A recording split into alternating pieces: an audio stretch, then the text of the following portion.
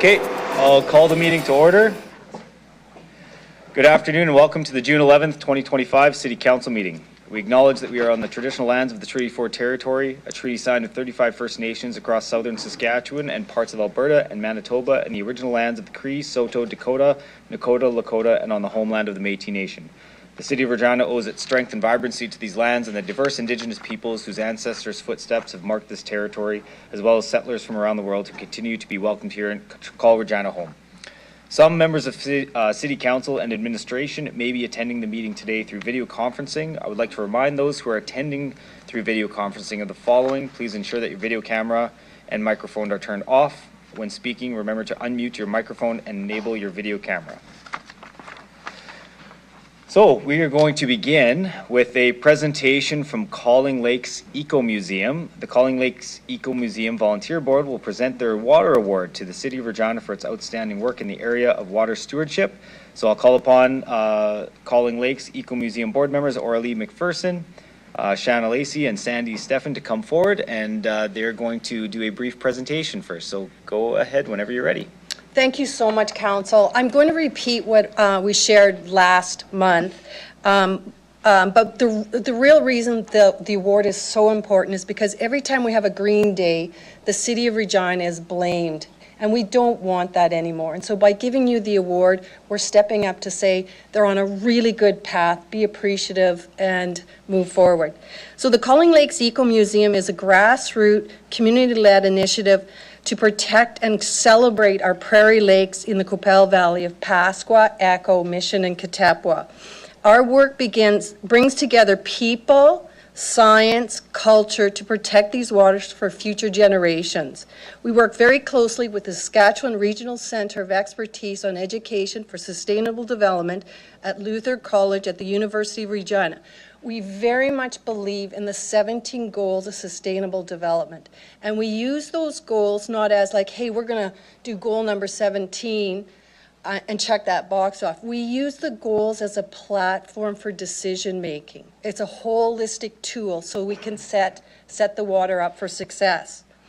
On July 1st, 2014, so just short of 11 years ago, we had 28 beaches closed in the Qu'Appelle Valley due to high E. coli. This wasn't just an environmental issue, this was a cultural shock for our communities. It happened on the biggest day of gathering, Canada Day. It's a day where we have way too much fun out there, but this was a huge warning of what we could lose in our community. Had the rain happened any other time of the year, we wouldn't have noticed it. Over the next 5 years, I'm not going to sugarcoat it. We had some very hard conversations with the City of Regina, and Curtis can contest to that. But we stuck to the goals, and we believed in partnership, building neighborliness, and working together. It has a good news story. In that 2014 rain event sparked something very powerful in us. It lit a fire to do better, and this story has a very good ending. The City of Regina stepped up. Its past councillors, past mayors, city managers like Kim Onright, Shelley Wellman, and Curtis Donnelly not only listened, they rolled up their sleeves, and we got work done. In recognition of the remarkable work at the wastewater treatment plant that now EPCOR is running, which we are so proud of, we are giving you a water award to the City of Regina. You have addressed several of the 17 goals of sustainable development. SDG number 3, good health and well-being. By significantly reducing the phosphates entering Wascana Creek, the city contributes to healthier ecosystems downstream, not only building better ecosystems, but better relationships and neighborliness. SDG number 6, clean water and sanitation. The plant's upgrades have improved water quality across the Qu'Appelle River system, a vital resource for both urban and rural residents. SDG number 9, industry, innovation, and infrastructure. The shift to gravity-fed, biological-based wastewater system reflects innovation, resilience, which we are dealing with a lot now. Like climate change is throwing us some zingers, and that plant is able to handle those zingers. SDG number 11, Sustainable Cities. The investment supports economic, social, and environmental sustainability by building regional neighborliness and resiliency. SDG number 14, Life Below Water. Clean water improves for aquatic life. Our fish, thank you. SDG number 17 is partnerships. So we have built a relationship, and there's nothing more powerful than when you work together. Congratulations, City of Regina. We are so honored to give you this award. Thanks, Abby. Thank you so much. So I'll ask Curtis Doney if you can head on over and accept the award on behalf of the city.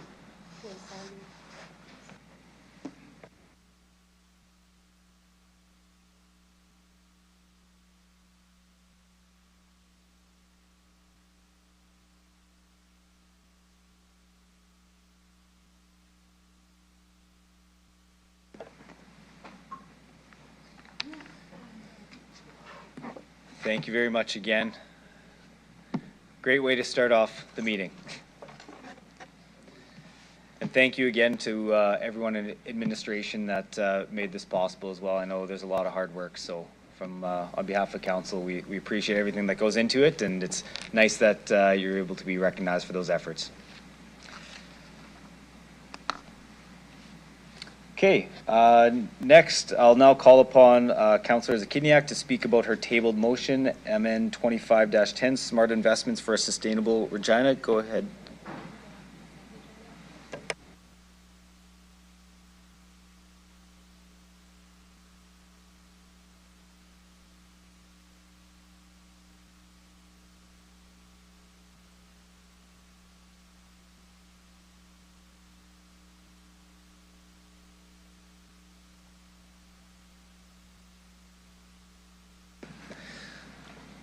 Okay, go ahead, Councillor Zakiniak.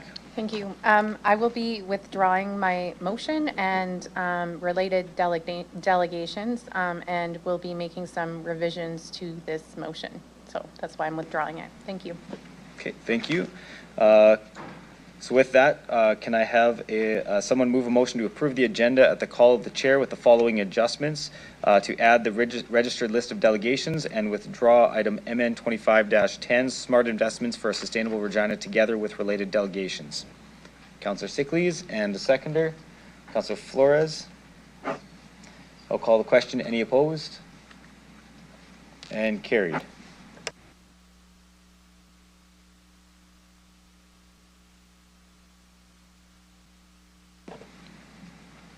Okay, can I have someone move a motion to approve the meeting minutes of the May 21st, 2025 and June 3rd, 2025 City Council meetings? Councillor Sickleys, thank you. And the seconder? Councillor Radens? Any errors or omissions? Seeing none, I'll call the question. Any opposed? And carried.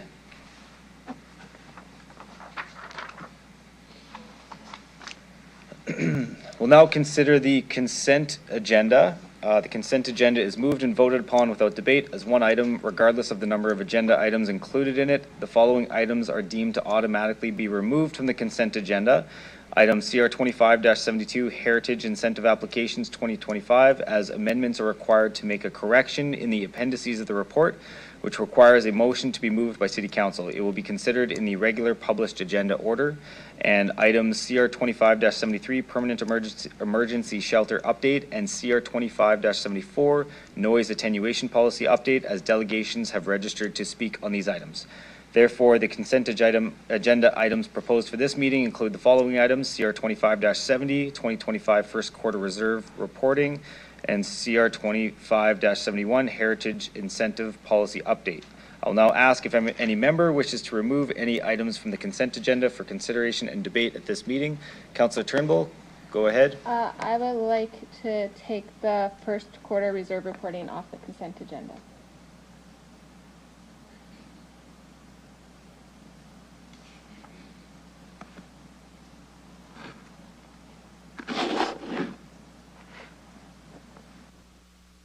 Okay, thank you. So with that, item CR 25-70, 2025 First Quarter Reserve Reporting is deemed removed from the consent agenda and will be considered by council in the agenda order at the call of the chair.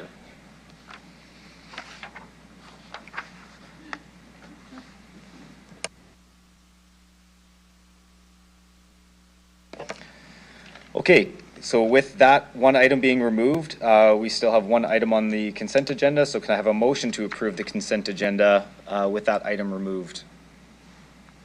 Councillor Radens and a seconder. Councillor Zakiniak. Any opposed?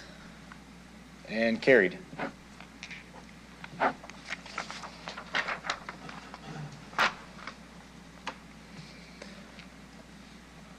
Okay, we will now consider the public hearing and public notice bylaws. I will ask Deputy Mayor Burton to do first reading of the following bylaws. Bylaw number 2025-40, the Regina Zoning Amendment Bylaw 2025, number 11, and bylaw number 2025-41, the Regina Zoning Amendment Bylaw 2025, number 12. Thank you. I move, seconded by Councillor Rasevich, that bylaws number 2025-40 and 2025-41 be introduced and ready first time. Thank you. I'll ask the clerk to start the vote.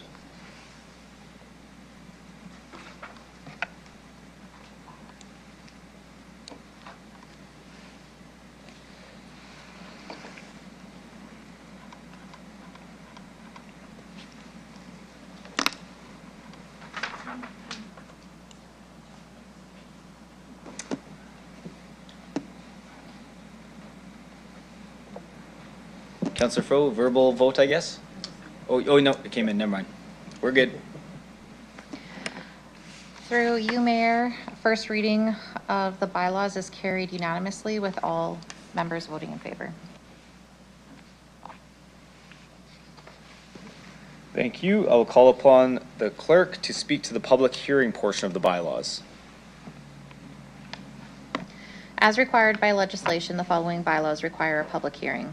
Bylaw number 2025-40, the Regina Zoning Amendment Bylaw 2025, number 11, to amend the Regina Zoning Bylaw 2019 by rezoning property located at 2322 St. John Street from RU Residential Urban Zone to RL Residential Low-Rise Zone and HT 011 Height Overlay Zone. And bylaw number 2025-41, the Regina Zoning Amendment Bylaw 2025, number 12, to amend the Regina Zoning Bylaw 2019 by rezoning property located at 5901 13th Avenue from UH Urban Holding Zone to IL Industrial Light Zone and apply an H Holding Overlay Zone.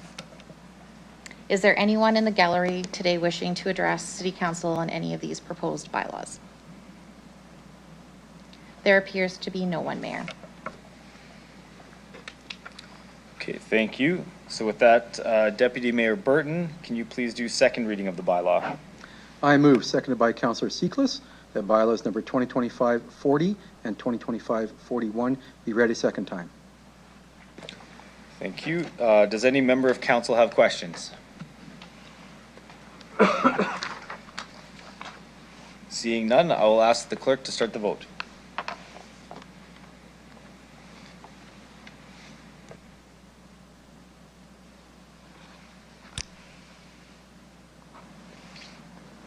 Through you, Mayor, second reading of the bylaws is carried unanimously with all members voting in favor.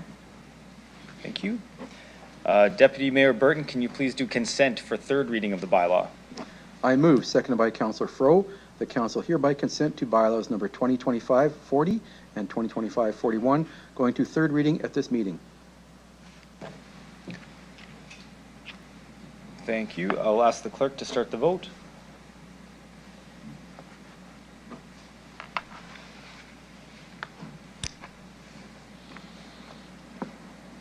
Through you, Mayor, consent for third reading of the bylaws is carried unanimously as required by law.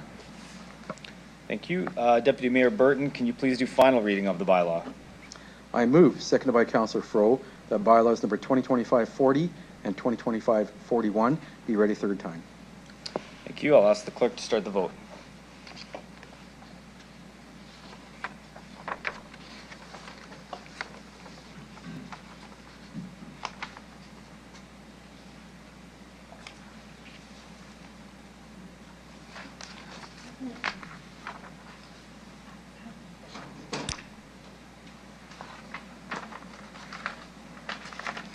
Through you, Mayor. Third reading of the bylaw is carried unanimously.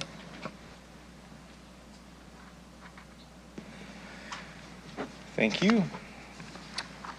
So we will now consider item CR 25-69, 2024, City of Regina Annual Reports and Public Accounts. And I will ask Councillor Bezo to please introduce the reports.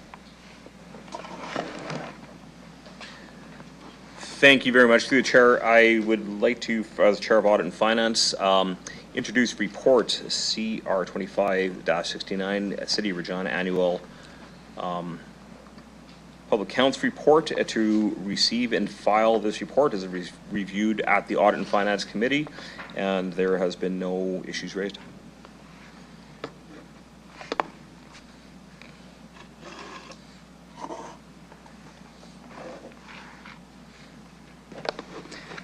Thank you, Councillor Bezo. I'm just going to ask Kim Krallock to provide some additional information as well. Go ahead. Thank you. Through the chair. I would like to take this opportunity to take you through our city's consolidated financial statements, which are prepared on an accrual basis of accounting, meaning we record revenues and expenses when they're earned or incurred, not when money changes hands. I would like to remind you that this is different than our budget, which is prepared on a cash basis of accounting. An accrual basis of accounting is recognizing our revenue and expenses when they incur and not when they are paid. The consolidated results shown in the statements combine results of all organizations or service partners that are controlled by the city. These include Community Social Impact Regina, Buffalo Pound Water Treatment Corporation, Economic Development Regina Incorporated, Regina Exhibition Associated Limited, Regina Public Library, Regina Downtown Business Improvement District, and Regina's Warehouse Business Improvement District. If you want to follow along, we'll start off on page 51 of the annual report book, which is the consolidated statement of financial position, which is similar to the balance sheet in the private sector. The accumulated surplus reflects growth in our financial position and shows a $128 million increase for 2024. This increase is largely driven by continued investment in tangible capital assets of approximately $238 million, supporting our commitment to meet the needs of residents of Regina, accommodating growth, and enhancing future service capacity. The city continues to operate in a net debt position, which means we have borrowed to invest in large infrastructure projects, such as the water network expansion and the Buffalo Water Treatment Plant. These are long-term projects and are paid off over time. Despite these investments, the city remains financially stable with $2.9 billion in tangible capital assets and supports the delivery of services now and into the future. Financial assets include cash, investments, and other resources that are readily available to meet the needs of our financial obligations and liabilities.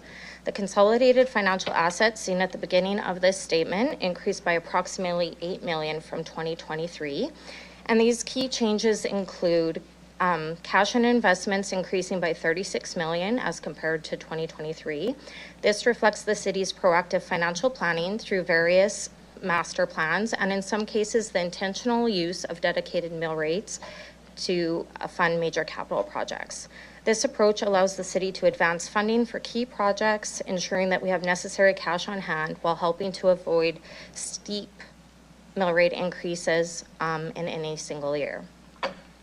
Accounts receivable decreased by $30 million. Approximately $20 million of this amount is related to service partners, Buffalo Water Treatment Corporation in the amount of $19 million, and the Regina Public Library in the amount of $1 million.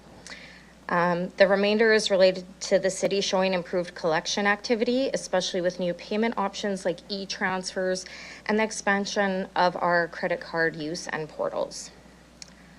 $5 million increase in taxes receivable equates to less than 1% of our balance sheet. However, it's important to note that the reminder notices for unpaid 2024 property taxes were delayed until the end of the year because of the Canada Post strike. So there is a little bit of a timing difference there.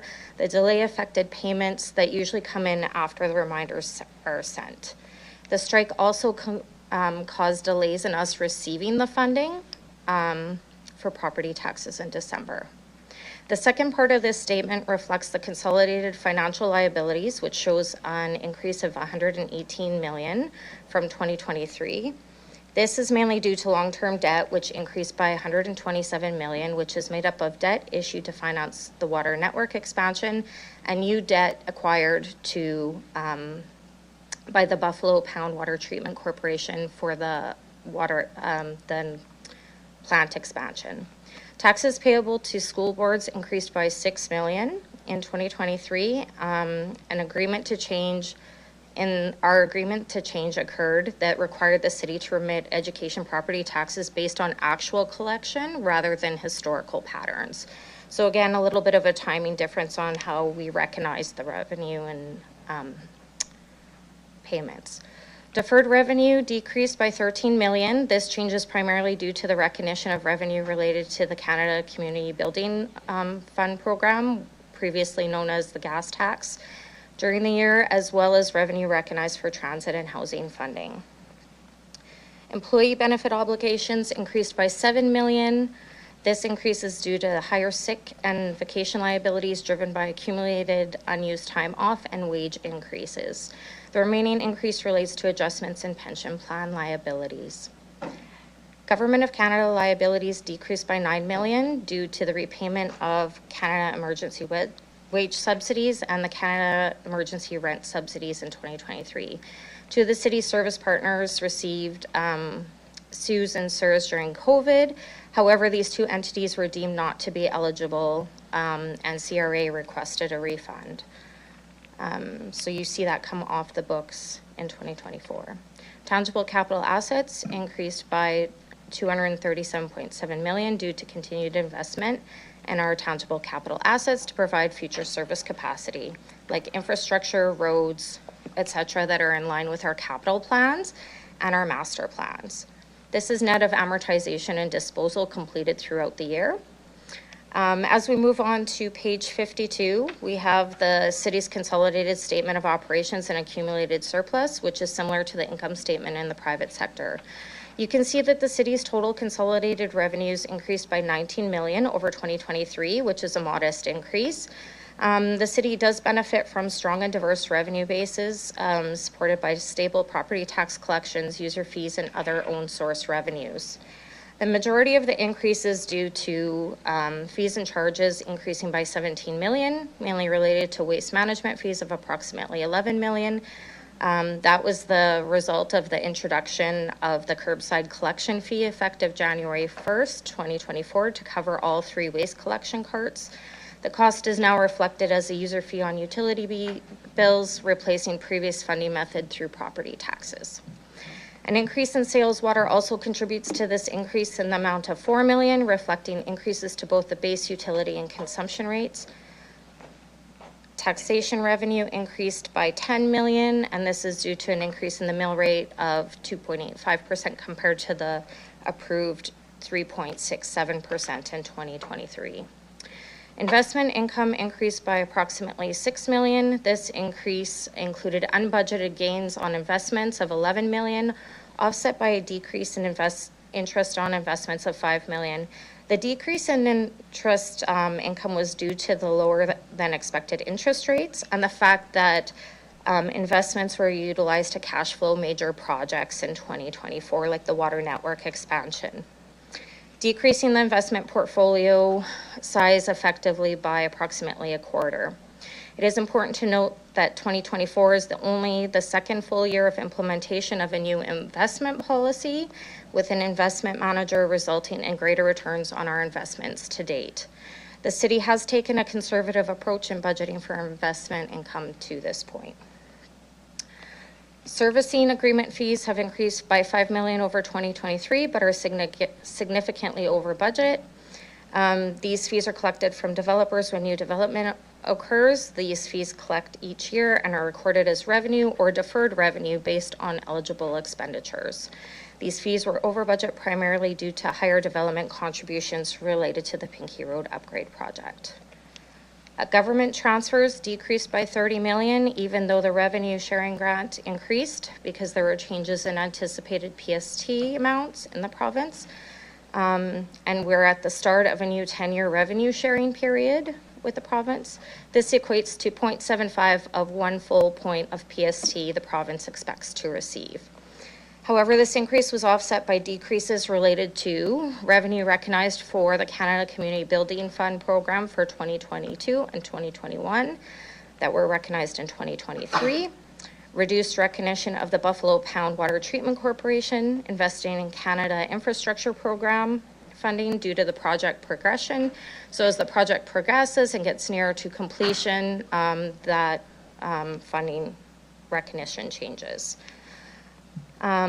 Approximately 155 million has been received as reimbursement to date, and approximately another 8 million is expected to be received in 2025.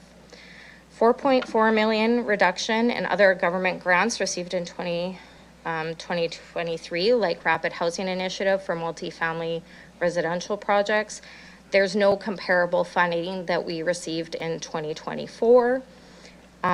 Smaller government transfers also include building safer communities for approximately 1.3 million.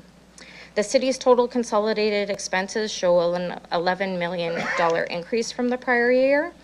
And the key highlights here include Parks, Recreation, and Community Services decreasing by 5.9 million, mainly due to the change in the repayment of the wage and rent subsidy payments that were originally expensed in 2023 that I mentioned earlier.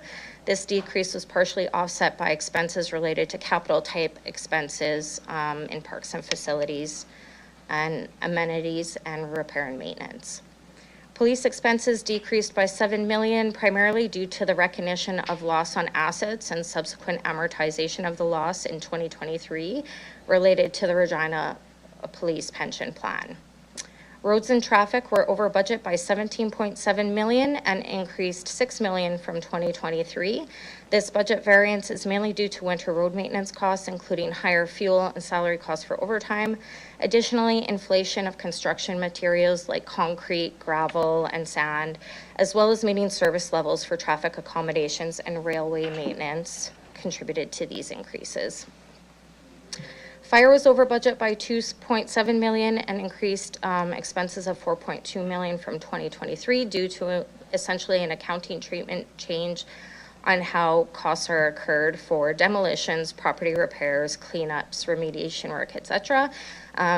Previously, those items were, the expenses were netted off the revenues, and going forward, we are accounting for revenue and expense separately. So we see the offset in the statements. Waste collection and disposal increased by 3 million, largely related to the first full year for green bin compost collection.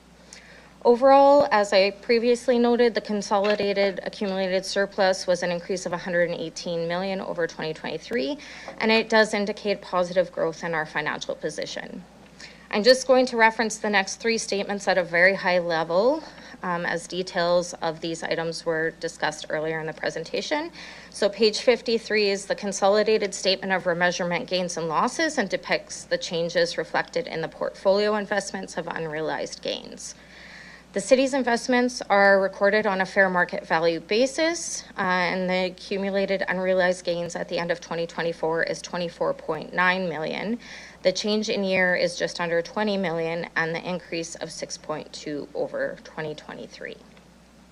Moving on to page 54, you will note the consolidated statement of change in net financial debt. It provides additional detail on the information that was shared in the consolidated statement of financial position and reflects a $110 million decrease from the prior year. Previously noted, it's largely related to the investment in assets and renewing our infrastructure, with the largest impacts being from the water network expansion and the Buffalo Pound treatment plant upgrade. As we move on to page 55, you will see the consolidated statement of cash flows that summarizes the cash position of the city and its service partners. You will see an increase of approximately 112 million here, largely related to the influx of cash at the end of the year when the city received debt amounts related to the water network expansion and Buffalo Pound project debt instruments. As we move forward, we look at the notes of the financial statements. The main items of interest here To note, on page 62 and 63, under note 2 in changes,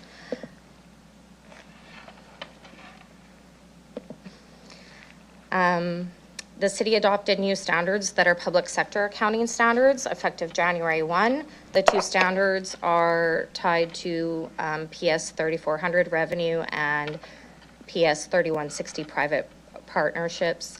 They did not result in any material changes in our statements. Note 7, long-term debt reflects the new debt issued for the $100 million debenture tied to the water network expansion and the $40.7 million tied to Buffalo Pound. And another important note is at the end of the annual report, we do also have general trust statements that include the Perpetual Care Trust and the Williamson Driver Award. These statements are fairly immaterial to the city's consolidated statements and are included for your reference. It is important to note that M&P conducted an audit of both the city's consolidated statements as well as the general trust statements and issued a clean audit opinion. Also appended to this report, you will find that the city's consolidated 2024 public accounts document.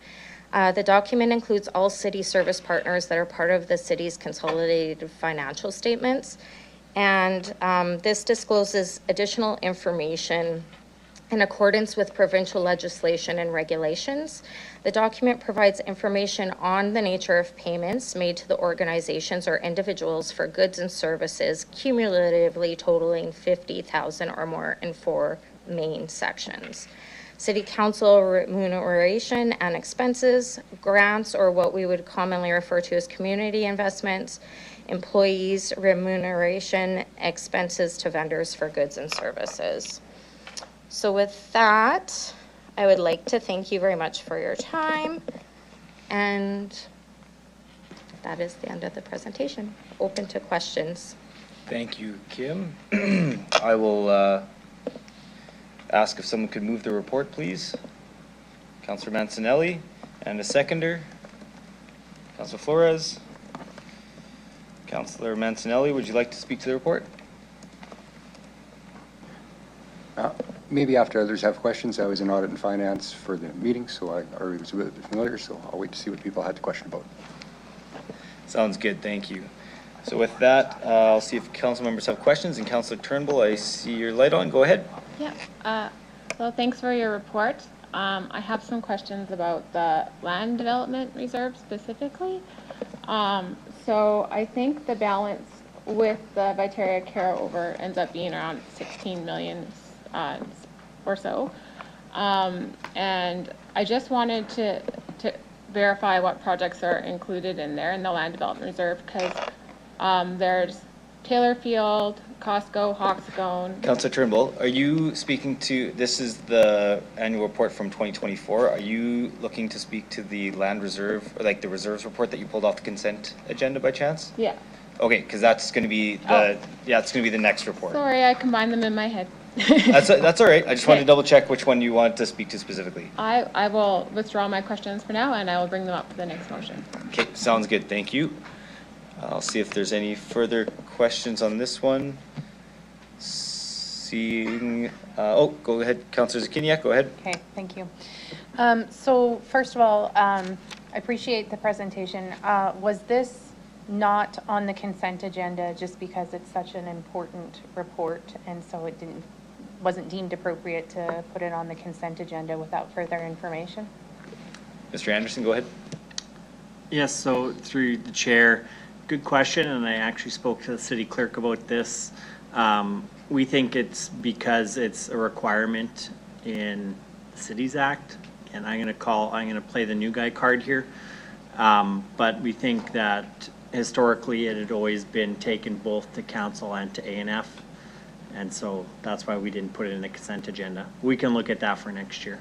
I mean, I think it's a good idea that it's not in the consent agenda. So I hope, I support this coming to council and with a presentation as happened this year for future years. Was the administration, the presentation from administration similar to what Audit and Finance received, or was it even more in-depth at Audit and Finance? So through the chair, very similar presentation to start off. We did have our auditors present at A&F to answer questions as well. So there was more of an in-depth accounting look, I'll call it, at the statements. But obviously the exact same annual report that went to both. Great. I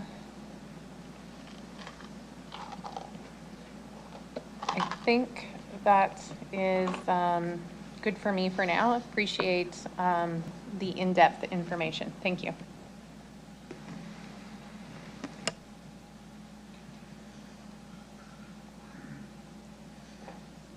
Okay, I'm just gonna let the clerk speak to bringing the report forward. Go ahead. Through you, Mayor, there was an administrative error on our office's part on an oversight, so this actually should have been placed onto the consent agenda. Like, there was just a little bit of confusion because when this went to Audit and Finance, it went to both private and public, and so there was just a bit of an error on our part. This should have been on the consent agenda. There was an error in the fact that we thought it had only went to the private portion of the Audit and Finance Committee, and when it does that, it does need to be placed on the official council meeting agenda as an item. Okay, thank you for the clarification. Councillor Rasevich, go ahead. Yeah, through the chair, I was looking at, just on page 52, just looking at expenses. I guess when I look at expenses, I guess we have a budgeted amount and then we have the actual amount, and tell me if I'm wrong, but I guess we overspent on every single one except planning and development? Mr. Anderson, go ahead. Through the chair, so that does look correct. There was some accounting changes, as Ms. Kralik had addressed, where we were netting things off, so it grosses up both sides of the income statement. But yes, you're correct. So with those, I mean, it's probably what, 50, 60, I guess $60 million. Where does that money come from? Where does that extra 60 million come from? To balance, I guess, to balance it.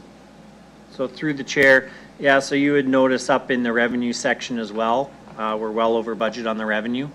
So that's where the revenue comes from. Okay. All right, thank you. No problem. Thank you. Seeing no other questions, I'll go to Councillor Mancinelli to close debate. Go ahead. Thanks. These are pretty technical statements. There's a lot of ins and outs to monitor here and to try to see through. And I always look for a simple way to process this that's recognizable. Question through the mayor, or through the chair. It's about a $3 billion asset that's denoted in these financial documents.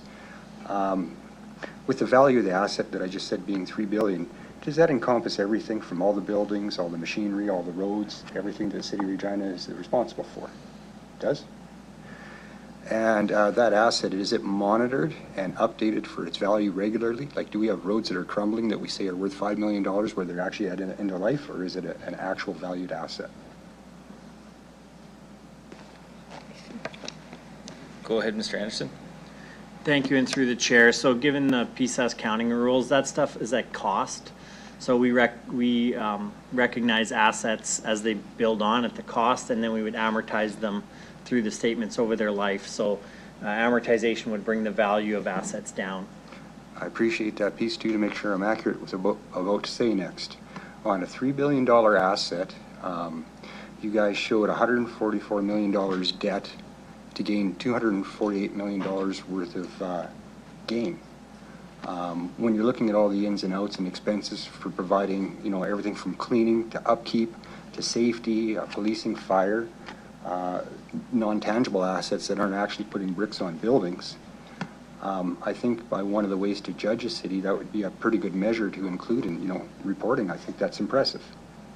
If we're having to make decisions and tighten the belt and squeeze and take on debt, I think it shows good purpose when it shows the growth in the asset, especially when that asset has to be properly accounted for and monitored.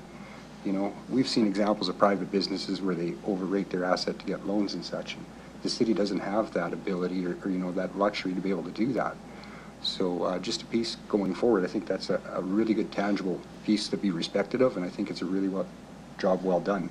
Never like taking on debt, but to have so tight accounting and show the growth in the overall output, I think that's what we're all striving for, because that's positive momentum for the future, and that's looking after our problems, not building onto them. So thank you. Thank you, Councillor. With that, I'll ask the clerk to start the vote, please.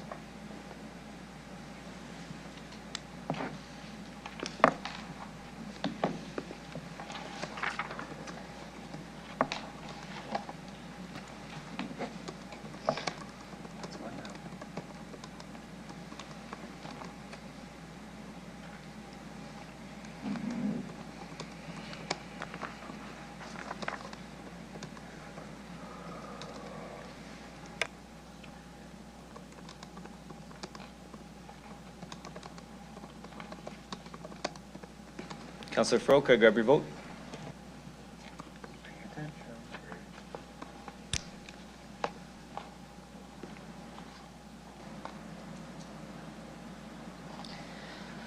Through you, Mayor, the motion is carried 10 in favor. Councillor Radins is temporarily away from the meeting. Thank you. We're now going to consider item CR 25-70, 2025 first quarter reserve reporting. And I'll ask Councillor Bezo to please introduce the report. Thank you very much through the chair. On June 11th, 2025, the Audit and Finance Committee met to review the findings in the report for the first quarter reserve fund.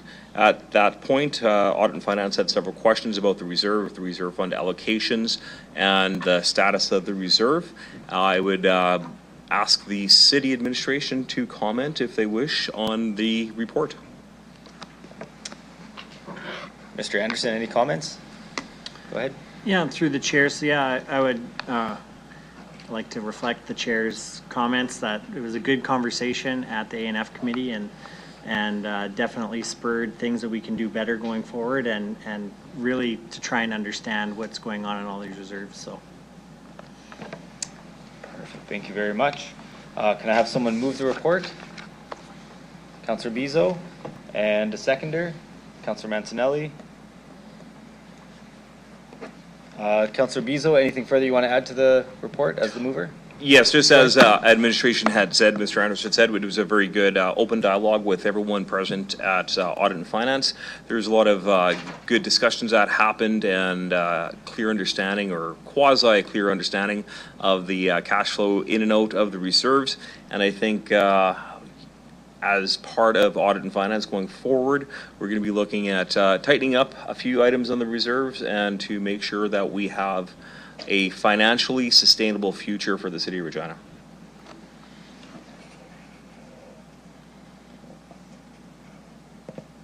Thank you, Councillor Bezo.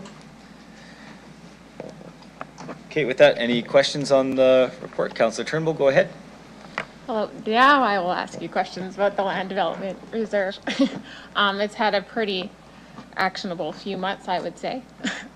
So it looks like with the money from the Viterra being returned, we have about 16,062,000 in the land development reserve. And when I look at the 2025 budget plus the motions we put forward, it looks like the land development reserve has been allocated to the Taylor Fieldwork, Costco Initiative, Hawkstone, Southeast Lands, and the Yards. Is that correct? Go ahead, Mr. Anderson. Yes, so through the chair. So this reserve is very active. Most of our reserves have a few transactions a year. The land development reserve is actually sort of a business encapsulated within a reserve. So we have constant activity going on in the city around our land development. And so money is constantly flowing in and out of this reserve. And I brought down Mr. Jedlick to kind of give some more flavor around all of the ins and outs. So to comment on yours, yes, those things are part of the land reserve, but there is a lot more in and out, and maybe I'll let Mr. Jedlick speak to that. Sure, go ahead, Mr. Jedlick. Thank you, through the chair. You're correct in that the land development reserve balance would be around 16 million right now. At the end of quarter, it reflects about 6.7 million plus the pending transfer of 9.3 million, which was the transfer back from Viterra. The existing council commitments that would be funded through the land development reserve include the Costco incentive at about 7 million, that Viterra agreement, which is the 9.3 million, we've transferred it back just to make those funds available, but it remains a commitment made by City Council. And then more recently, the 3.1 million to Taylor Field, which would total about 19.4 million. What that balance doesn't reflect is, as Mr. Anderson was talking about, sort of the future ins and outs out of the cash or out of the reserve. So the operations for the land development team and the real estate branch are funded out of that reserve, as well as any lease revenue that the city gets from farm rents or any building rents goes into it.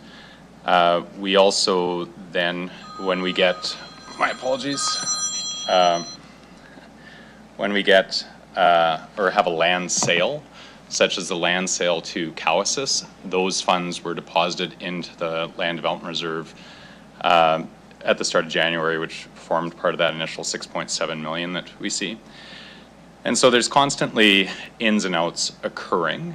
And what we try to ensure is that there's money in there for the obligations that council has set forward. But beyond what I've talked about, so that's a current state of the reserve. But things like any of the land development projects like the Yards, Taylor Field, Town South, those sorts of projects have their own budgets, and we would come forward as part of the budget process to ask for funds to undertake development on any specific project. So. Okay, so in the budget 2025 budget book, it actually, thank you, specified which was land development reserve and which one was 2025 budget, and then the motions we did recently. So like the Taylor Field with the grant and our commitments would require about $10 million from us, and then the other 10 provided from the partnerships. Then Hawks going from the LDR in the booklet had 3.75, like 3,750,000, and the SE Lounge also had allocated from the LDR was 2,500,000. So the sum of those which were allocated was 23 million or so, and that's the difference of 7,288,000. So do we anticipate making 7 million to cover that difference? Through the chair, I would find it difficult to comment on the specifics just because I don't know exactly where those numbers are pulled from, but certainly some of the projects, some of the land projects that the city undertakes will make profit and other ones don't. So something like the towns will make considerable profit, and that profit will go into the land development reserve.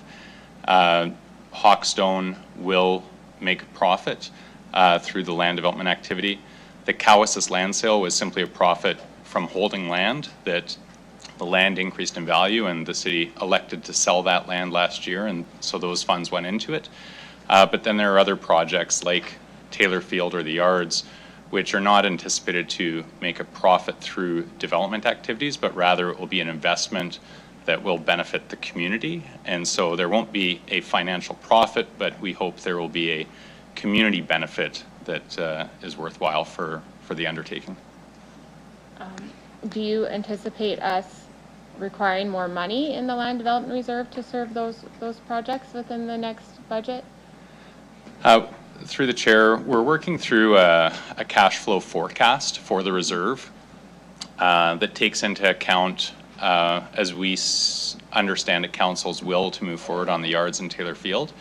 And ideally, the reserve, or those projects will be funded through the other activities of that occur within the reserve. So the profit coming out of the towns, the profit coming out of Hawkstone, those will then be reinvested into the yards and Taylor Field. And something like the Costco incentive will return to the reserve through future property taxes once it's paid out. So what might be more helpful to walk through is that reserve forecast based on some assumptions that we're putting into it. But right now our goal is to not require any sort of funding outside of the reserve, like any tax dollars to go into it to fund those operations. Okay, another motion this council passed recently was that we needed to increase the mill rate by 2.24 for our water network project. And that's stated because this reserve didn't have enough funds. So that would be the other thing. And my question is how much dollar value is the 2.24 mill rate increase?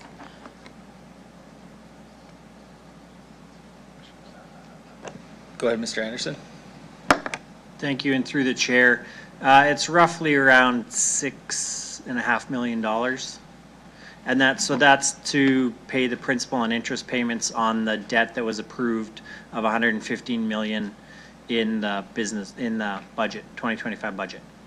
And would water network not fit the mandate of a land development reserve to develop our city? Through the chair, no, so that would fall outside of the land development. So land development would be more so in terms of us getting ready land for residential or commercial development. The water network expansion was an increase in our utilities so that we can plan for growth to 350,000 people and to relieve some pressure on the east side of Regina in terms of our overall wastewater capacity. And Mr. Doney could speak more to that if you have more questions on that project, but they're not related to land development specifically. Would you not say developing our water network to reach a certain population not be land development? And also, does that development thing not say it's to council's discretion, that budget line item? Yeah. Go ahead, Mr. Jedlick. Through the chair, when land like the towns or Hawkstone is developed, we undertake that as a private developer would. So when the city subdivides its land, it pays into the SAF funds at the same rate that private developers do. And those funds are intended to then fund, that sort of the offsites, we'll call them, the offsite infrastructure. So the reserve was set up specifically to manage sort of the development of specific sites that the city owns, such as the yards or Taylor Field or the towns or Hawkstone. But it doesn't, it wasn't set up to fund offsite infrastructure that I think we're talking about with the water network. She has her hand up. Go ahead. The 6 million that's needed, and it's needed annually to pay off the debt. So just the 2.24% in 1 year would continue on to pay the debt for 30 years. The land development reserve, I don't believe, would have an additional 6 million every year to pay for the debt. That's why the dedicated mill rate was required, or will be required. Okay. I think it is imperative to note that within a month and a half, council was asked to and voted on the 6.7 incentive to Costco, and then asked for 2.24 mill rate increase at 6.9. Those numbers are awfully similar to happen within a month of each other. And I would like to have some clarification that our land development reserve will not actually have a tax increase. As we went through with that Costco incentive, we were told that would not have a tax increase on our citizens, and I'm not sure if this financial book reflects that. So, any Go ahead, Mr. Anderson. So through the chair, yes. So to confirm, there's no requirement at this time that we would need to put tax dollars into the land development reserve. Again, the land development reserve is there for us to operate a commercial business in land development that we believe will be commercially viable and profitable in the long term. Obviously, running a land development company will have the reserve going up and down as we invest into assets before we can sell them. But the Costco incentive plan will replenish itself over 7 years. So we will give the incentive out over 2 to 3 years, depending how fast the build goes, and then we will collect all that money back through tax revenues, we believe, over the 7 years after that. So there's no requirement at this time for us to put tax dollars into the land development reserve. Okay, do you anticipate any of these projects not moving forward if we don't have the funds for them then? Through the chair, no, at this time, we believe all these projects are moving forward, and there's no roadblocks in the way that I'm aware of. Okay, well, I do have, and I'll finish up right away. I do have here what's written in the 2025 budget and allocated land development reserve, and they're not frankly adding up, but I also don't know how much money you're bringing in. So there are some concerns there I would like to note. And just in closing, I am concerned about our land development reserve and our accounting in it, and I am a little bit concerned of these projects and their viability based on some of these things. I do believe that 6.9 for the water network could have come from the land development reserve, then we would not have had to increase the mill rate by 2.24%, especially if we had watched spending in other areas. 30 seconds, Councillor. I am a little bit concerned there was a little bit of a bait and switch with the water network and the Costco accounting. But we can go over that because, like I said, within a month and a half, we had 6.7 for Costco incentive with no effect. And then within that, we had to do a 2.24 mill rate for 6.9. Which also would have gone for development. And if you look at the line items, it is with our discretion. So I think I've run out of time, but I just wanted to note that. Okay, thank you. Councillor Zakiniak, go ahead. Thanks.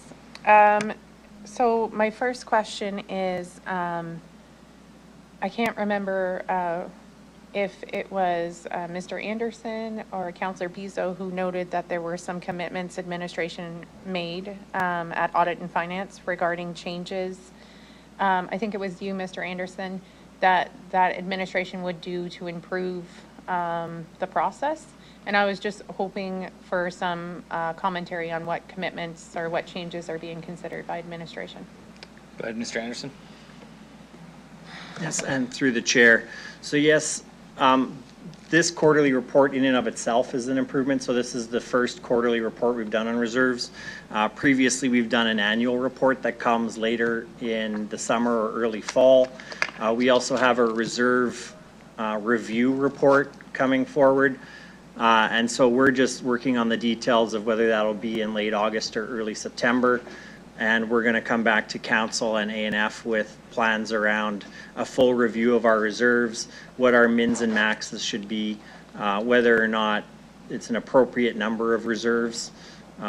We have cut back the number of reserves we have seen over the last several years as well to try and make sure that it's understandable for council and the public around all of our moving parts. So that's where we have coming, and it'll be, we're thinking, we'll do one big report on reserves in the fall. Okay.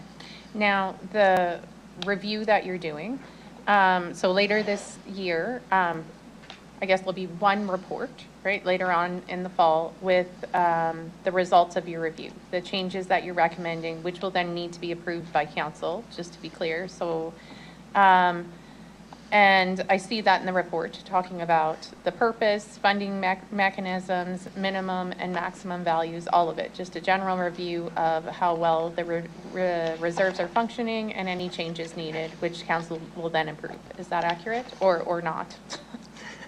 Through the chair, no, that's correct. Okay. And will that also consider the reserves that exist that are currently either below their minimum or some in a negative position?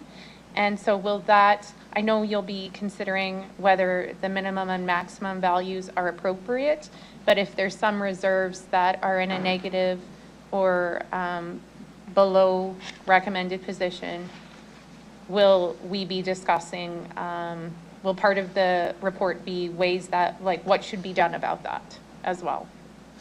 Through the chair, yes, that is correct. So we will speak to all the reserves that we have, and ones that are in negative are obviously ones that we identify. There is reasons, valid reasons for reserves going into negative, but we just have to make sure we have that conversation with council and make sure that we have appropriate mins and maxes based on what types of business run through those reserves. Right, and if there are ones in negative, either reassurance that there's plans in place, or that we need to consider that and make plans to address those concerns. Through the chair, that is correct. Great, thank you. Thank you. Seeing no further questions, I will go back to Councillor Bizo to close debate. Councillor Bizo, anything to add? Nothing more on my end. I'd like to close debate. Okay, thank you. So this is a receive and file, so I will ask the clerk to start the vote to receive and file this report.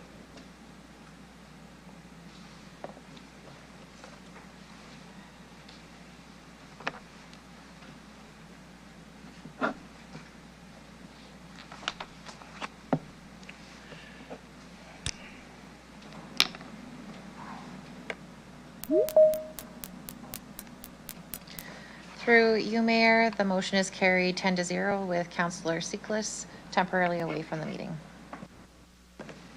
Thank you. So we will now consider item CR 25-72, Heritage Incentive Applications 2025. So as a reminder, this was pulled from the consent agenda solely to do a correction to the report. So I will ask Deputy Mayor Burton to please introduce the report. On June 4th, the Executive Committee met to discuss CR 2572, the Heritage Incentive Applications for 2025. The recommendation was that City Council will approve the grants under the Heritage Incentives Policy, that we approve the property tax exemptions under the Heritage Incentive Policy, instruct the City Solicitor to prepare necessary bylaws and agreements, to authorize the City Clerk to execute the agreements, and to authorize the Deputy City Manager, City Planning and Community Services to designate or apply to the Government of Saskatchewan on behalf of the property owner for any exemption on the education portion of the tax. With that, that is a summary of the report. Thank you, Deputy Mayor Burton. So with that, can I have someone move the report with the following amendment to correct the following? In Appendix A, row number 4, address 2700 Regina Avenue, change historic name from First Church of Christ Scientist to McCallum Coach House. In Appendix B, page 1, row 4, 2700 Regina Avenue, change First Church of Christ Scientist to McCallum Coach House. And in Appendix C, page 4, fourth box, 2700 Regina Avenue, change First Church of Christ Scientist to McCallum Coach House. Councillor Zakidniak, thank you. And a seconder, please. Councillor Mancinelli. Councillor Zakidniak, do you wish to speak to the report? Okay. And any questions from council members? Seeing none, last chance for Councillor Zakidniak to speak to this one. And all good, so I will ask the clerk to start the vote, please.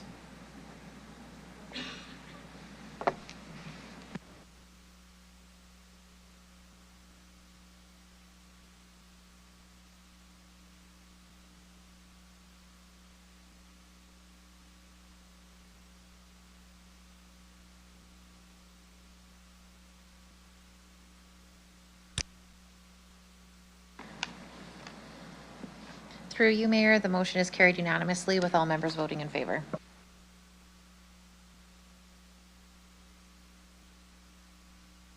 Thank you. Okay, I'd like to call upon Delegation D 25-134, Miranda Michael. If you come on down to the delegation table.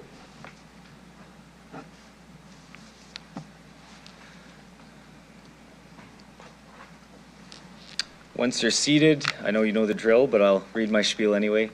I'll get you to introduce yourself for the record, the organization you're representing, if any, which city or town you reside in. You'll have 5 minutes to address City Council, after which you will have the opportunity to respond to any questions that members of council may have for you. Go ahead whenever you're ready.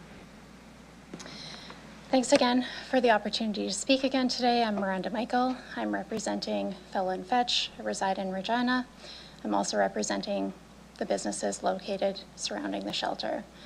So from the very beginning, we've been fully engaged in this process, not just advocating for our own protection, but working towards the safe and successful integration of the shelter into our neighborhood.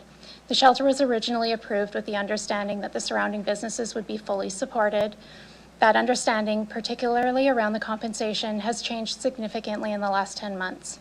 And although it's been disappointing at times, we've remained committed to finding a workable path forward. We appreciate that Council has given the space to hear our concerns, and many of you have taken the time to meet with us directly. We've seen some of that reflected in the amendment passed by Executive Committee last week, and we want to acknowledge just the 3 key elements of that amendment today. So number 1 is the enhanced 24/7 street team support.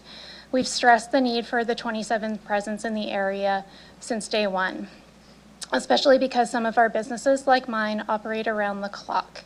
The pilot expansion of the street team is one of the most encouraging pieces of this plan, and we strongly supported by stakeholders during the engagement session last night. However, we want to be clear. This must not be temporary. We need a long-term, sustainable funding solution for this presence, not just a pilot. We need clarity on when it will become fully operational. And if the team's not ready to open by August, we hope to see an interim solution so we aren't left with a critical safety gap. 2 would be the outdoor patio shelter for the residents. We're very glad to see support for advancing the construction on this outdoor patio, and we want to emphasize how critical this element is. The space is not just a nice to have, it's a core piece of ensuring the shelter residents remaining safe and supported on site. Without this outdoor space, we risk pushing residents off the property down the street, into alleyways and onto neighboring properties, which directly undermines the entire purpose of the wraparound supports that Ritz's claims to offer.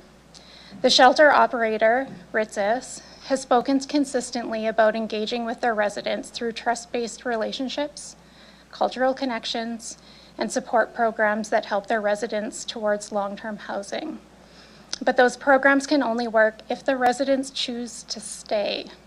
And they'll only choose to stay if they feel safe, respected, and welcomed in their environment. If there's no space for them to spend time outdoors while remaining connected to staff and services, then loitering in the broader neighborhood becomes their default. This outcome would go against everything that we've been working towards and everything that Ritz's has said they want to achieve. The outdoor patio is not a liability, it's a solution. It's a preventative strategy and a compassionate one. We urge Council to vote in full support of this component. And then the one-time business grant. This reallocation of the $200,000 alley paving budget is a one-time grant that was appreciated, even though it falls short of what we originally promised. But if the financial compensation has decreased, then the city must fully stand behind their other commitments, particularly those outlined in the Good Neighbor Plan. If the Good Neighbor Plan is implemented as promised and the neighborhood is safe, clean, and supported, we may not need to rely on those funds at all, and that is our original goal. But we can't achieve that goal without structure, timelines, and accountability. We must have those in place before the shelter opens. We had a really robust and productive discussion last night at the engagement session regarding the Good Neighbor Plan and the draft. While there's still gaps, that need to be addressed. We found the discussion promising and really appreciated the openness from city administration. We understand that another draft is forthcoming, and we urge administration to have a final version ready and in place as soon as possible for stakeholders to approve. So with all that said, we're seeking full support from you today. This current amendment is a critical step in ensuring the shelter opens safely in August with all safeguards in place. We would really like council to revisit this in 12 months. We're asking for a formal report to come back to council 1 year after opening so we can address whether the shelter has been successfully integrated into our neighborhood. And if it hasn't, then what needs to change. And just acknowledge the city's unique role. The shelter is unlike others in the city because this time it's the municipality that took it on. The city chose to fund it, the city approved it, and the city carries a responsibility to see it through successfully. So while others may raise concerns about a precedence of supporting the businesses, we ask you to remember that this situation is not typical. What was promised to us when the shelter was approved has changed drastically. But if the city commits to this new plan and holds all partners accountable, we do believe it will be successful. So we want to be a part of the solution. We want the residents of the shelter to succeed, but that success requires everyone to be involved. So let's set the standard now. So that when the shelter opens in August, it does so with confidence, with compassion, with the full support of this council and the community behind it. Thank you. Thank you. Thank you for your presentation. I'll check with my colleagues to see if they have any questions for you. Councillor Sickley, go ahead. Thank you. Through you, Mayor. Thanks, Miranda, for coming back yet again. Yet again. Did you have a recent meeting you're telling me about? We had an engagement meeting last night. Can you tell us a bit about that? Yeah, it was great. So we met with administration. Lots of stakeholders showed up last night, which was nice to see. We went through the draft of the Good Neighbor Plan, and it was really promising. I believe that we were heard. From what I heard, that was taken to the steering committee today and was positive. Yeah. Okay. That's all I wanted to ask you about. Yeah. Thank you. Thanks. Thank you. Seeing no further questions, I will thank you for your presentation today, and you can head back to the gallery. Thanks so much. Okay, next I'd like to call upon Delegation DE 25-135, Wendy Miller.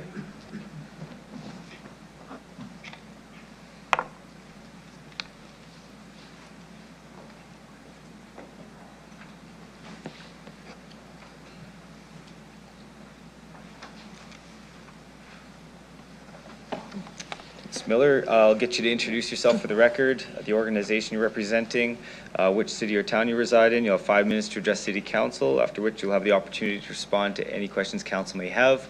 Go ahead whenever you're ready. Good afternoon, Mayor and City Councilors. My name is Wendy Miller, and I'm the Executive Director over the Heritage Community Association, and I reside in Regina, Saskatchewan. So first of all, I just wanted to thank the city team for their continued work and engagement with our community at large, CBOs and businesses as we get ready to welcome the permanent emergency shelter to our community. HCA was encouraged by last week's discussion and seeing us moving forward in the right direction. And last night, as Miranda had mentioned earlier, we were very impressed with the engagement session that was held and by all the folks that had shown up for it. And I can confirm that there was a steering committee meeting this morning where we discussed the Good Neighbor Plan more thoroughly. So that's very, very promising for people on all different levels. So in saying that, just to acknowledge some of what Miranda had also said was the 24/7 came up quite a bit in conversation. It's just more of we know it's going to take a lot to get a team ready for 24/7, and so I think that's just a little bit of where everybody's at unease of those evenings and weekend support. HCA would be like to encourage the city to uphold their standards as our service providers, and then work on those structures, timelines, and the accountability. We also know that it's going to take funding for that Good Neighbor Plan to be in place and stay in place, as services don't come for free. So we're hoping that that can be a bit of your bigger conversation, and as you go into budget in December, something that you're looking at as well. We too hope that you will look at your amendment and move forward with much of that today. We thank you for taking this on. We know it's not normal for a municipality, and by no chance do we want to see conversations stop with the federal and provincial government as we move forward. We know that this is just the tip of the iceberg of the communities, especially inner city in your city, that need your support and help. And we're hoping that with all these steps in the right direction, that we will actually get something accomplished in 2025 that we'll be extremely very proud of. Thank you. Thank you, Ms. Miller. I'll check to see if my colleagues have any questions for you.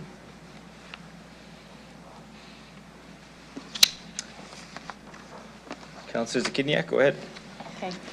Thank you, Ms. Miller. Can you, considering that you work with Heritage Community Association, I wonder if you could touch on a bit of how some of the amendment will also potentially help like vulnerable community members as well. So like the expansion of the street team, the patio. So it's not just for the surrounding businesses, but the positive impact that it might have on the community as a whole. To be honest, I think the conversation of even the shelter moving to our community has created a lot of positive impacts with this open dialogue. The first step of helping a problem is acknowledging that we have a problem, and I feel like we've actually done that with RISIS moving in with us. The vulnerable folk, they really haven't, I feel, had a voice at this table, and so that's something to be cognitive of, that we're all speaking on behalf of what we think is best for them. And in all fairness, I do feel that Natasha would speak best on that. Mm-hmm. With Street Team, if they're able to expand, we know that that is a challenge to find the right folks to work on that team and then to be trained on that team. And so that's kind of the concern with our short timeline of how that potentially will look. We know that our folk in the community respond better when they have relationships, and it's seen more as not a system that they're made to be a part of. We really want to see all of this come together with that Good Neighbor Plan with a buy-in. So it doesn't matter if you're a shelter resident or simply a participant at Friendship or Carmichael. We all have the same wants and needs in that community, and it's to support one another by building relationships and acknowledging that we're all on different journeys and creating safe spaces where we're not judging folks and we're not feeling judged as well. To be honest, I think at the point where Heritage is, you know, there's not very much further down we can go. We're seeing that we can only go up. And these little things will have big impact in our community, whether it's, you know, I can attest to yesterday when I was stopping at the businesses just to deliver a community newsletter. Already I could tell a difference just in that little space of grass that's been cut, where last year we never seen any of that enforced, where there's now some open spaces of conversation and alleys being cleaned. I think it's a community that's been neglected for so long that the littlest things can actually be seen and felt right away. And that's really big. So when we're saying providing quality service, sometimes we know service requests get lost in the mix, but we're actually seeing and noticing that, hey, there's been more action in the community, and it's definitely been noticed in a positive manner. Okay. So what I heard you say is, you know, this has shone a light on some of the issues that need to be addressed in Heritage. You've seen some positive improvements in the area, but it'll be important that we include vulnerable community members in the conversation in a meaningful way if we hope to make long-term improvements that will benefit them as well. I do believe so. I think that their voices haven't been heard for a really long time. And in order to complete our circle at some point, we need to include their voices in the plan that is kind of based around them. For Heritage, we have a lot of businesses, we have a lot of residents, but we also have a lot of transitional folks. And if we're also busy trying to service them, I think we should kind of open the doorways to see what they need support with and how they would receive.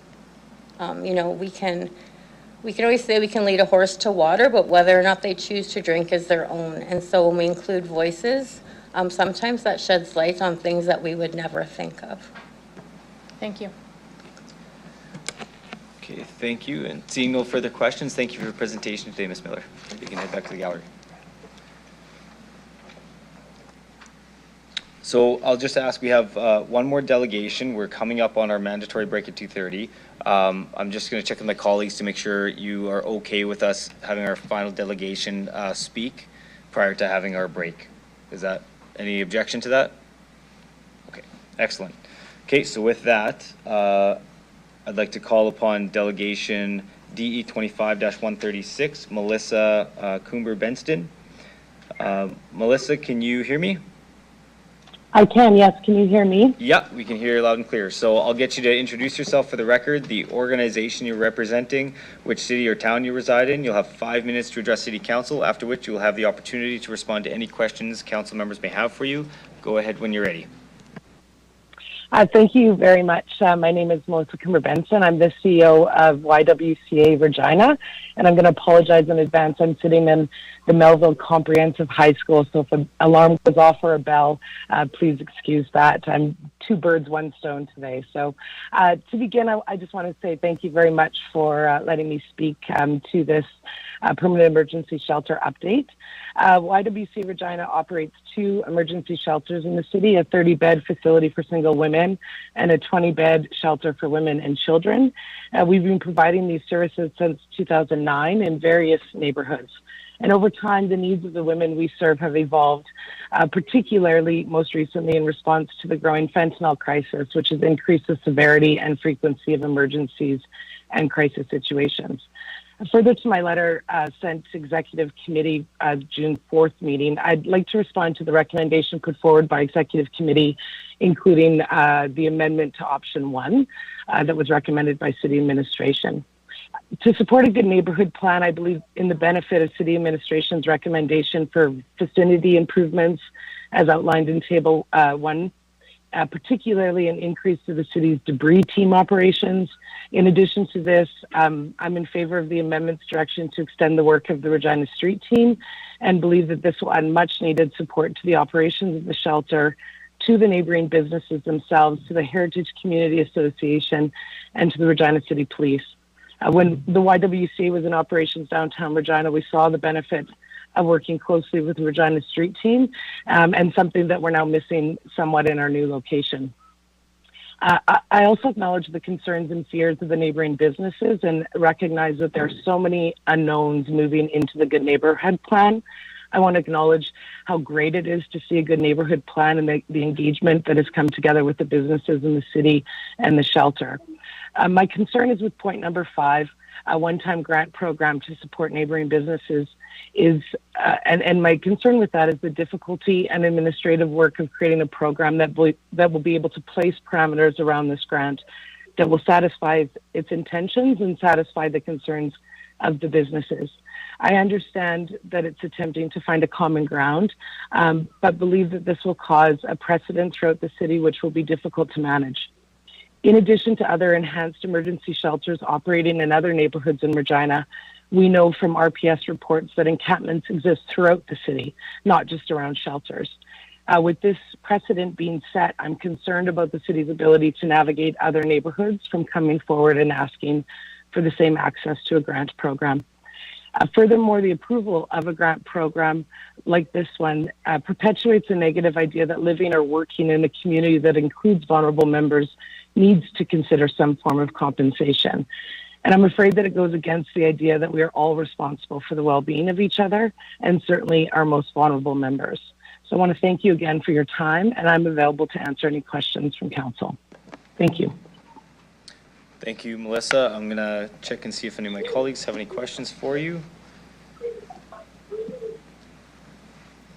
Okay, seeing none, sorry.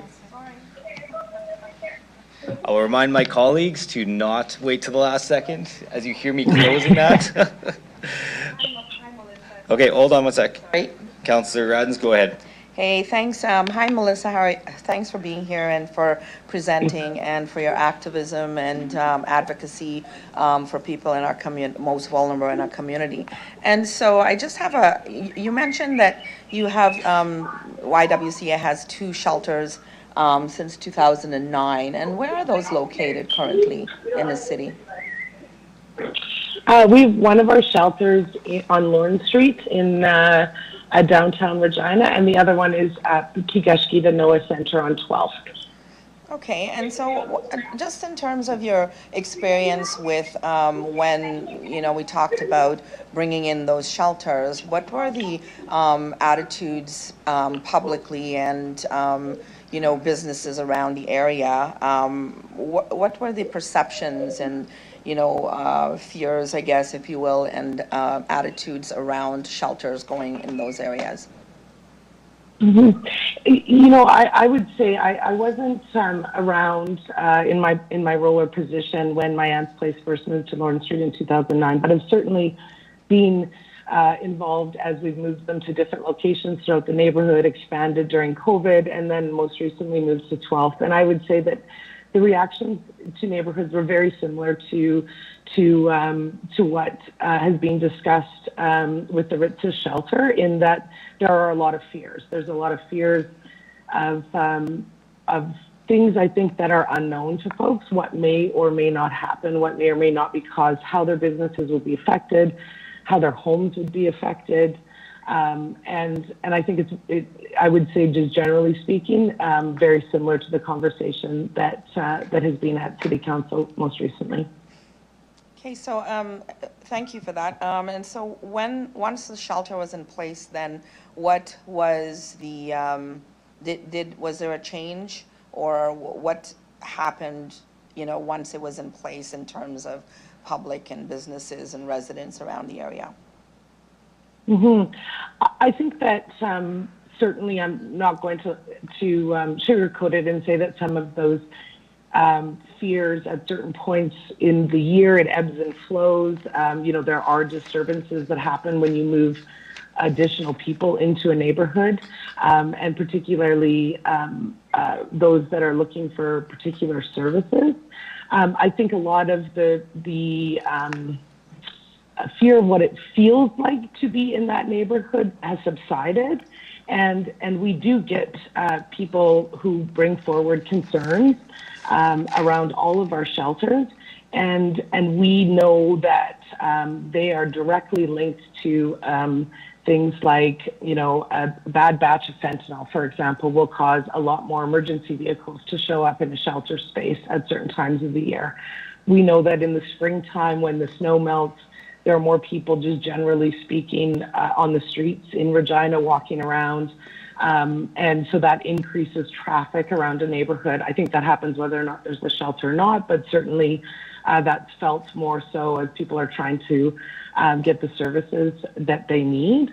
I would say, though, that, when there's when there's people in a building that are working 24 hours, are awake 24 hours, there's also a lot more eyes on what's happening in a neighborhood. And so things like backyard thefts or people going through cars, those types of things are decreased in those neighborhoods because there's people around. The more people around directly correlates to the amount sometimes of those small illegal activities that happen. So I would say that, most recently moving into our new building, many people have come to me since we've opened who had a lot of fears, whose fears are no longer there. But there's a lot more people in that neighborhood as well now living there. And so there are still times when, there's police presence in the evening, or, somebody is having a mental health breakdown, and so there's loud screaming. Those things do happen. But generally speaking, I think the bigger fears that people have, folks have been surprised that that's not necessarily what they're seeing happening. Councillor Runs, I just want to make sure that when we're asking the questions, it's relating it back to this permanent emergency shelter, the shelter that we're talking absolutely, about. So for I sure. think I know where you're going with it. Yeah, I just want to make thank sure you tie back. I just wanted to kind of, build that a little bit.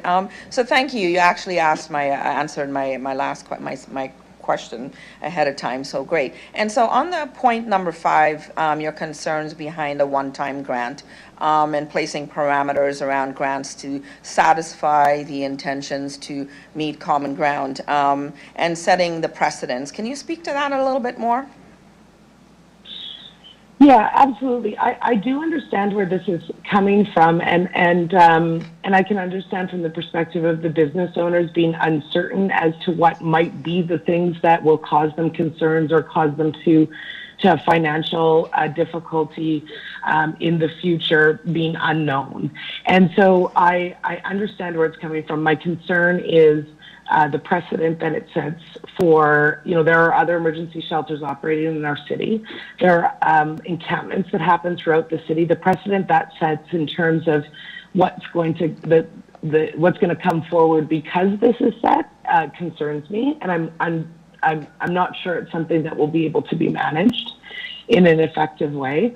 I also am not sure that it's going to necessarily satisfy what I've been hearing are the concerns of the businesses around the area, particularly having to set up, really tight parameters around that. I'm not sure how one would go about doing that to show that there's a direct correlation between something, window being broken and the shelter being there. I think that that's a slippery slope of trying to determine what that might look like. And I certainly can't wrap my head around what kind of parameters could be set to make that fair and equitable and not stigmatize or point fingers at a situation. So I worry that is a difficult task to put in front of city administration, and I'm not sure it's going to satisfy those fears. I think that there is things like what the last delegation just spoke about in terms of grass being cleared and garbage being picked up. And in my experience, there is more garbage. There is more people that are hanging out on the grass or on the streets, and garbage is left behind. And certainly having the city clean team doing more garbage pickup, disposal, keeping the streets clean, making sure that grass is mowed. I think that has a bigger impact on a community's feeling of safety. I think it has a bigger impact on a business's ability to continue to be a vibrant business where people feel like it's a place they want to go to. This is an anecdote, but I know that when we start to get complaints around our shelter spaces and our buildings, our first thing we do is we go and clean up around our spaces, and we clean up the streets around where we are, and that makes people feel safer when there's not debris and things laying around. And so I think things like that are within the city's ability to add additional services to that neighborhood, park spaces, lights, things like that, will have a much, much bigger impact on than will the one-time grant. Okay, wonderful. Thank you. So to your second point about approving a grant program may perpetuate the negative idea that living and working in a community that includes vulnerable members needs to be considered for us to consider compensation. And so can you maybe elaborate to your statement regarding that? Yeah, I think that ultimately and fundamentally what makes a vibrant, healthy community is when all those that exist and involve have have a sense of responsibility for the well-being of everybody that exists and is involved in that. And the minute that you say through a discussion around compensation that a certain type of community, a certain person is going to be so difficult to be around that compensation should be considered to be around that, I think you ultimately, disengage from that idea that we are responsible for the well-being of one another. And I think that while that's like I know I'm taking it to sort of an ethical discussion, I think that that's important. I think that even putting that up for consideration, or I know where it's coming from, but I think even having that discussion, I have heard conversations start to rumble in the community about, what about living close to this? What does that mean? Does that mean that I can, or if I don't want to live next to this kind of living situation or these types of people, those discussions, I don't think we should be having as a city. I think we should be talking more about what it means to be an active participant that feels a sense of responsibility for caring for all people, and particularly our most vulnerable, because I do know that the more that folks that navigate difficult situations in life, the more they feel like they're a part of our community and that they are welcome and taken care of and that they belong, the likelihood that they're going to thrive and have a sense of hope is that much higher. And I just think that responsibility is negated through discussions like this. Okay, wonderful. Thank you. You answered my last two questions, so then I don't need to ask them. So thank you very much. You're welcome. Thank you. Councillor Beazle, go ahead. Thank you very much, through the chair. Thank you very much for presenting today and taking the time to do what your organization does. Just a couple questions around a few things.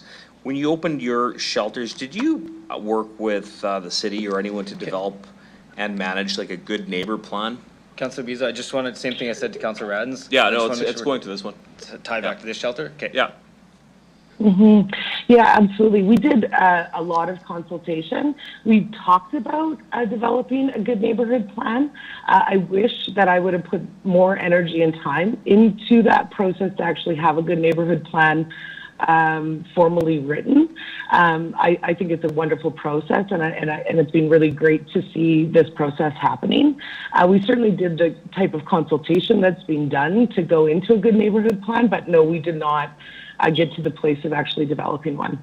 Okay, thank you. Yeah, with the shelter that we're going to be opening up, I guess soon, one of the concerns is that the community brought forth, and the business community in the area, is the good neighbor plan and the good neighborhood plan.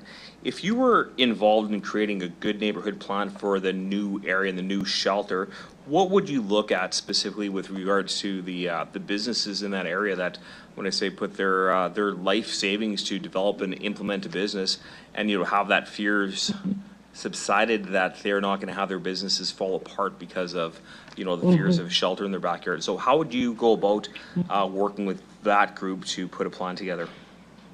Mm-hmm.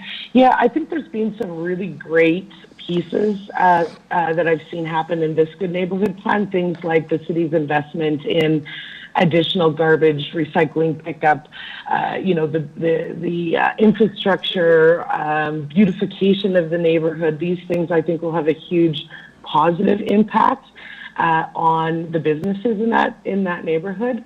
I think the other piece is the relationships that have been built between the businesses, the Heritage Community Association, the city, in terms of just having direct lines of communication with concerns do come forward. I know that lots of times the neighbors in our area don't know who to call with a concern, are uncertain whether or not we've followed up. We don't have a formalized process of communication, and I've seen that happen in this good neighborhood plan. I've taken notes of those as good ways to move forward, so I would certainly focus on that.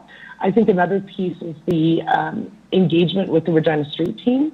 So I would certainly put money behind work like that, because that's a service to the people that need it, the vulnerable folks, but it's also a service to businesses in surrounding areas to be able to say, you know, there's somebody in front of my business who needs some support, and that they can go out and do that. So I think that I would definitely want to have additional hours and 24 hours a day, I think, in those spaces to be able to call the Regina Street team and the services that they bring forward. Those would be some of the first things that I think would have the biggest impact on both the users of the shelter operations, and the businesses in that neighborhood. That's good. That's, you know, that targets a lot of things that I was saying on the social aspect, but how would you target on the physical and financial aspect, though? I think that the physical and financial aspect of it involves a lot of those fears, a lot of those assumptions, and so I think that part of that, to my mind, is an ongoing conversation when those communication lines are open, and that committee of folks that are part of the Good Neighborhood Plan, that it's not just written, sealed, and done, but that it's an ongoing conversation. I think those are good conversations to have 6 months from now or a year from now. What are the things that are happening? What are the things that we're seeing? What are the trends? When do we need more support from the street team? When do we need more garbage pickup? I would say that assuming that things are going to go south is a difficult place to start, but keeping the door open for when things do happen in a very timely manner. I'm not saying, wait till businesses are going under, but in a timely manner, ensuring that those lines of communication are still open, that there can be dialogue around saying, this isn't working. And I think then you have an ability to really understand whether or not that's being caused by just general increase of things and issues happening in the city, or is it being because of the shelter being there? You have just a better idea of what's happening. Good. No, it sounds good. It sounds like there's a lot of good plans, and I like that fact, the open dialogue. Keep that open channel of communications, perhaps on a monthly basis, weekly basis, however that looks like, to ensure things are addressed. Like you mentioned, a batch of fentanyl comes in. I'm not sure if there's a good batch, but I like the fact that we have open communications on that. So thank you very much for your comments. You're welcome. Okay, so thank you. So I'm just gonna check. We've got a few more folks in the queue, and we are well past. I didn't know how long we'd go into this conversation, but I'd probably recommend at this point, given the number of folks that still want to ask questions, that we take our break at this time. And I'll ask Melissa if you're okay taking a 15-minute break and us connecting back with you there. Is that okay? Absolutely, yes. Okay, so we're going to take our mandatory 15-minute break, and we'll connect with you about a couple minutes after 3 o'clock. Okay, great. Okay, thank you.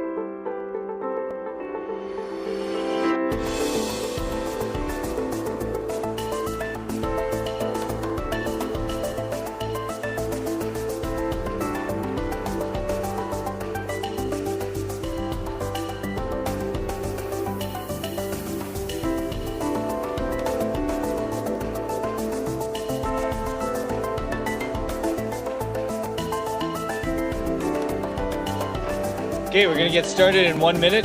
Folks can take their seats, please.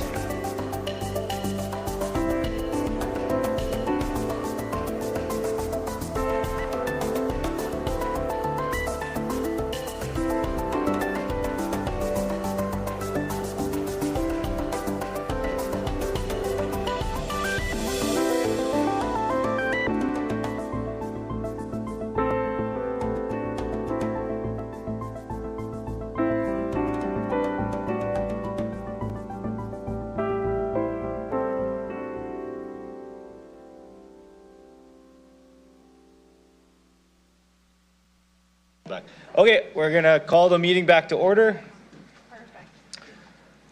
So I'm just gonna check and see if we have Melissa on the line still. Melissa, can you hear me? Yes, I can hear you. Perfect, and I can hear you. So I will go to the next question. Go ahead, Councillor Rasevich. Hey, Melissa, through the chair. Thanks for being here. I know we've met a few times, and would you, in terms of street team, do you think that would be, obviously you think it's hugely beneficial for the new shelter, right? Absolutely, yes. Yeah. Do you think it would be beneficial for the women's shelter on Lorne? Just wondering. Absolutely, yes. Okay. That's a good thing. I guess, and my only other question would be, I guess for both shelters, do you think that the province should be kicking in more money? Absolutely, yes. Does the province look after social services? Yes. Yes. And what's the city do? At the city, you can just say yes or no on this. Are we good at cutting grass and picking up garbage? Oh, I don't know if I'd say yes to that wholeheartedly. That's all my questions. Thank you. Yeah, you're welcome. Thank you, Councillor. Councillor Fro, go ahead. Yeah, thank you through the chair. Melissa, thanks for your presentation. I admire the way you enter this space and treat people. And I think your facilities are the gold standard, particularly the one in Ward 3. I'm just always amazed at how it operates. My question is for this shelter, as it relates to the outdoor space. We affirmed our expectation that these beneficiaries have a place to gather. They're human beings and they're not inmates. I wonder if you can speak to your thoughts on providing an outdoor area for beneficiaries and clients of the YWCA and how you've found that has worked for you in relation to being a good neighbor in Cathedral. Mm-hmm. Yeah, absolutely. In my experience operating shelters, having outdoor space for our folks to be and to gather and to be outside has been instrumental in their well-being and their ability to heal. I think it also, as you know, I'm a proponent of having those spaces be shared spaces with the larger community as well in an appropriate way. It does require additional staff support to be able to go outside the building and support people outside the building as well. But I think anytime you create space where healthy, vibrant community businesses gather amongst those that are maybe struggling, I think only great things can happen from that. And so in our experience, creating those kinds of spaces is one of the ways to do that.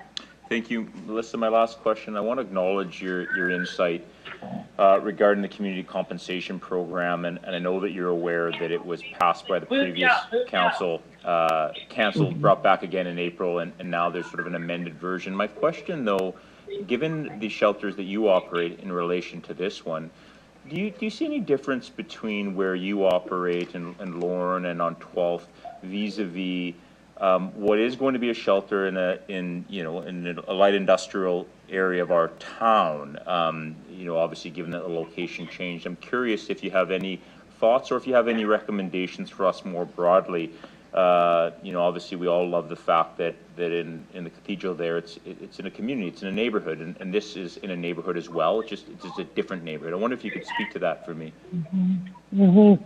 Yeah, I think that's a very challenging question, if I could be honest, because because I have spent a lot of time trying to think about, is there an ideal location, neighborhood, place for a shelter? And across, I've visited a lot of shelters across the country, and they differ.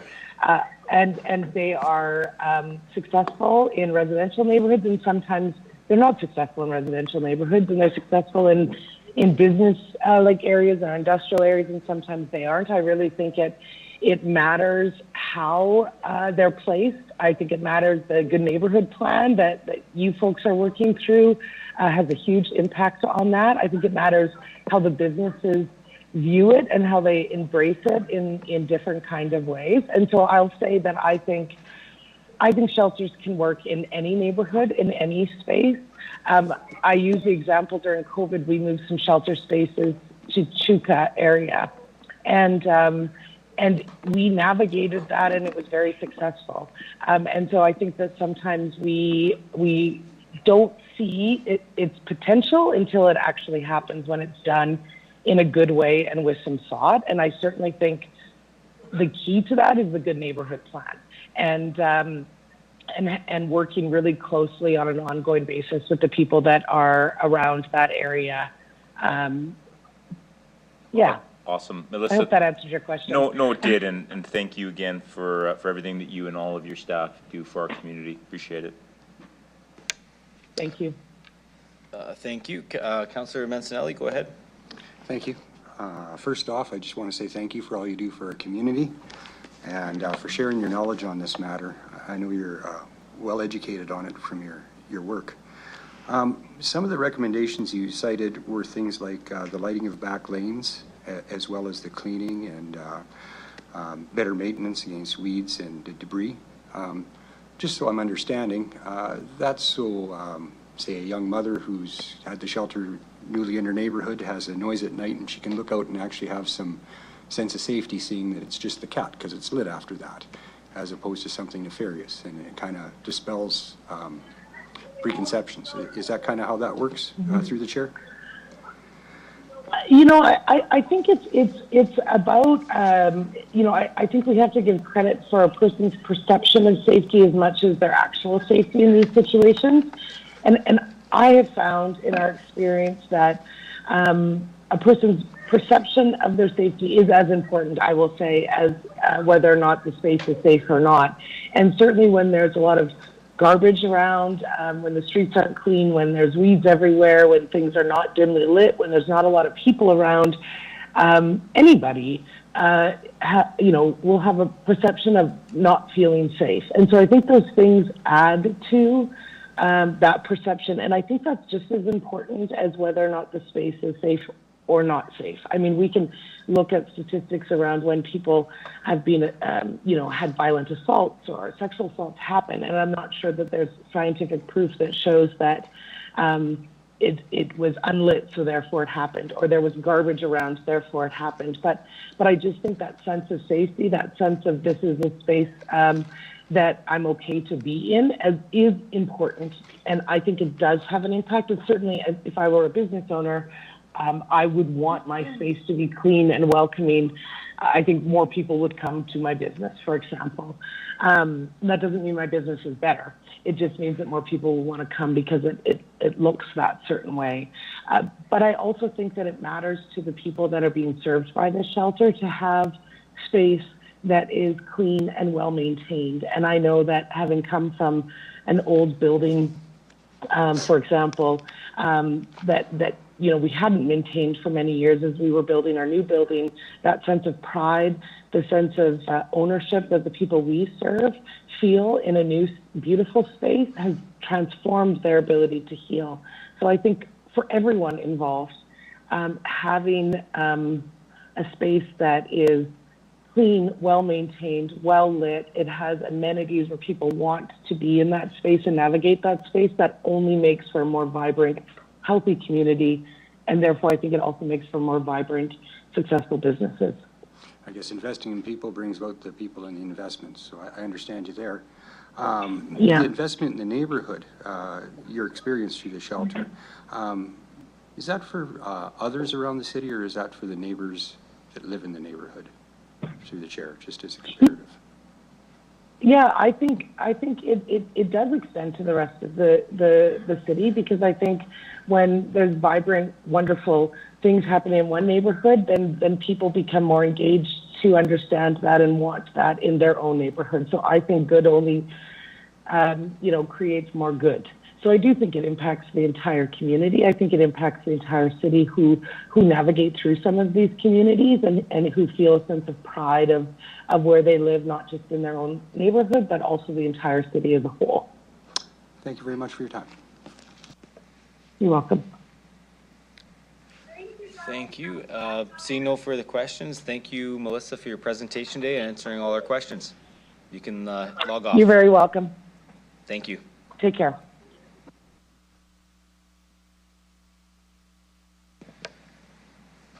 Okay, we will now consider item CR 25-73, Permanent Emergency Shelter Update, and I will ask Deputy Mayor Burton to please introduce the report. Thank you.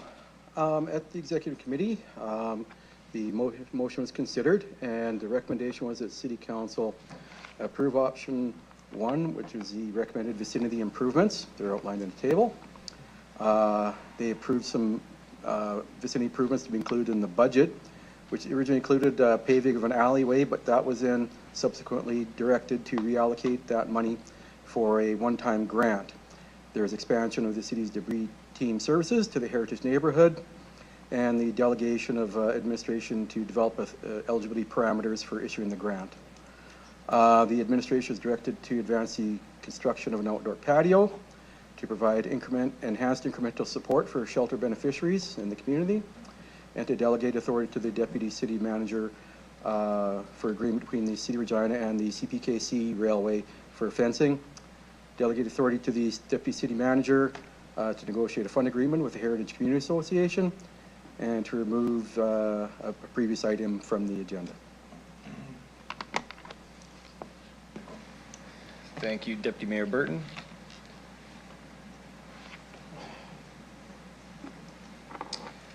Okay, can I have someone move the report?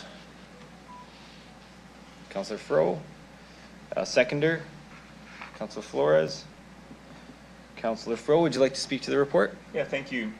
Through the chair, I think as we embark on this path, it's incumbent upon all of us to realize why we're here today as a starting point, which is that there are far too many in our community that are falling through the cracks, that are vulnerable and requiring our supports. And I think we're all of the belief, I believe, that we are all neighbors of equal value, whether we're unhoused, hard to house, vulnerable, or those of us that might be having the privilege of sitting here. I want to thank administration for all of their hard work. There's been tight timelines, there's been late evenings, and I know you've been under a lot of pressure with role changing, and I want to acknowledge that. I want to thank the delegates that have repeatedly come today. There's been some really important acknowledgement that perhaps the voices of those that will be beneficiaries of this shelter need to be more actively engaged, and I certainly agree with that. Their voices matter. There's a couple of points, I guess, just that I'd like to raise one last time, and that is when we meet people where they're at as human beings, it works better, and there's morality there. These are not prisoners. These are our neighbors. As it relates to the outdoor space, I understand that we can't dictate this, but I think it's fair to say that it's an expectation of this council that be provided, and I'm certain that the province and RITSIS can figure it out. Secondly, as it relates to the province, appreciating and acknowledging their willingness to work with us, the next time we require a shelter, and at this trajectory we will, it is my belief that it should be led by the province, or at the very least that province be with us materially every step of the way with expertise and dollars. And the reality is, many of us are navigating this for the first time. We're doing our best in real time, but is the provincial government with the capacity, expertise, and dollars to do this? And frankly, we can't do it without them. Finally, as it relates to the street team, what I love about this amendment supported by everyone here is that these are helpers. Last year, they had a 94% de-escalation success rate, and what that means is when they meet a vulnerable person where they're at, they're able to de-escalate. That person isn't requiring emergency services, police, or fire. And of course, they're helping them as a human. The benefit of that, of course, is that it supports not only the clients, those that may be moving through our community, and the residents and the businesses. I want to acknowledge Melissa and everyone who also raised challenges of the presence of a community grant program. The reality is the previous council introduced this. It was canceled. For better or worse, it was brought forward again in April. And when we set expectations as a council to the community, we have an obligation to find a balance. And I have a lot of optimism the administration, notwithstanding their important recommendation, will find a balance that allows us within 100 meters of this building, one time, to find that balance. And I just think, in closing, being a good neighbor and having a good neighbor policy means that we start with our first foot forward, that it's going to work. And so I have an expectation that that good neighbor policy will work, and lots of optimism given the hard work and care of everyone in the community. So I'll certainly be supporting this, and we'll be watching it carefully as we need to assess and pivot in the months and years ahead. Thank you. Thank you, Councillor Fro. So I will look to any questions from council members, and I see Councillor Mancinelli. Go ahead. Thank you. I just wanted to follow up on one of the questions from a delegation. This is about to open up. Been a lot of work put into it. Is there going to be a report after a year or 6 months on any problems encountered, successes, or how this is evolving through the chair? Ms. Bryden, go ahead. Thank you, through the chair. We will be monitoring all of the information that we receive related to this work, and we can certainly bring information back to council on status and just where things are landing. So like a undertaking for a report a year after opening would be? Yep. Okay. Yep. Okay, so I don't have to make an amendment? Thank you. I guess other than that, I appreciated the delegation's information today. Looking at the amendment before us and some of the comments, I understand the fears about setting a precedent about investing like this. And I think with that, I feel the need to also back up why I think this is necessary. I note that the other shelter referred to is in a residential neighborhood. Some of the things in a residential neighborhood are the people who live in that neighborhood go to that neighborhood every night to go home. When they hear a noise outside their house, they can look outside and see what's going on and protect their property. With the shelter showing up in the middle of a business neighborhood, many of those businesses are empty at night with valuables, their own or others, left on premises as part of business. That's a pretty key change between the two. And I think that's why there's a necessity to invest differently in this neighborhood as we've started to facilitate right here. Another key difference is people are proud of their neighborhoods. They're scared of their personal property being devalued from something like this, and maybe not rightfully so. But when the Y opened up, people continued to go to their home every night because that's where they lived. These businesses have to rely on attracting strangers every day to keep their commerce going. The strangers don't have a vested interest in the property like the residents of a neighborhood and residents would. So trying to facilitate investment to make these more resilient to any kind of changes that might be encountered, I think is instrumental in keeping these businesses prosperous and proper in our city. And so that's why I believe in the necessity of this motion. So I just wanted to explain myself, and I support this. Thank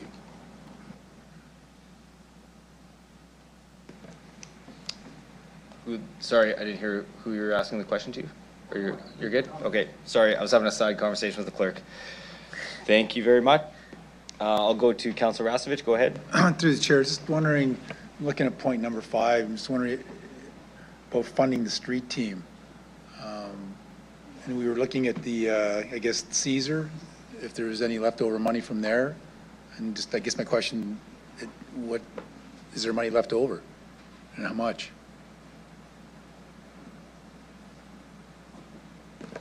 Ms. Bryden, go ahead. Thank you, through the chair.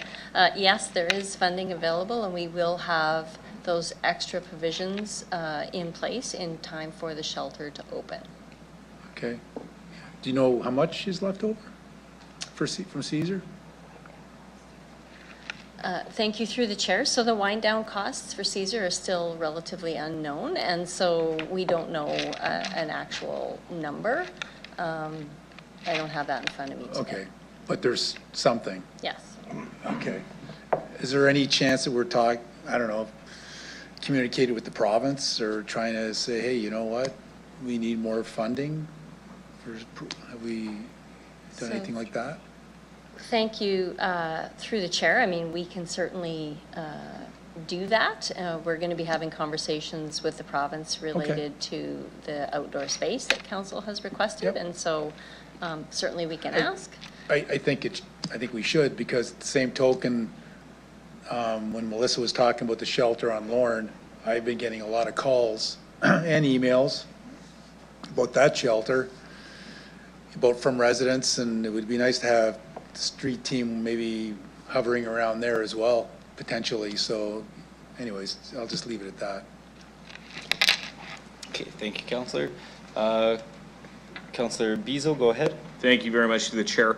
I'm going to say follow up with a bit of Councillor Rastovich's comments too. I've got a lot of texts, emails, phone calls about the shelter around Lorne, and right now it seems like added needles all over the place to clean the neighborhood up. The other thing I'm worried about more on the operational costs going forward, and did we accurately capture the cost of this project? Because every time we see the next report, there's always another line item. So now we're looking at CP fencing involved. Now we're looking at escalated operational costs. So how accurate are we with these costs right now? Like, we're continuously going back and asking for money every time we see another report. Ms. Bryden, go ahead. Thank you through the chair. So the initial project was the actual shelter. So, 1600 Halifax Street, purchase of the property, refab of the building, etc., established. And then, things have started to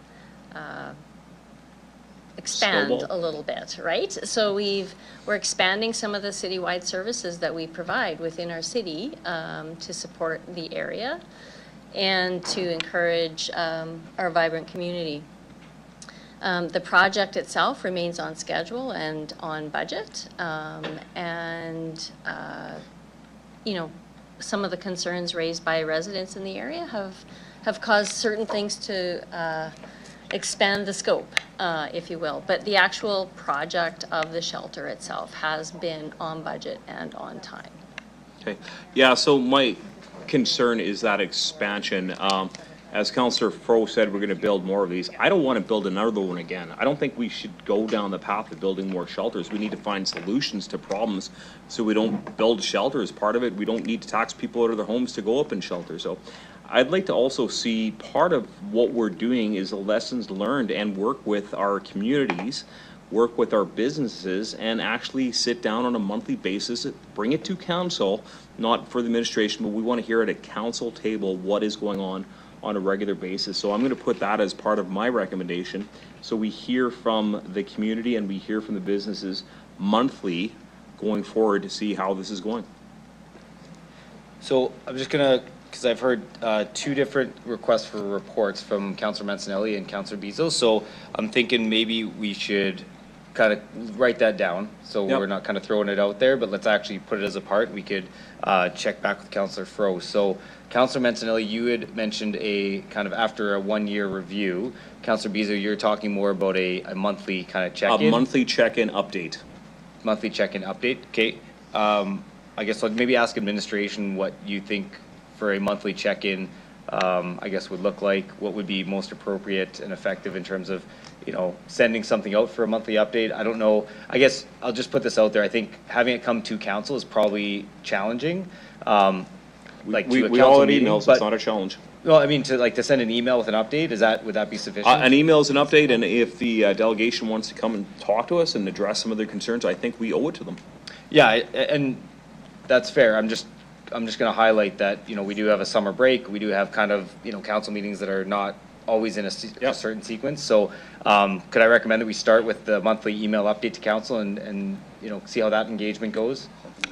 Yeah, I would be fine with that. And if something is out of sorts and we're seeing escalated issues in the neighborhood, it's open up to the delegation to come back and to tell us what the problems are. Okay, I'm just gonna get the city manager to comment on that quick. Go ahead.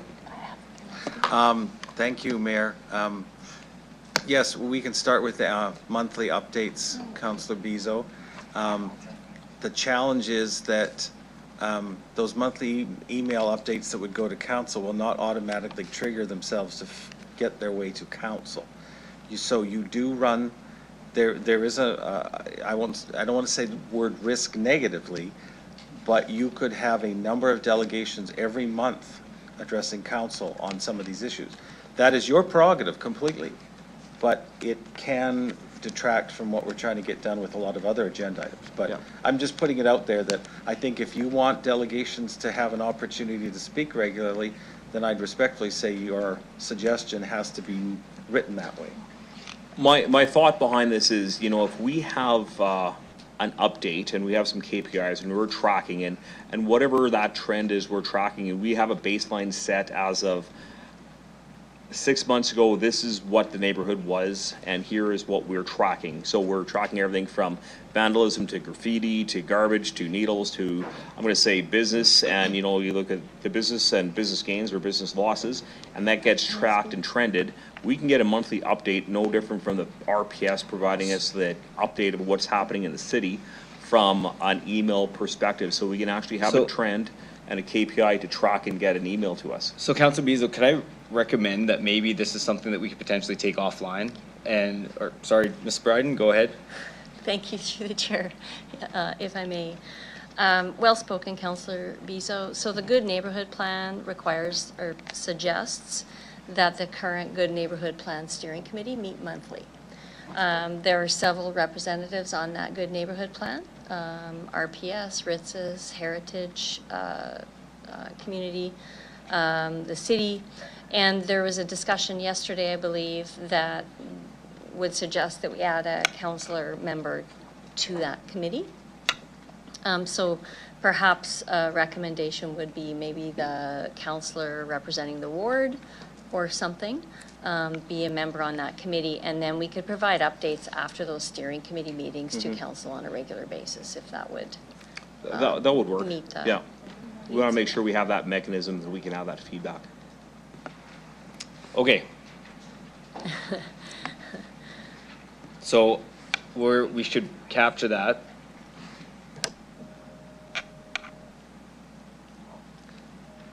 Is that you?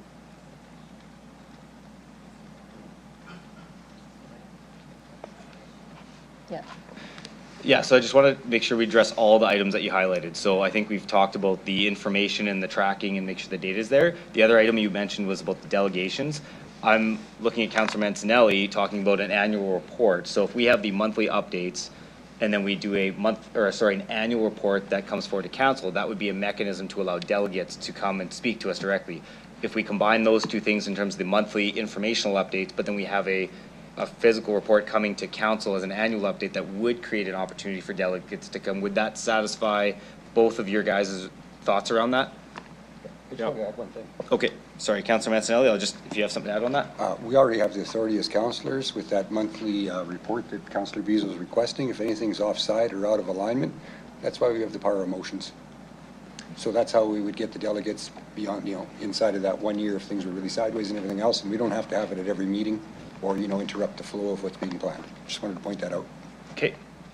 Okay, I'm just going to check back with administration to see Ms. Bryden, I guess, and Mr. Nickel, if that sounds like something that's amicable.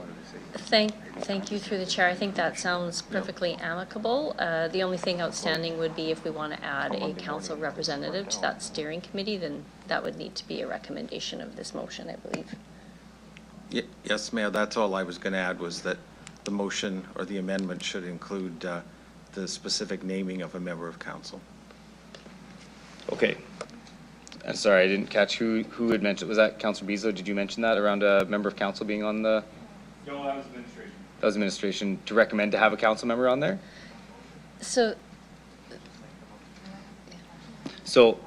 no, that's fair. So with that,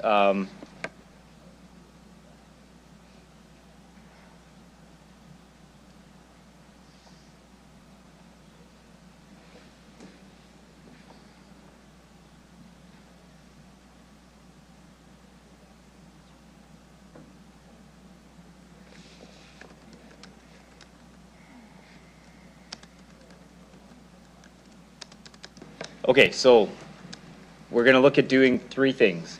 One, there's going to be the and I'm gonna pose this to Councillor Fro and then to Councillor Flores to see if they would be open to a friendly amendment around the three items, which one is to direct that there is a monthly update provided to council via email.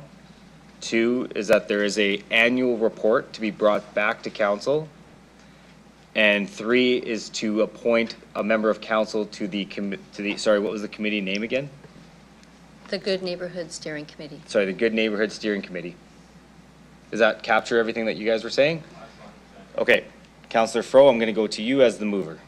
I think the first 2 points are fine with me. I'm reticent to recommend work for a colleague, and I think the question is not just to Councillor Flores, maybe the administration first, is the nature of the discussion at the steering committee. And I hear you say that perhaps we'd be well served by having a councillor colleague on there, but I don't think yet we know sort of the frequency nor the work associated with that. So before I concur to making Victoria work more, maybe you could give us some insight as to what those meetings look like. Thank you through the chair, and it doesn't have to be Councillor Flores. I just threw that out there. So it's not my intention, but my understanding it is a monthly meeting. But I would refer that question to Mr. Slater, and he could add some more context around that.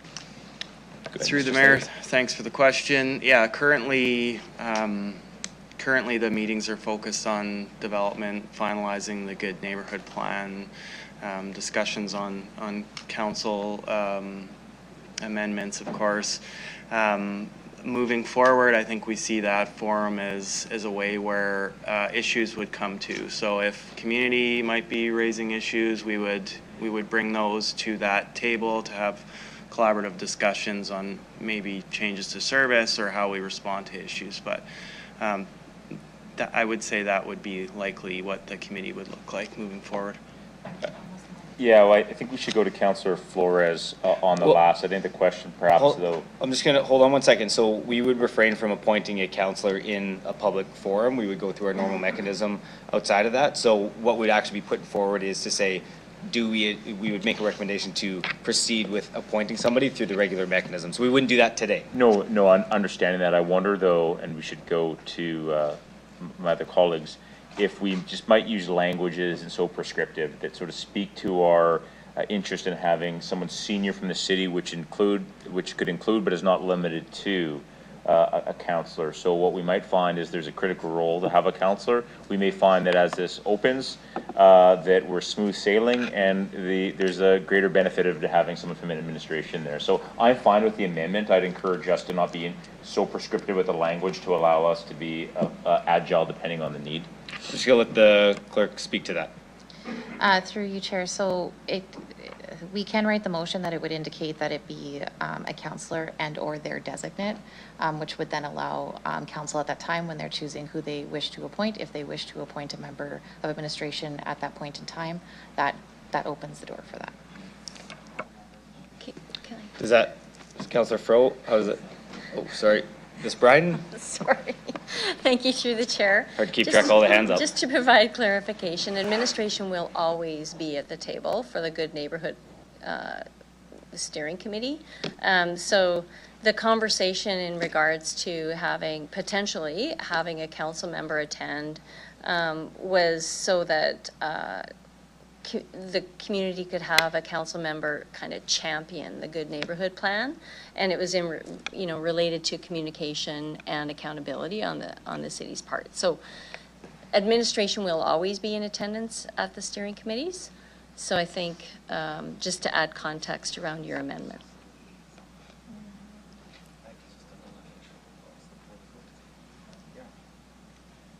Okay, so go ahead.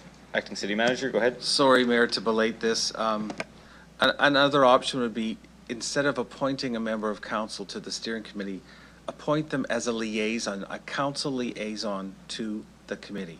That's been done in the past, where the councillor can attend meetings, they can listen, they can provide feedback to members if they hear, wow, this isn't going well, or they can bring the political perspective if there's something going on elsewhere. So it's a formal, yet it's an informal role that they could play, and that way there's no perception that they're influencing the policies or whatever is going on. They're just there to say, yeah, that sounds like something council would be up for, or no, I think there's some concerns. It's strictly a liaison. Okay, I'll go with that. Liaison, Councillor Fro, I'm going to look to you. I'm fine, but I'll defer to my colleagues' thoughts on that. Thank you. Okay, Councillor Flores as the seconder, I'll go to you. Sure. I'm okay with liaison, and within that, I feel like many of us have had contact and have connected with both community and business owners and different folks in that area. I feel it would be appropriate to perhaps have the ability for any of us to join that, given that maybe if someone's not available or things like that. I think leaving it open for council to be able to be part of that, because it's not on one person to kind of be the holder of the information, but it also lends itself to more diverse perspectives and input to the committee. I do have an issue with a monthly report. I feel like that is a lot for administration, but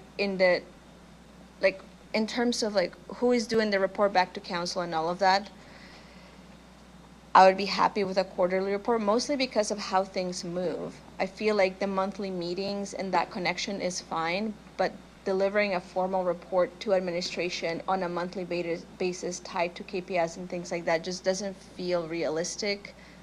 But the word's not realistic. It doesn't feel like it could create more work than it would solve issues. I think it is important to have those monthly meetings and the constant engagement, but the reporting back to council, I would suggest it more of a maybe quarterly basis. So can I recommend, because it sounded like Ms. Bryden said with the monthly meetings, it didn't sound like there was concern around the monthly reports, but maybe can ask Ms. Bryden to comment if there is a challenge there, or if that would kind of just play into the meeting and the report is not.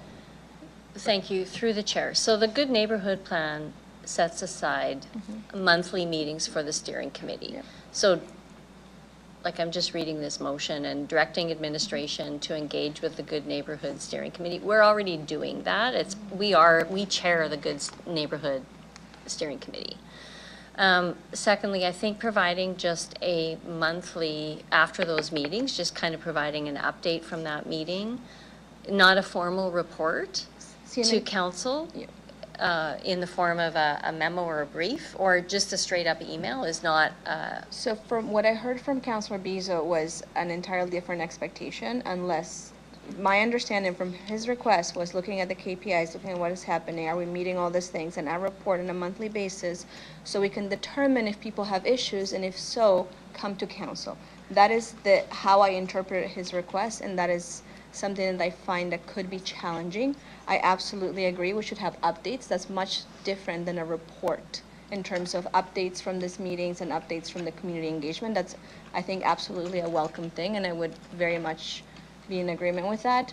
I just want to make sure it is clear that the expectation is not a formal report with all of the things that were brought up by Councillor Bezo earlier. Yeah, thank you, through the chair. So again, I think it's just a monthly update from those meetings. And I would also add the Good Neighborhood Plan includes a dispute resolution mechanism within it for that steering committee. We would just be providing, a really simple update, hopefully in an email, and hopefully it is a simple update on those steering committee meetings. And then annually, we would report back on that bigger picture framework, and that's how this is drafted. So if Councillor Bezo is fine with that, we're fine with that. For sure. And then in terms of the same expectations for the council member of council liaison, just again, there is no expectation of a formal report back to council. And the reason why I bring this up is to make sure that it's all clear to everyone, so we all have the same interpretation of what has been asked.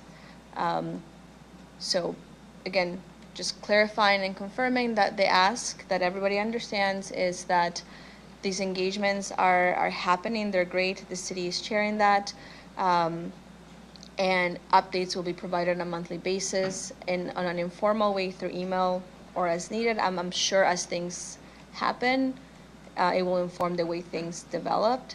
And then with the council liaison, ideally we would have the ability to find a way so that everybody is involved because of the diverse perspectives that we can all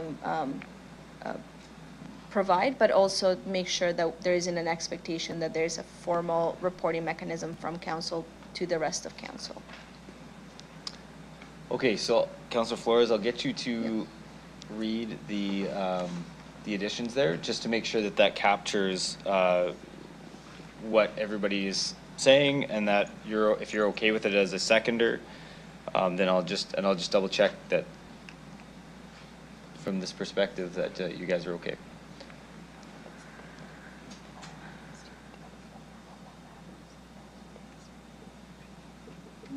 Yeah, that's okay. Okay.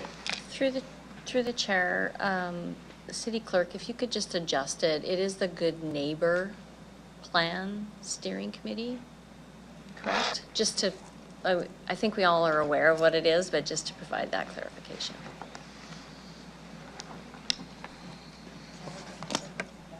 And also in section A.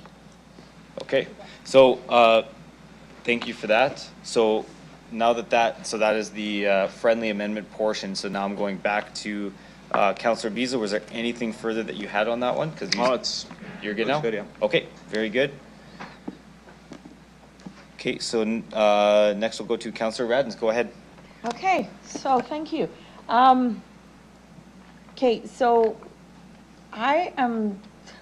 these reports are great, and so trying to flip back and forth to the updated report in that there's a $200,000 that was what Councillor Fro had put forward. That's in the update, and so I'm clear.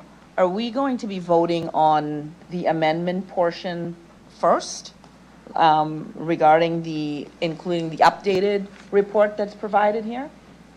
Yes. So what was approved at exec committee last week, that fulsome report is what we're approving today, as it's written today. As it's written today. Yeah. Oh, I see. And with the friendly amendments that just happened just now. Yeah. I see. Okay. So I'm just going to speak. I do have a few questions for administration in regards to this report. So we talked about what is a CCIP for storefront? Can someone explain that? CCIP, I think it is. Storefront improvements. Sorry. Who would like to speak to that? Ms. Bryden, go ahead. Thank you. Through the chair, if you'll recall, council approved an incentive program, I think, I don't know, 2 weeks ago. I think it was approved through council that would support the businesses within city center, or mainly predominantly downtown and the warehouse district, through tax incentives or grants for things like storefront improvements, tenant upgrades, or the tax exemption would be for the construction of a new building on a vacant lot. And so how much is allotted to that? Do we know? Thank you. Through the chair, we have currently allotted $300,000 for the program. Okay. In grants. Okay, and so I guess my question is, we have our Good Neighbor program talks about 250 meters, dealing and providing kind of grants, if you will. Is that correct? Or the radius of the Good Neighbor program to address concerns. And so then this amendment or update is talking about 100 meters. So if we're going to talk about doing a Good Neighbor program versus this, what? So thank you. Through the chair, just to provide some clarity, the Good Neighbor plan is for the vicinity around the shelter, and there is no funding allotted for the Good Neighbor plan. The funding that is spoke about in this amendment is in relation to Council had given us direction to look at supports for businesses or properties within 100 meters of the shelter.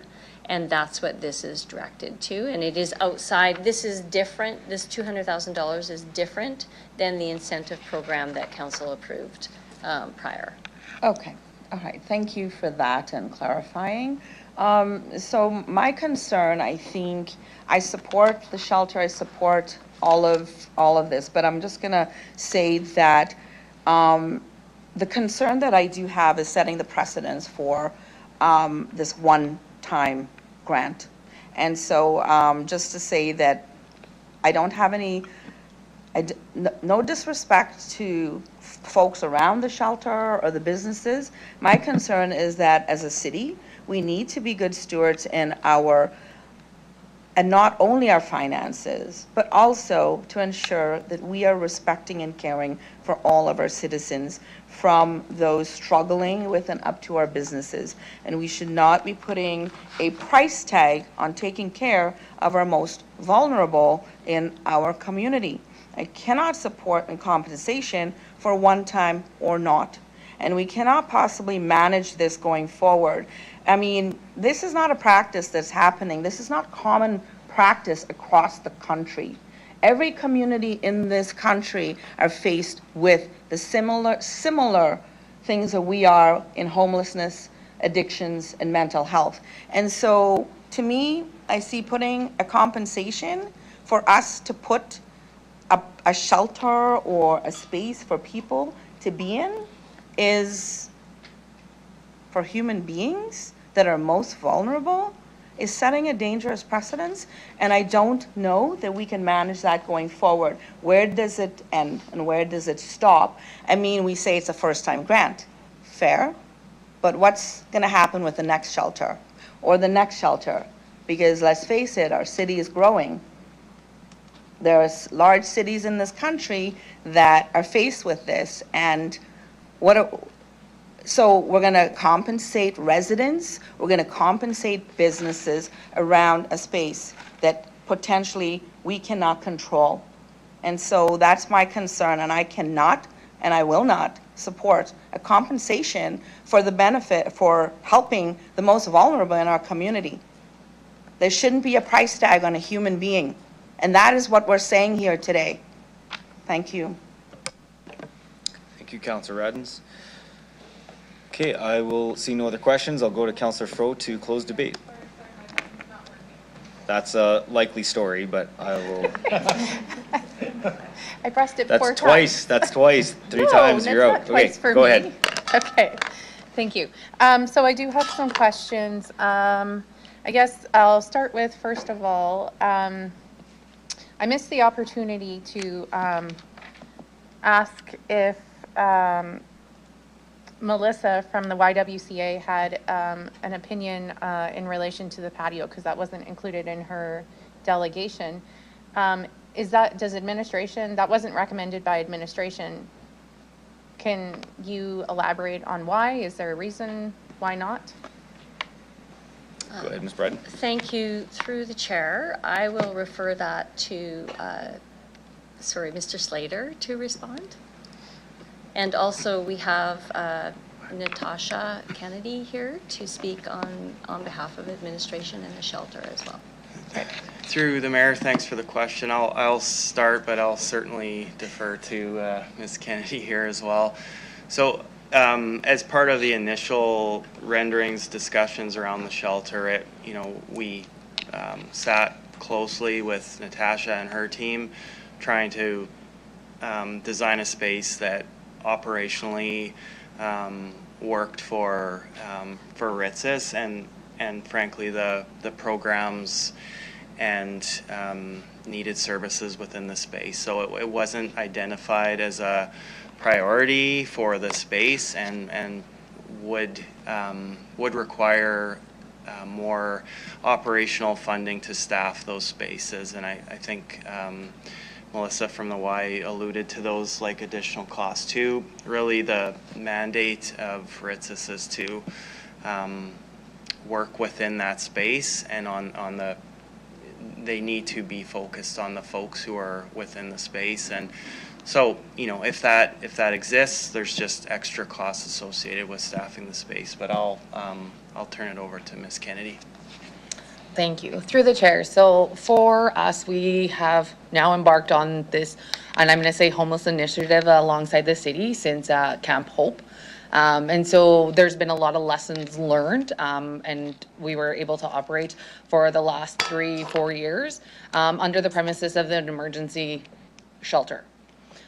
We have learned a lot in those times, and so what we have come to understand is our shelter is not gender-based. So we have males and females, we have age ranges of 18 to, and I'm going to be quite frank, seniors that reside in our shelter.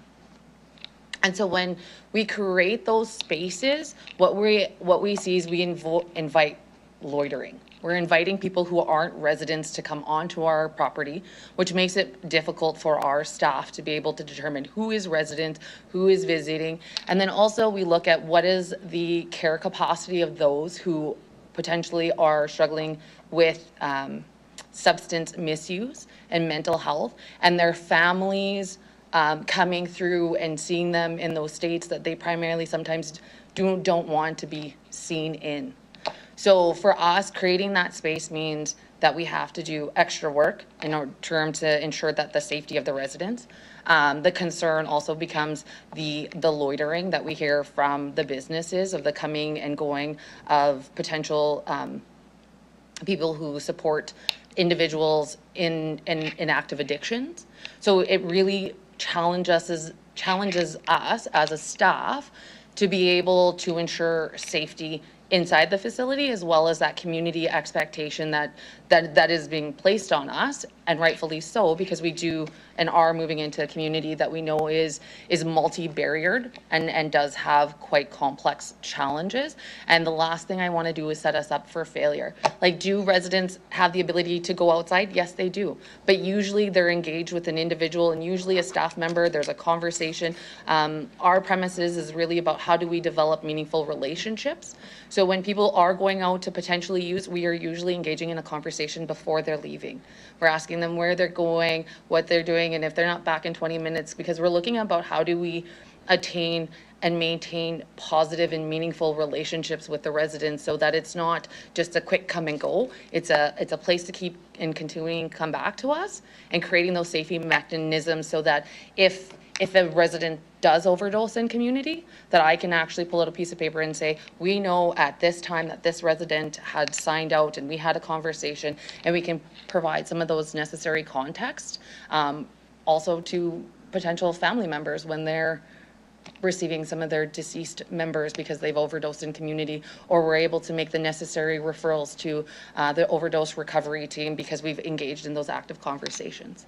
So my thing is I'm not saying that they can't go out, but what it does is it creates more challenges for us, and we already know that our population that we have the privilege of serving already faces so many challenges and barriers within our community that we would like to lessen that impact by being able to say, we said no, because we know that these are the reasons and these are the outcomes, opposed to leaving it up to their own personal decisions, which sometimes leaves them in unsafe situations. Okay, thank you. If we didn't proceed with the outdoor patio at this time, and it was, now we have monthly reports coming forward and annual reports. So if it's identified as something, I don't know who this question is for, that would be beneficial at a later date, could it be added to, like, is there space to add that if it emerges as a need after the shelter is open? Ms. Bryden, go ahead. Thank you, through the chair. I believe there is I get the one item that would be outstanding, or it would be a little bit more costly because the landscaping would be done for the shelter. Mm-hmm. So we would have to just redo a little bit of the design work around the shelter. Okay. But I don't think it would be prohibitive if that need was identified. Okay, so based on, I'm glad I asked that question, and I'm happy to hear your response as the folks who are operating the shelter who have the expertise I am inclined to not support the patio at this time, and then we'll see if that need emerges once the shelter has been opened, if that's actually something that would be beneficial. And so I'm going to be asking to vote on point 4 separately for that reason. Additionally, I have some other questions. So in relation to the, sorry, I'm now trying to pull up a different section. The City Center Incentive Program. So one reason that administration gave not to go ahead with a consideration for the grant program is that most property owners are already eligible, and this came up from Councillor Radins, for this program, which contributes to strategic investments in properties. Can you expand on that in terms of like how through this program, existing program that we've already approved, some of the concerns of community could be addressed? Go ahead, Ms. Bryden. Thank you, through the chair. So the program that was approved is to encourage vibrant community and placemaking. So much like some of the work that we recommended the city do in terms of increasing our level of service related to waste collection or security or our street lights, encouraging property owners to invest in their buildings encourages or increases the vibrancy of the neighborhood. And so these properties are within the boundary that was established through that program. So if they wanted to make investments to improve their buildings, they may be eligible for the grant programming. Okay, and so regardless of what happens today, that's already approved. There is already that mechanism to make improvements to their property and get some compensation from the city for doing so. Through the chair, so there are certain things that are included within that program and certain things that are not. For example, funding for fencing would not be included in that program, but enhancing the front of their business or doing tenant fit-ups, things like that, would be included in that grant program. Lighting, would that be included? Additional lighting, I do not believe it would be included. Okay, based on what you've heard from the delegations, can you think of some specific examples that would potentially be a part of that program? Thank you, through the chair. Most of the things that I've heard from delegations are related to fencing, closing off of their properties, and lighting and security. So those items specifically would not be covered through the program. Okay. Now, if this passes, administration is being requested to develop eligibility parameters for a one-time $200,000 grant program. Does that give you sufficient information? I know, like, this is not administration's preference. Do you have sufficient information to develop that? Like, do you have any questions, comments, or concerns about that? Through the chair, I think that what I heard in the conversation related to that grant program, it is in really the parameter is damage to property that is directly related to the impacts or the shelter community. So I'm as I think one of the councillors spoke last week, we hope we don't touch this. We hope that the security, the lighting, and the other cleanliness steps that we're taking will be sufficient in the neighborhood, and we won't see a lot of this kind of destruction. And so I think we have what we need, but it is it's an after the fact program. So it's not we're not going to provide funding for a business owner to build a fence or put in security.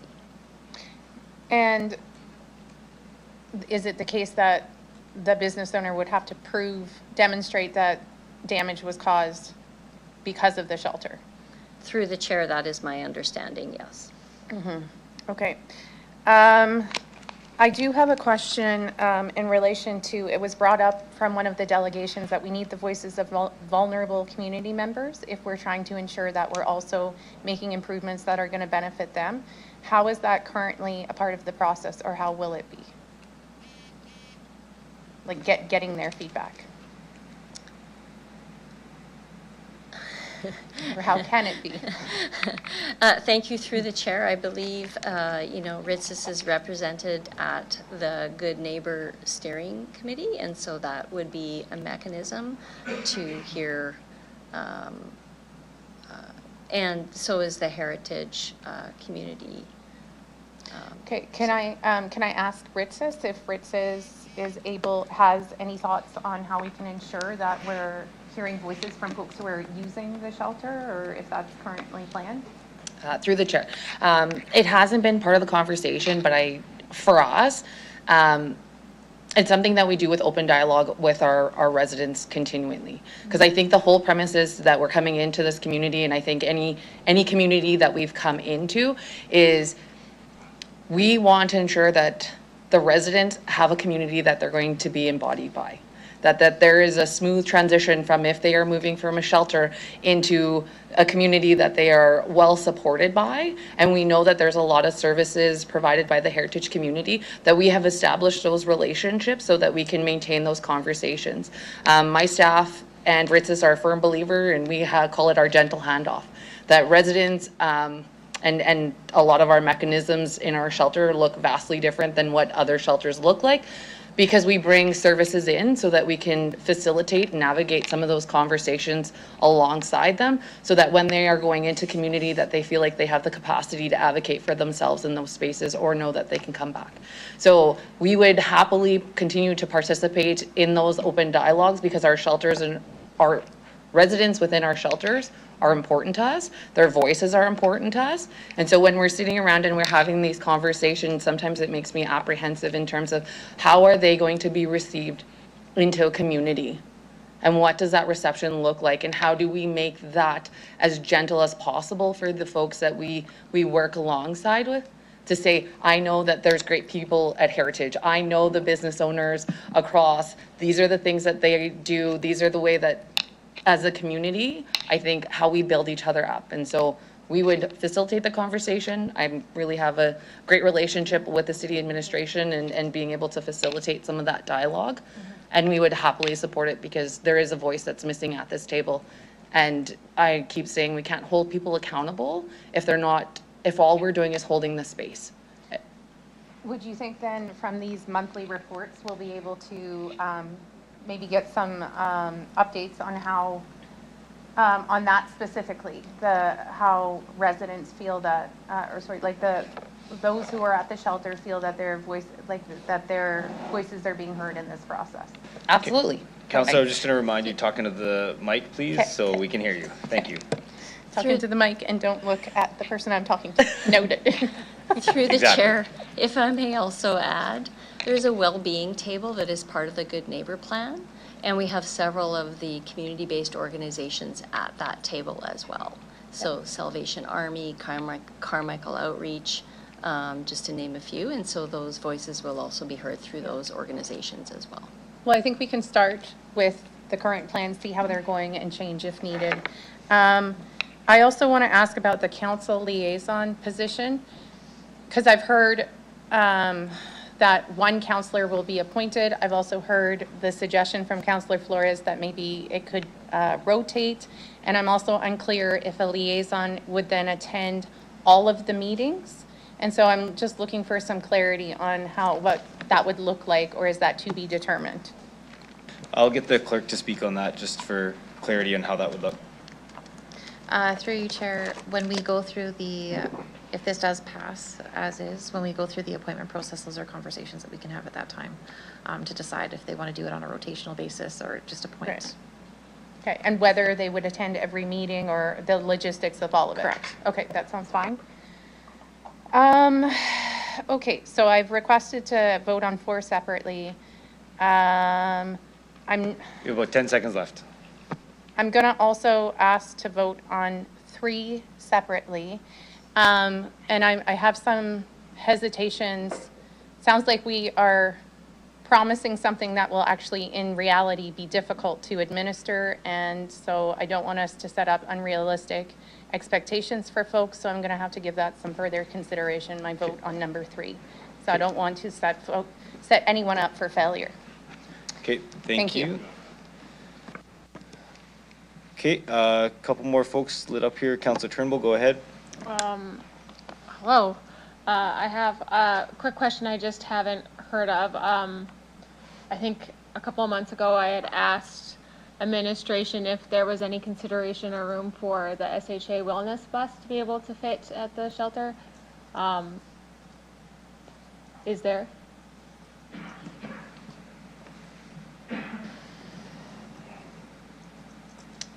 Okay, go ahead. Through the chair, so we currently have partnerships that already work with SHA so that they come in and they do regular administration and all of those things.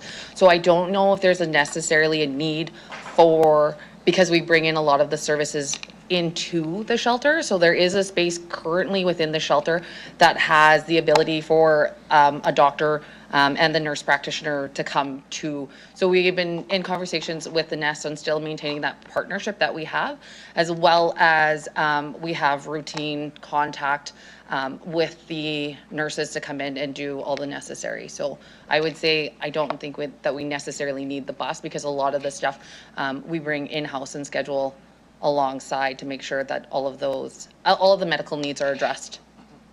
Okay, so I understand that, but is there physical room for it to park if it did come for the clinic? It right in the middle of the parking lot. I got a giant parking space. Okay, so that's that question. I can add a little bit of insight. Melissa did talk about the outdoor space, and she said it was critical and for them and for both the residents and nature and all that stuff. So I am very supportive of the outdoor patio. I think that is something that would benefit both the users of the space as well as the business community around it. So I think that is something which I really support. That said, I don't know if Shannon move these to all different points, but if not, maybe we should, because I think it's one that I wanted to vote on separately, which is the reallocation to a one-time grant. Okay, I wasn't sure which ones if they've all been separated or not. I'm not sure. So, but one wasn't separated.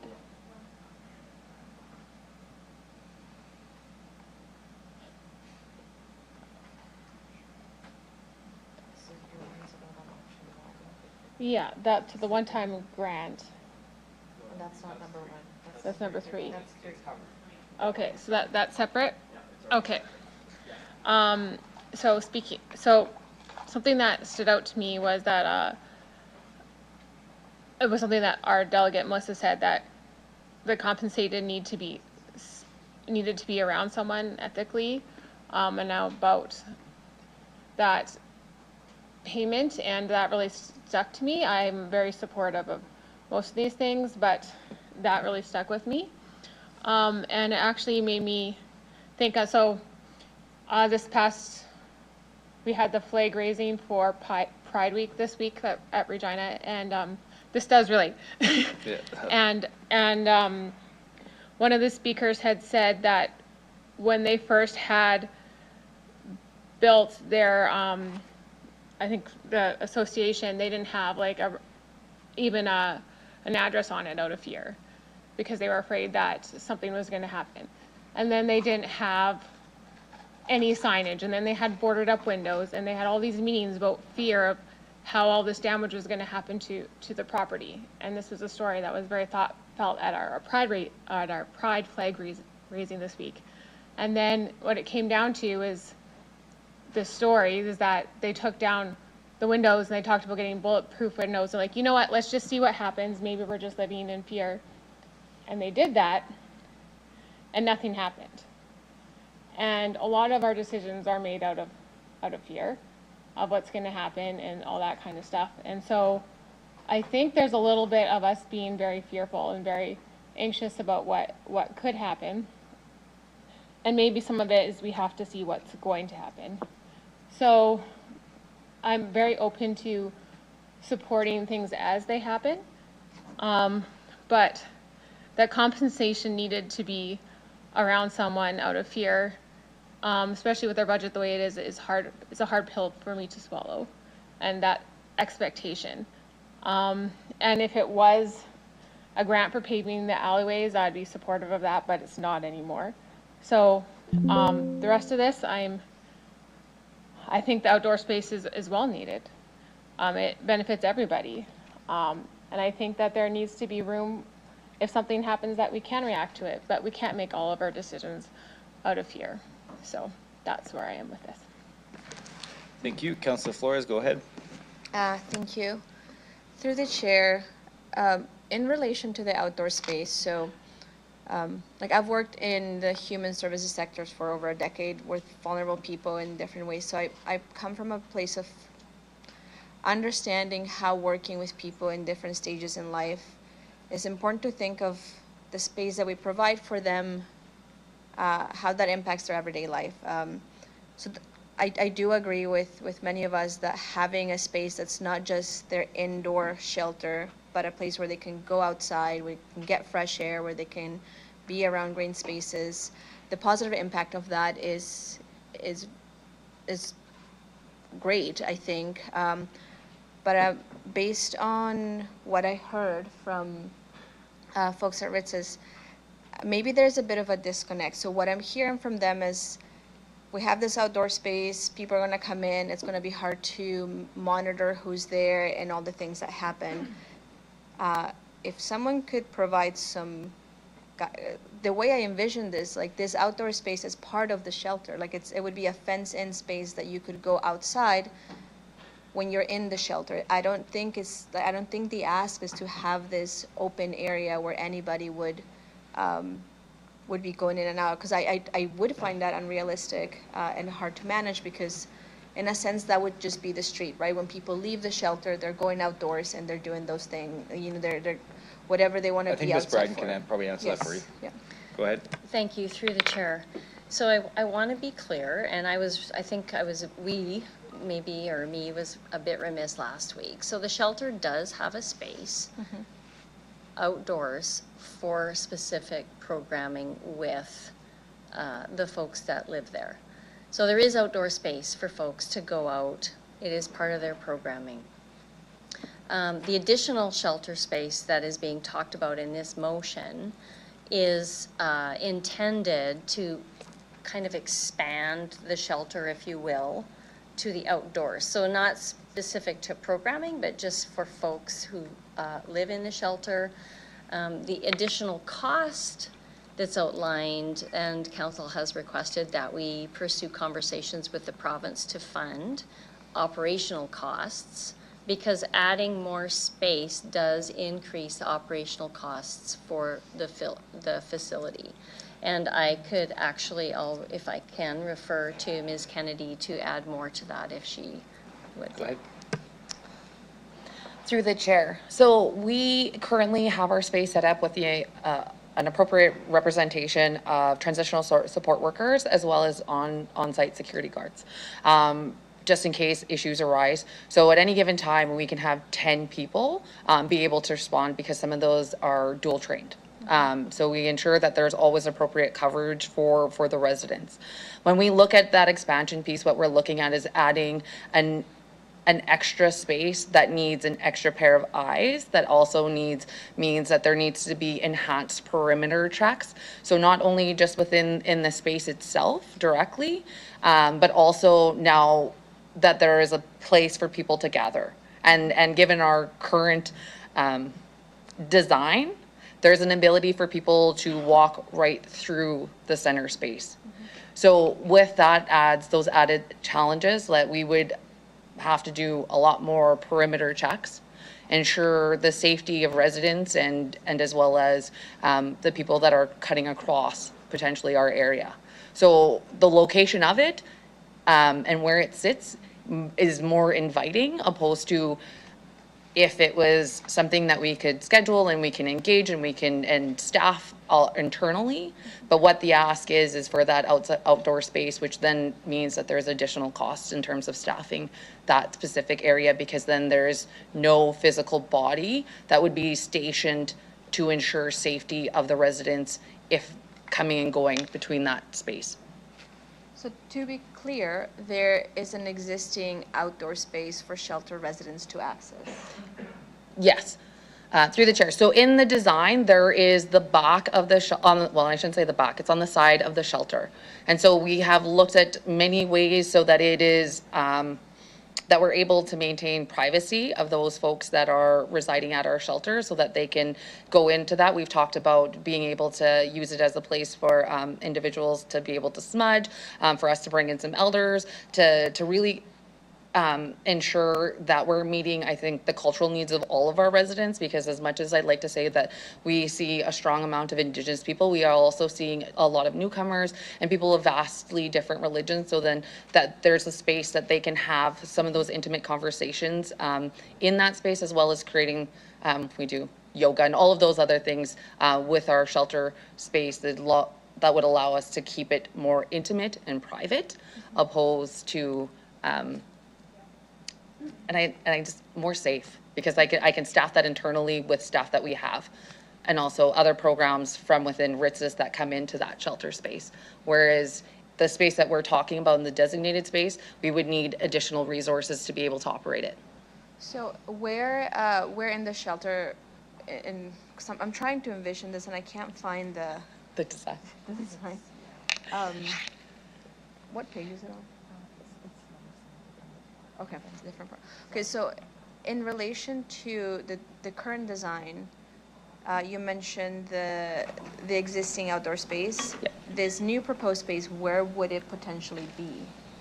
Right next to where the exit is where that with the addition that was the ask from from the city, that's the only place that made the most sense given where we're at in terms of construction. So now, I'm not sure if I could maybe direct to the rest of, because I think we all had, like when we were speaking about an outdoor space, we all were in agreement that it's very important that residents have access to being able to be outside, not just indoors if they're sheltered. Given this new clarification, does that change the perspective? Well, I'll just highlight that we are voting separately on that item. So I guess if there's perspective that's changed, then Okay. if that's no longer what a council member is looking for, they'll have the opportunity to vote no for that particular item, which is item number 4. And the reason why I asked and I put it out there is just want to make sure that, like, given that there is an already existing outdoor space and our intention was to make sure that folks had access to an outdoor space, providing an additional thing, an additional space that would then incur the need for more resources and all of that, seems that at this time perhaps it's one of those things that, as mentioned before, we could look into the future should it be needed. Because my concern was, and I think I misunderstood, that there wasn't an existing outdoor space. And in that case, I would be very much a proponent, we need an outdoor space for folks in the residence. But if the space already exists, and what we're hearing from the operators of the shelter is saying that an additional outdoor space would be harder to manage and the resources are limited, I think it's important that we listen to the experts that are running the space, right? To the matter of the compensation to businesses, that has been a really tough one for me, because I do agree with the sense of the idea of like the stigma that it would create, but at the same time we did set, not we, previously an expectation was set out to the folks around the shelter, and I think this is kind of like our way to meet at a space where we're not backtracking so far back in our agreements and promises to the folks around the shelter, while at the same time recognizing that, and I think many of us have said this, it is important to understand that these are not all these are not criminals. They're not people that we're trying to keep out from the community. These are vulnerable people that we need to support. And to the point that was made earlier about making sure they're part of the conversation and consultation, I think that's very important, and I think that's part of the 30 seconds. the conversations that we'll be having in the future, and something that I look forward to hearing about as we build community together and build a community that's welcoming for everybody. So again, I think we're moving in the right direction, and I think bringing all this clarity to the different aspects of it is very important. So given the newfound clarity on the outdoor space, I won't be supporting the extra outdoor space. Okay. Okay, I'll go to Councillor Fro to close debate. Go ahead. Thank you, through the chair. Just a question, and acknowledging that we're all learning here. So through you, perhaps to Ritzis or administration on the outdoor space, is this a space that's set aside specifically for programming, as in beneficiaries can access that space only when your staff are doing formal programming?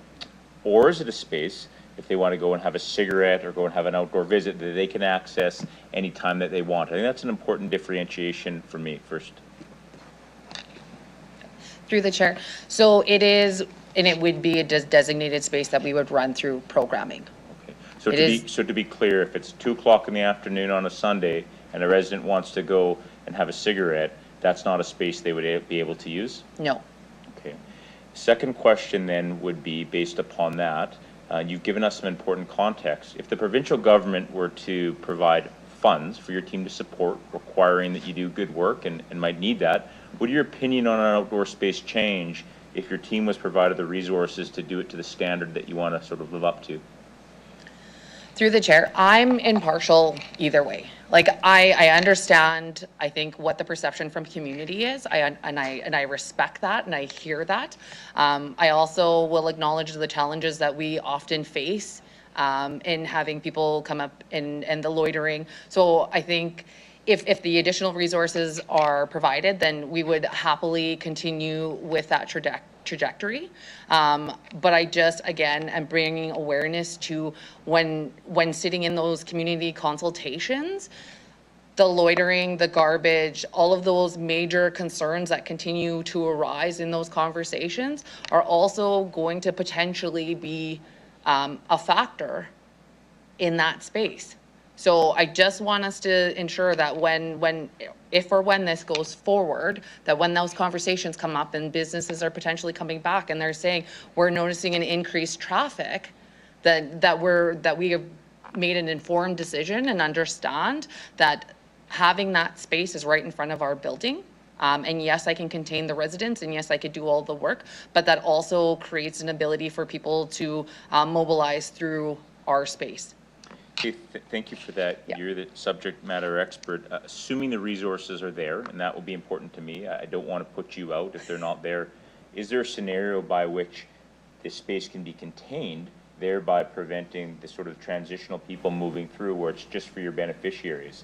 So again, looking for your expertise here, if the resources are there, and that will be predicated on my expectations, is there an opportunity in your mind to have a fenced-in area that aligns with your vision and sort of your operating model? Through the chair, I think that's currently the plan that's before that has been designed is how do we ensure that the space is private and that it meets the needs of the residents. So yeah, like it works. I think we've really nice city administration has worked through what does it look like without the space and what does it look like if there's ability for that operating of that space.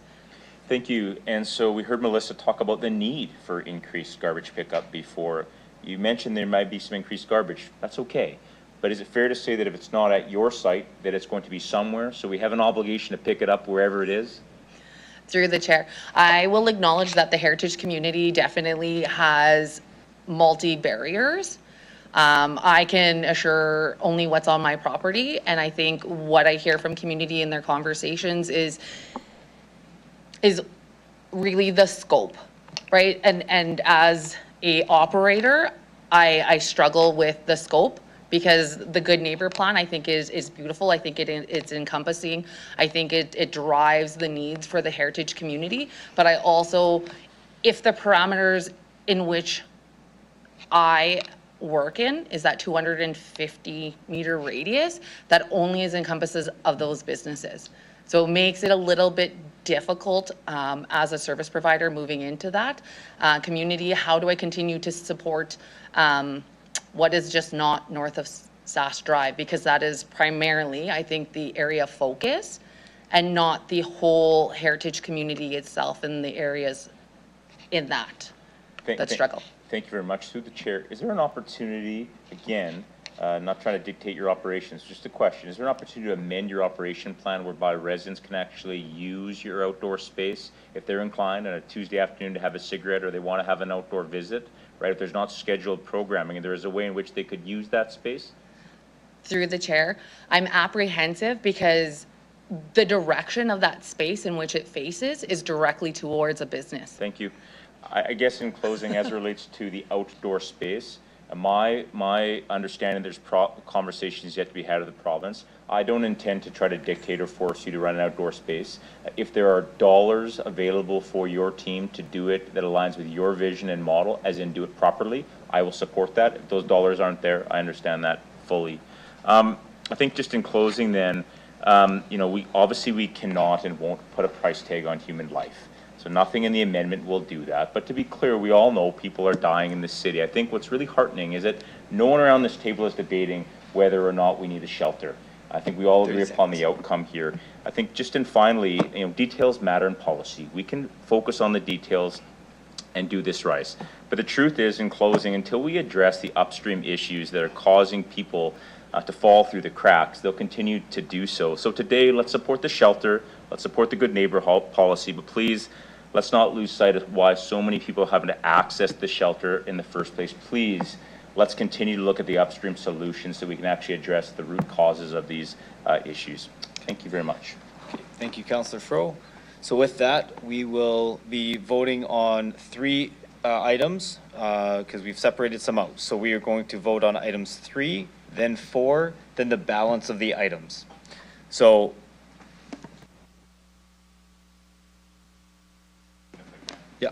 point of clarification. Point of clarification to administration. In terms of the wording of the outdoor space, is it worded as such whereby if after meeting with the provincial government, there is not the resources there to do this properly, that Riches isn't put in a position whereby they're trying to sort of make this work on the cheap? I guess what I'm wondering here is that there's an opportunity to revisit this if the provincial government does not avail additional dollars.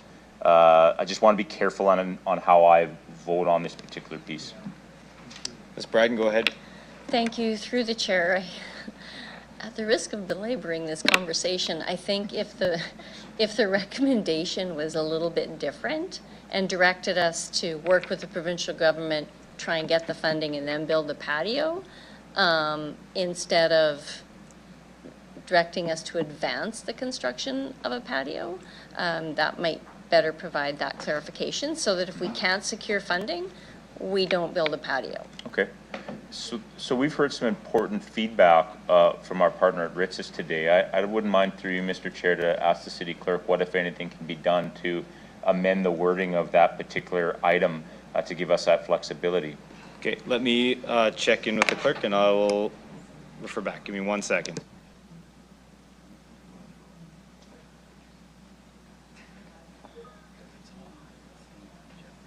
I'm sorry.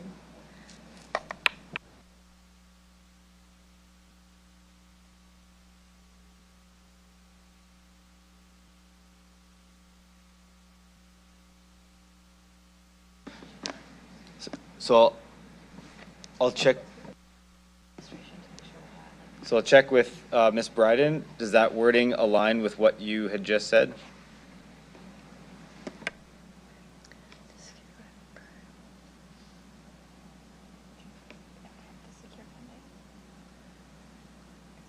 Through the chair, I would say to attempt to secure funding.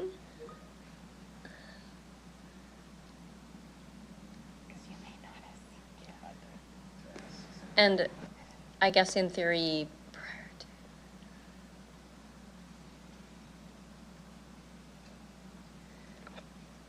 there's really nothing saying that if we don't get the funding, that we don't advance the patio. So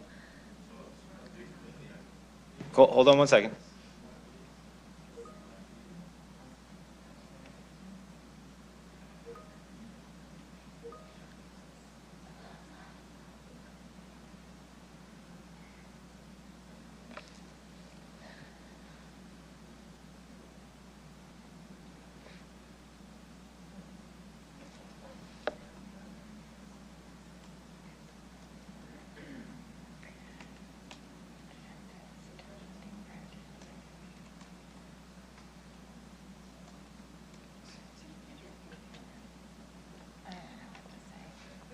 through the chair, if we said,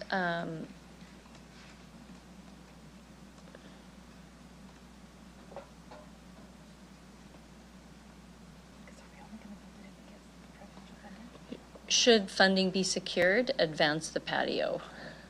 If the funding's not secured, the patio doesn't advance, I guess. That's fine. That's good. That's right. Secure funding and continue. Yeah. Yeah.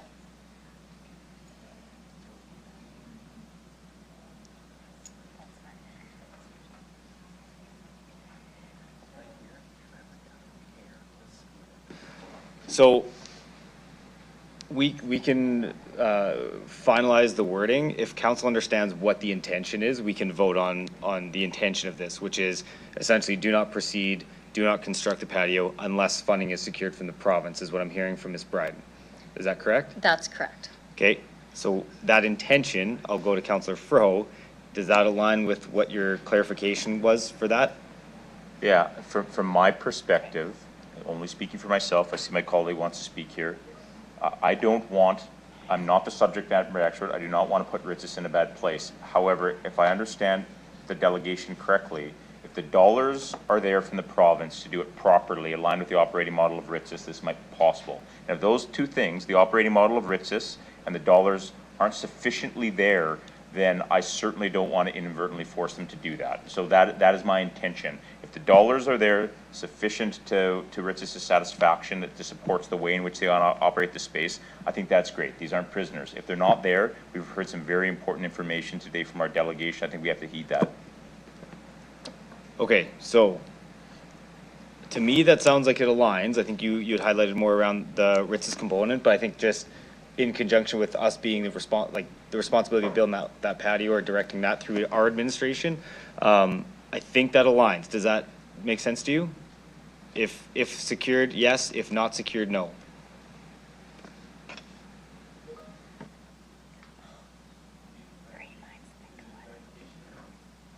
So I just want to be clear. This is Councillor Froze has moved this. So he's working out the details of this. Again, we will put this to a vote. So if this is not aligned with a council member, that is okay. You can vote in the way that you need to. So, but ultimately, this is Councillor Froze moved this. Therefore, if this is clarified what you were looking for, Councillor Froze, then we would stop there because we've closed debate. We are finalizing this and we're moving on to the vote.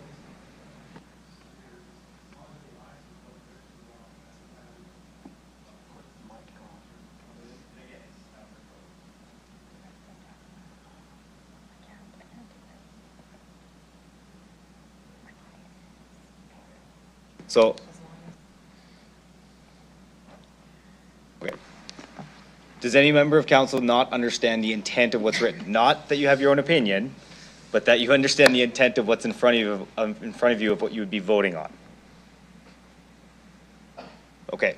So, with that, we need to proceed to vote on point number 3 first, which is up on the screen, 3A, direct administration to reallocate the $200,000 for paving the alleyways as outlined in option 1 to a one-time grant and delegate authority to administration to develop eligibility parameters for issuing the grant to those affected stakeholders within 100 meters of the permanent emergency shelter. So we are going to vote on that one, point number 3 first.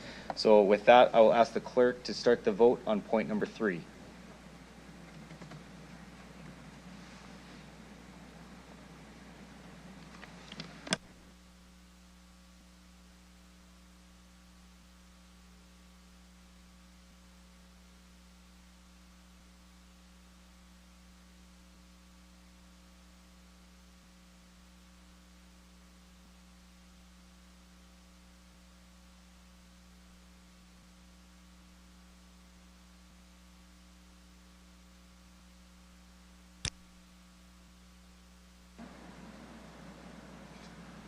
Through you, Mayor, the motion for point number 3 carries in a vote of 8-3, with the following voting in favor as follows. Councillors Mancinelli, Fro, Burton, Bezo, Rasevich, Sickles, Flores, and Mayor Bashinsky. Those voting against were Councillors Radins, Turnbull, and Zakidniak.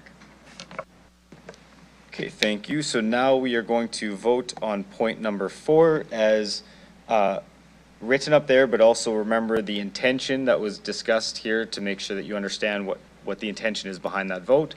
To direct administration to engage with the provincial government to attempt to secure funding and contingent on securing funding from the province, advance the construction of an outdoor patio, recognizing the benefit to the shelter beneficiaries and the broader community through engagement with the provincial government and Regina Treaty Status Indian Services, Inc., RITSIS. That is number 4. So we are going to vote on that point, number 4, next, and I'll ask the clerk to start the vote.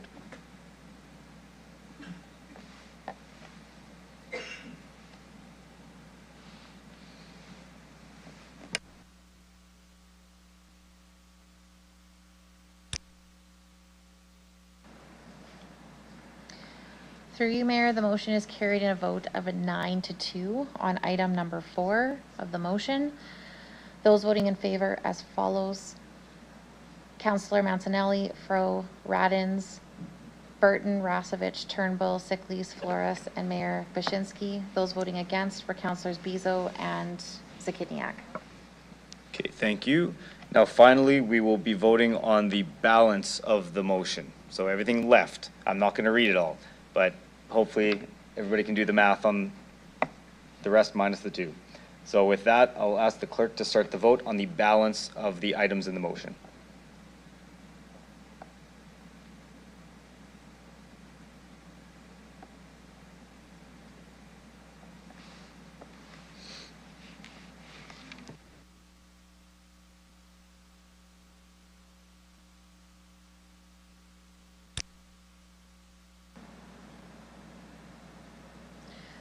Through you, Mayor, the remaining items of the motion are carried unanimously. Oh, sorry, are carried 10-0. Councillor Mancinelli, did you want your vote?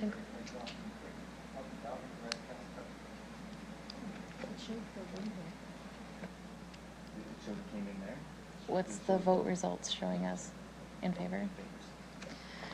Okay, so there was apparently a technical glitch, but the system does have Councillor Mancinelli's vote as voting in favor. So the remaining items of the motion carries unanimously with all members voting in favor.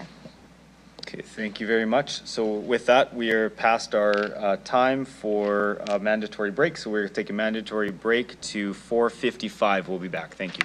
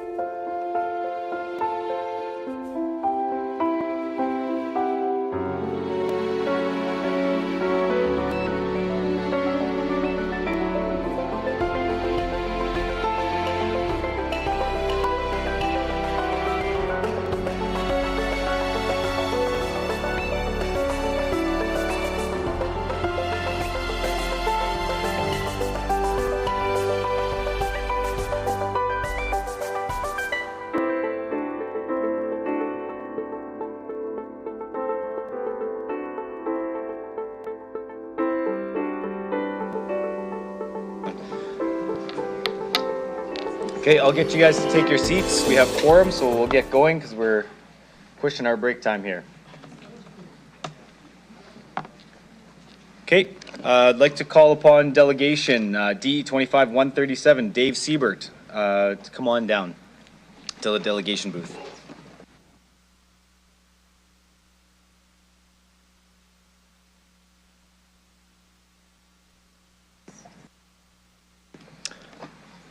Mr. Siebert, good to see you again. So I'll get you to introduce yourself for the record, the organization you're representing, if any, what city or town you reside in. You'll have 5 minutes to address City Council, after which you'll have the opportunity to respond to any questions Council may have for you. Go ahead whenever you're ready. Okay, good afternoon, Mayor and Councillors. My name is Dave Siebert. I'm a lifelong resident here in Regina. I was here last week to address the noise attenuation report, but left here really undecided or what was the outcome of the meeting. So I'm here on behalf of the residents of Rosemont and Washington Park area, Ward 8, particularly for those of us residing along Louvain Drive between 4th Avenue and Dewdney Street. We have requested that noise restricting walls be constructed on the east and west sides of this certain stretch of the Louvain Drive. We cannot express ourselves enough the importance of these walls and how strongly our residents feel about the noise and air pollution that's caused by all this traffic. I hope our petition that I submitted is somewhat proof that supports our requests. The City of Regina has a long history of noise complaints due to the ever-increasing amount of traffic in our city. These concerns and complaints has been brought before Council on several different occasions over the past years, long before since some of our newer Council members may be aware of. All these concerns and complaints have never been addressed or resolved, leaving our citizens feeling unheard, disrespected, and helpless.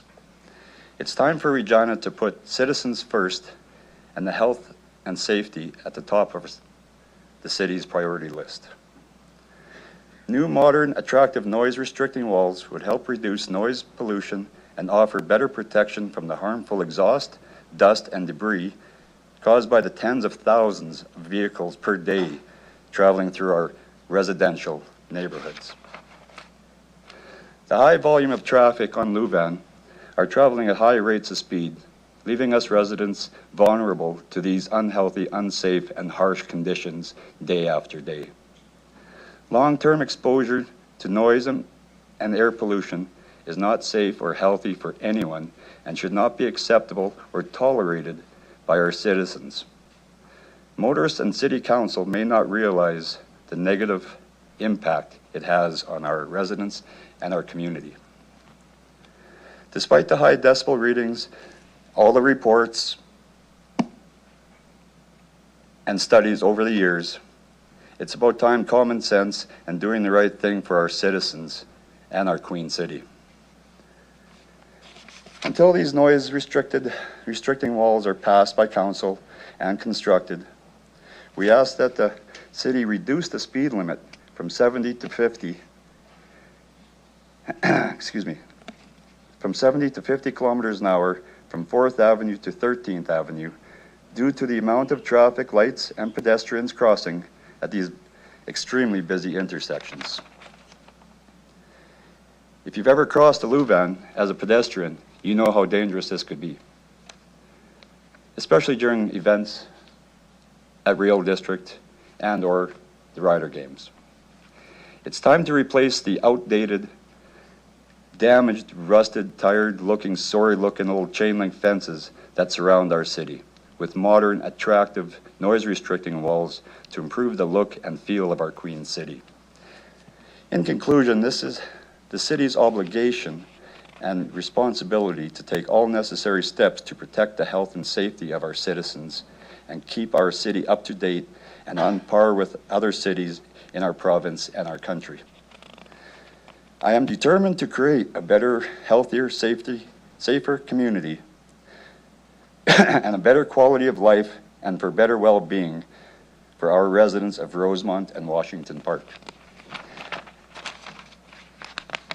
And that's about it. Thank you very much. Thank you, Mr. Siebert. Just wanted to elaborate on last week's meeting. Yeah. Pretty much the same information. All good, But I absolutely. just wanted to stress the fact that Yep. we and feel strongly about it. And I'll look for my colleagues for questions. I see one from Councillor Zakidniak. Go ahead. Thanks for being here today, Dave.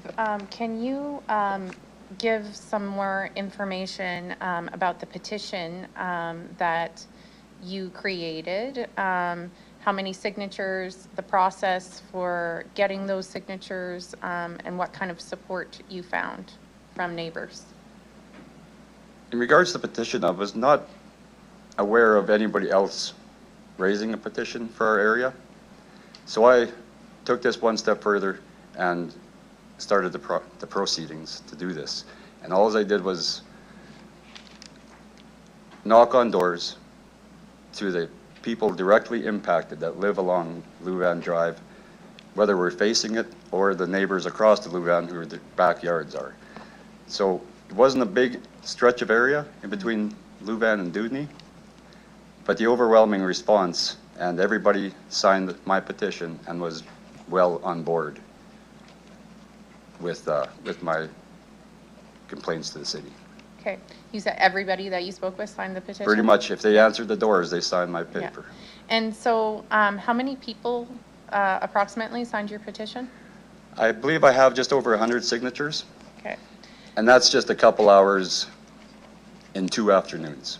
Okay. I didn't go outside the area of people that a block in or 2 blocks in, that it doesn't really affect them. But for those of us who deal with this and living, it's in our front yards or our backyards, we can't enjoy our decks or entertain. It's just absolutely annoying. Yeah. And really embarrassing to have people come over and we're yelling at each other, and it just really limits the residents to what they can do outside their house. And what was the petition asking for? For the noise restricting walls to be constructed between 4th Avenue and Dudney Street, both sides, east and west sides. Okay. Between 4th and Dudney? Yes. On Louvain? Yes. Okay. Okay, and I understand you were here last week and there was some discussion about the capital projects that administration will be doing if this passes and the implications for noise walls. I also understand that you didn't have clarity leaving the meeting about what was actually being recommended. Is that true? That's true, yes. Okay. So we'll get some clarity on that. That's all that I have. Thank you for being here, and thank you for taking the time to talk to your neighbors about this issue. No, I'm determined to see this through and to get improvements done to our Queen City. Thank you. And to the residents. Thank you. Okay. Okay, seeing no other questions, thank you, Mr. Siebert, for coming in again today, and appreciate your presentation. You can head back to the gallery. Thank you for your time. Thank you.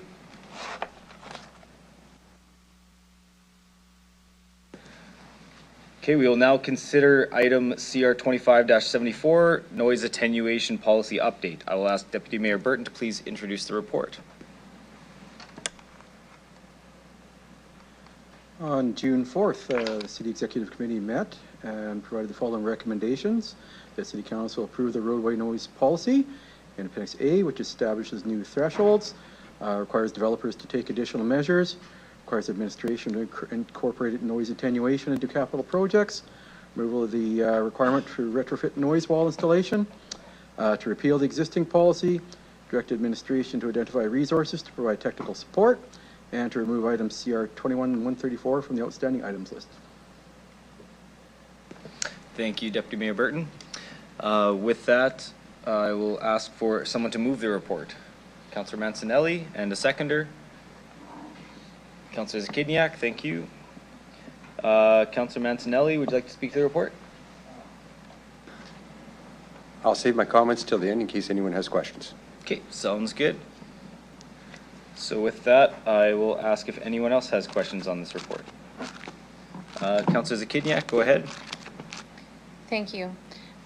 So based on what I've heard, there was a bit of a lack of clarity from some in terms of like what is being recommended by administration. So I got some more clarity myself on that last week, but I'm hoping that administration can clarify if this passes, what was recommended to executive and then by executive, what will that mean in relation to noise attenuation walls throughout the city?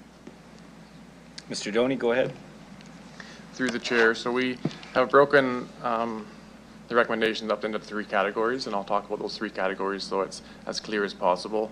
One recommendation is for new development, and so new development will be designed to ensure that it meets the policy, and so noise walls may be built, or the new development might be designed in a way that noise-sensitive areas are not subject to noise, or there may be berms with lots of flexibility for new development.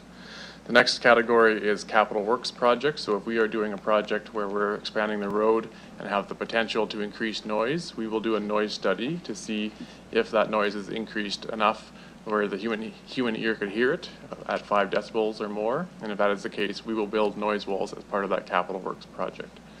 The third category, which we are not recommending, is that we will just go proactively and install noise walls at all locations outlined in the map, and that's the retrofit location, and that's what we're not recommending. In relation to the concerns brought forward by Mr. Siebert, that you talked about 3 categories. Those would fall a noise wall, the potential for a noise wall along Louvain between 4th and Dewdney on both sides does fit into the capital plans from the city. Can you elaborate further? Through the chair, so Appendix F is the one that we are recommending, and you'll see on there that there are some potential noise walls in that area. The reason that they are there is because we are doing some road work at the intersection of Dewdney and Louvain, and so that road work may increase the noise in the area, and if it does increase the noise in the area at above 5 decibels or more, then we would build sound walls into that project. And so, can anyone, if anyone's looking at Appendix F, can you tell me what page number? Wait, I think I almost found it. Appendix F. No. Okay. Oh my God. Okay, so, thank you. So, Appendix F, like there's multiple locations in Appendix F. So it does cover, aside from this particular area, which is going to be studied and monitored to consider whether noise attenuation walls are needed under the policy, it also covers some of the other existing problem areas of the city. Not all, but a significant number, would you say? Through the chair, so if you compare Appendix F to Appendix H, there's definitely less in Appendix F, and those are all driven by locations that we are going to need to expand the road network to accommodate growth.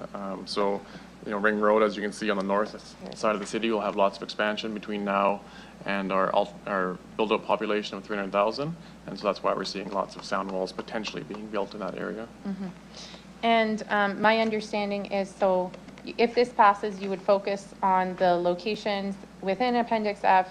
Once those are completed, in the future, there would be the possibility of considering other areas if they did not fall within the capital plans of the city. Like, this gives you something to focus on for now, and other areas could be considered in the future. Through the chair, that's correct. So this will focus us for the next 10 to 15 years as we do our growth plan to 2040. And then if council wanted to continue with sound walls in other areas of the city, that could be considered at that time. I appreciate this policy update. I'm prepared to support it, and I'm happy to hear that it will hopefully address the needs outlined or described by the delegation and the needs of my ward and other areas of the city. And so I think it's a good starting point, and if we're seeing that it's not meeting the needs or if it's insufficient, I know there's other avenues that we can explore. So I think it's a good starting point. Thank you. Thank you. Councillor Flores, go ahead. Sure, sorry, 1 second. All right, thank you. Through the chair, just a question related, so the updated policy doesn't include noise monitoring requirements for established neighborhoods. So how will the city ensure it maintains an understanding of the ongoing impact of traffic noise of residents in those areas. Through the chair, so if council approves the recommendations, which is not to do the retrofit program, there's no need to monitor the existing areas that we don't have capital work planned, because we're not going to build sound walls in that area. So that's something we could consider in the future, as Councillor Kindiak just mentioned, but it wouldn't be in the short-term plan, not in the next 10 to 15 years. Okay, so if there is no mechanism to monitor impact, specifically long-term impact, how would that fit in future plans? Let's say we are able to then fit it in the budget in a number of years.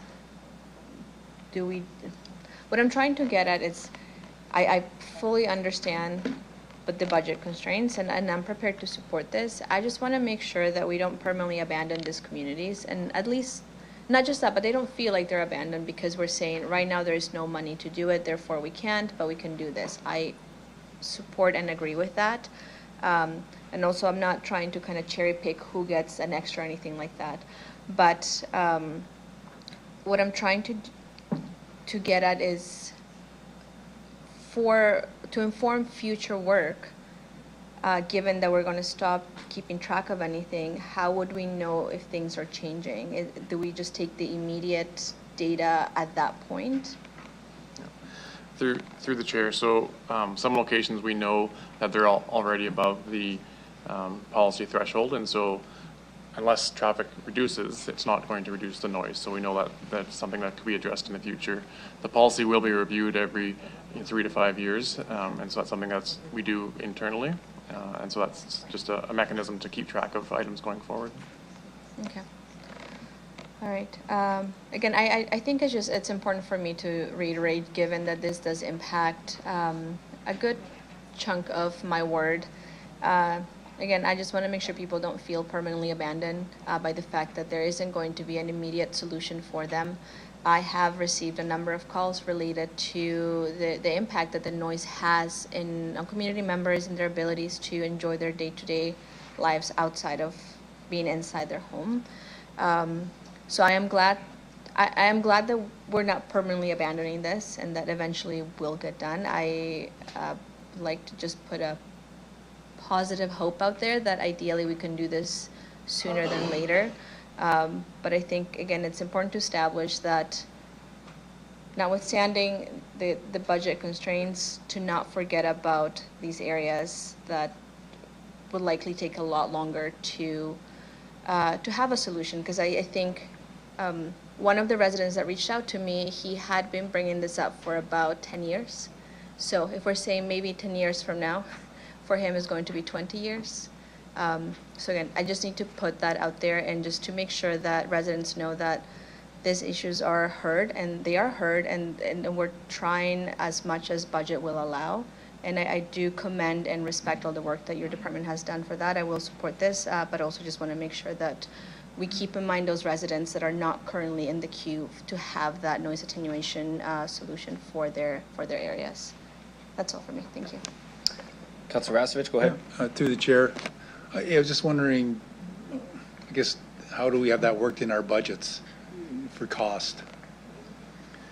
Through the chair, so if the recommendations are approved, we will build them into our capital plans going forward, and so it'll be part of our capital plan on the road network, basically. So if we're doing a road project that requires a noise wall, it'll be part of the capital plan that council will approve every budget season. Okay, so I guess we'll find out what kind of a. I'm not saying that we don't, build these barriers, but there's a cost to it. Through the chair, there's a significant cost to it, and so what we're recommending, the potential locations, is around $40 million over the next 15 to 20 years as we build out our population of 300,000. So yes, there's a cost to it. Okay. I have residents as well in Whitmore Park, just off the ring road, and it's actually quite amazing. They're a significant distance from the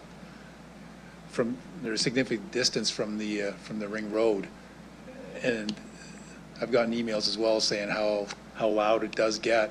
I can't imagine where the delegate lives right now, you know, there's almost no distance with some of those places. So I can see where, yeah, you got to prioritize certain places. So just something for all, I guess, I'm just saying this out loud, just everybody keep in mind, there's a cost to everything. So anyways, thank you. Thank you. Councillor Turnbull, go ahead. Hello, thank you, and to the chair. I wanted to ask a little bit about the consultation you've done with the developers here. So you noted that there was developer consultation and that there was concern, it said that it could increase costs for future homeowners. So are we indirectly affecting affordable housing and even development of new neighborhoods? Through the chair, I'll start, and if Ms. Bryden wants to add anything, definitely ask for that. So we've had different engagement sessions with them, including the Home Builders Association, and recently provided some additional information. And what we provided them is that there's lots of flexibility for new developments to meet the policy. And so that could mean sound walls, but that's likely the most expensive option. The other option would be building a berm or designing their neighborhood so that noise-sensitive areas are not around residential. So you could have your commercial area back in a noisy area as an example. So it doesn't necessarily increase the cost, but definitely we heard from the developers that it has the potential to increase the cost if they choose to do the noise wall based on the economics that they're seeing. Okay, and to the chair. So I've heard from developers and also just what are the barriers to starting these new developments in our city, and we are having them. So there's the lift stations, there's these walls, there's expectations of building some community spaces. And I just am fearful that by putting all these expectations on developers, we're actually prohibiting development. And there's all these barriers to start. So I was just wondering, again, what we might accidentally be doing. Are we sort of, by putting the costs on the developers, preventing development from happening? Through the chair, we heard from the development community that adding any cost does increase the cost of home ownership potentially, but there's alternatives when you're looking at the design before you're actually making the decision to increase those costs. But yes, that's what we heard from developers. So we're sharing that in the report, and that's what you have to make an informed decision on. Okay, I will support this, but I think we need to be cautious and be concerned over our land development reserve. I spoke about that earlier.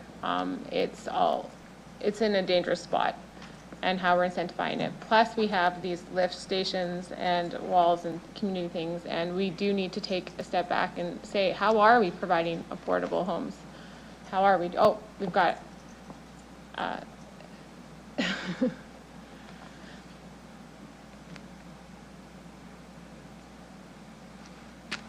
ahead, Ms. Bryden. Thank you. Through the chair, I just want to provide some clarification. So the costs that Mr. Doney is referring to are indeed, an impact on the developers and on the city for our capital projects moving forward. They do not impact the land development reserve unless it's city-owned land that's developing and needing to build a neighborhood, if that makes sense.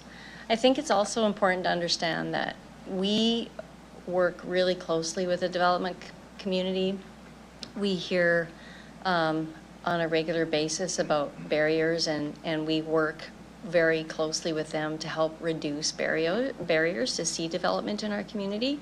Having said that, we also need to have a livable community that everybody can live, work, and play in.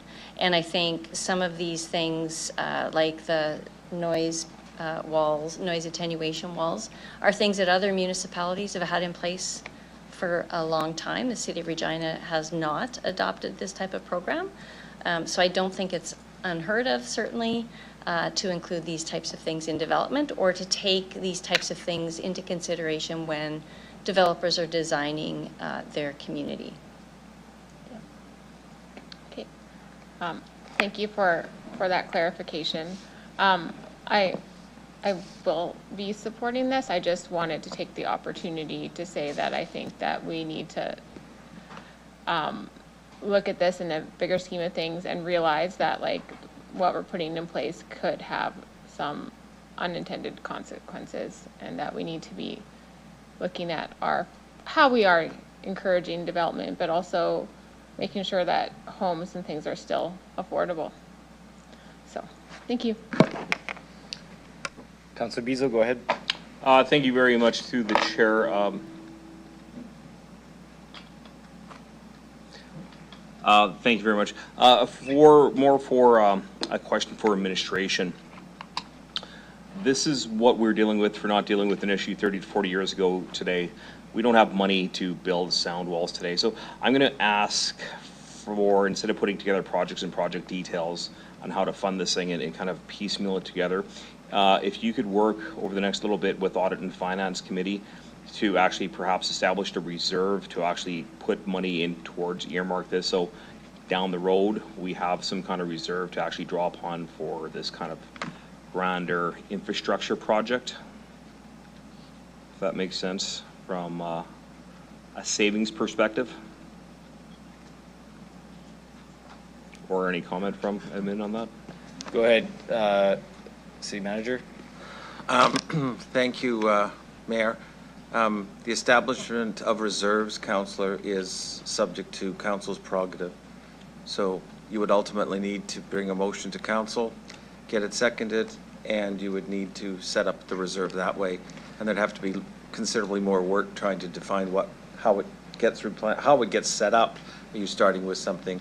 Perhaps the city solicitor, if she has anything to add about setting up the reserve, or Mr. No, Anderson? that's fine. We'll just, I think it's just a bigger project that we have to look at this as a long-term consideration versus trying to earmark and piecemeal a wall together. This is a 30, 40-year plan, and going forward in the future as our city expands, we have to have some kind of funding mechanism for this, and just earmarking mill rate increases is probably not the best solution.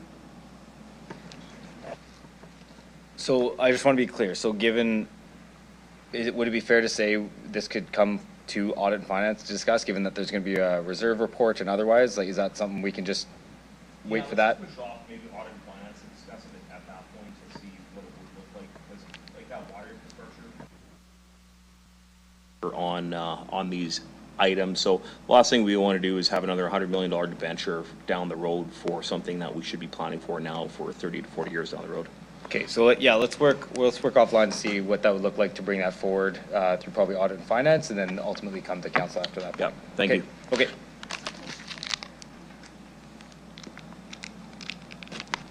Yeah, thank you. So I brought an amendment last week that asked for that exact same thing that was voted down. So how would that work in the sense of, since I was asking to look at a reserve for doing that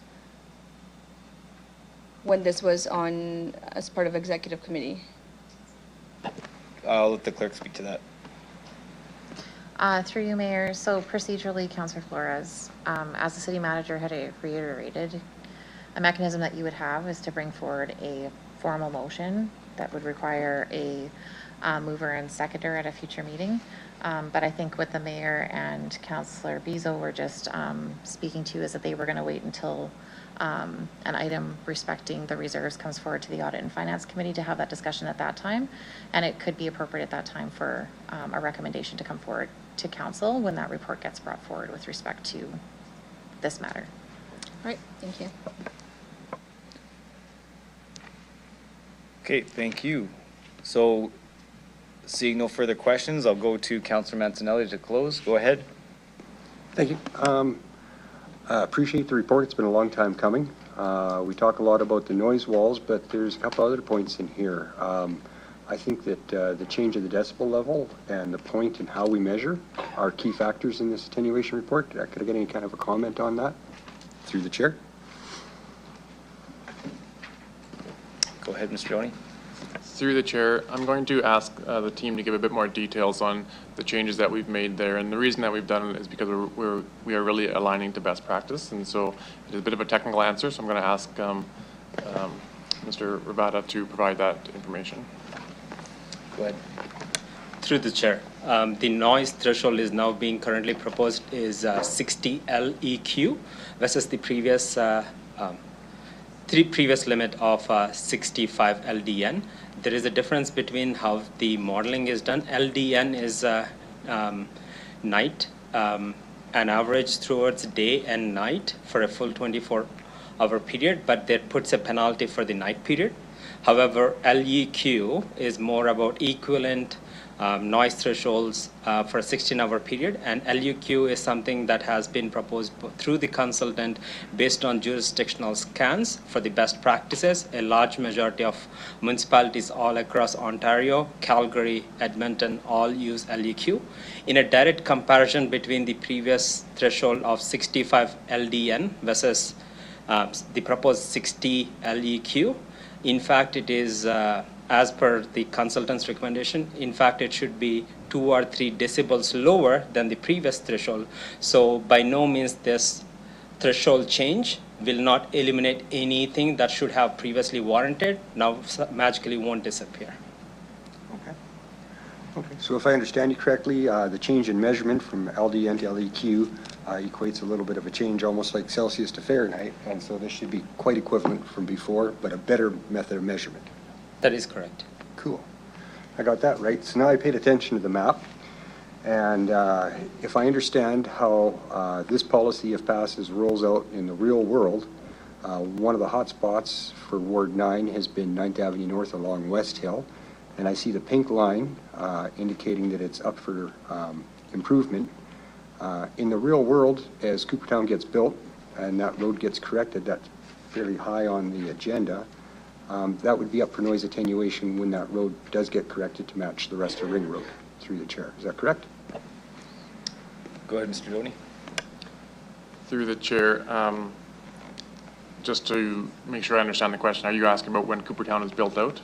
What I'm asking is the build out of Coopertown would trigger the rebuild of 9th Avenue North through growth, and then that triggering of the rebuild of 9th Avenue North would be the trigger for this noise attenuation policy as it goes. Is that correct? Through the chair, that is correct. And so as we build out towards 300,000, and of course Coopertown could potentially be a large portion of that, that will be the trigger to have 9th Avenue North expanded, which will then trigger the review to see if noise attenuation walls are required in that area, as the map indicates. Yes. Okay.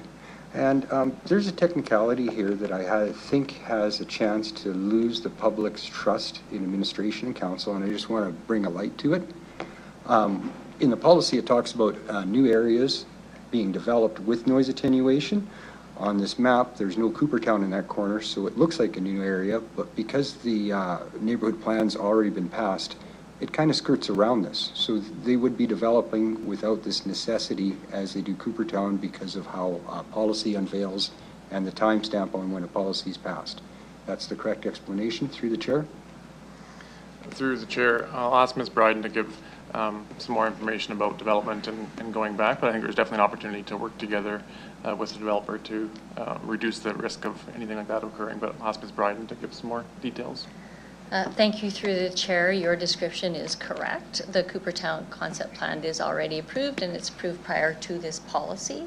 So it would look to the average resident like potentially, because Coopertown's not built out yet, although they're approved, it might look like they are skirting the noise attenuation policy.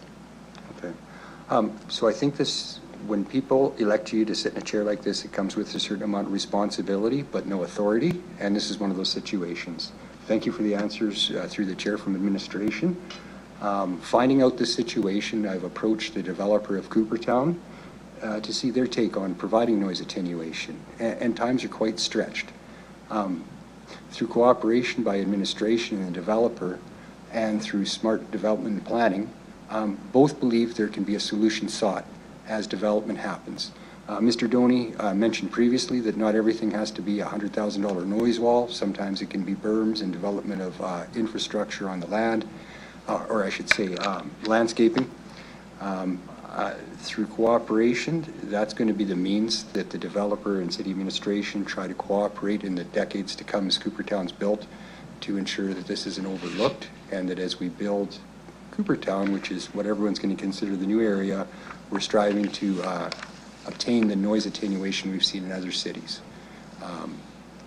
Just didn't want anyone thinking that we're all sleeping at the wheel, and sometimes discrepancies happen, and the best way to overcome that is by talking about it openly in public, and so that's what I just did, and draw everyone's attention to it. Thank you. Oh, and I'll be supporting this, by the way. Thank you, Councillor. Okay, with that, I will ask the clerk to start the vote, please.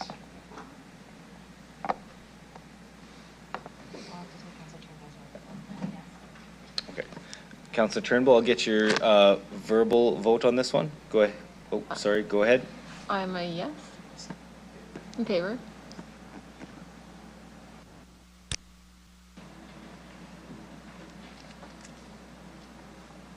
Through you, Mayor, the motion is carried unanimously with all members voting in favor.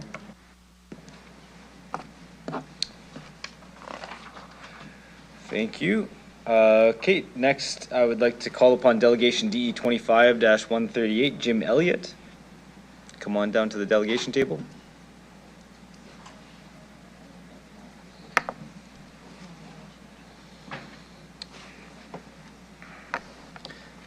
Mr. Elliott, I'll get you to introduce yourself for the record, the organization you're representing, if any, what city or town you reside in. You'll have 5 minutes to address City Council, after which you'll have the opportunity to respond to any questions that members of Council may have for you. Go ahead whenever you're ready.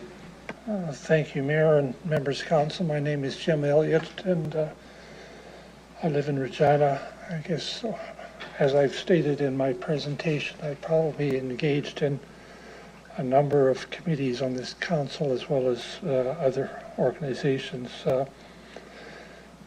I guess the first thing I'll state is I'm expressing some, both growing concerns, but also some concerns regarding the changes that are being proposed.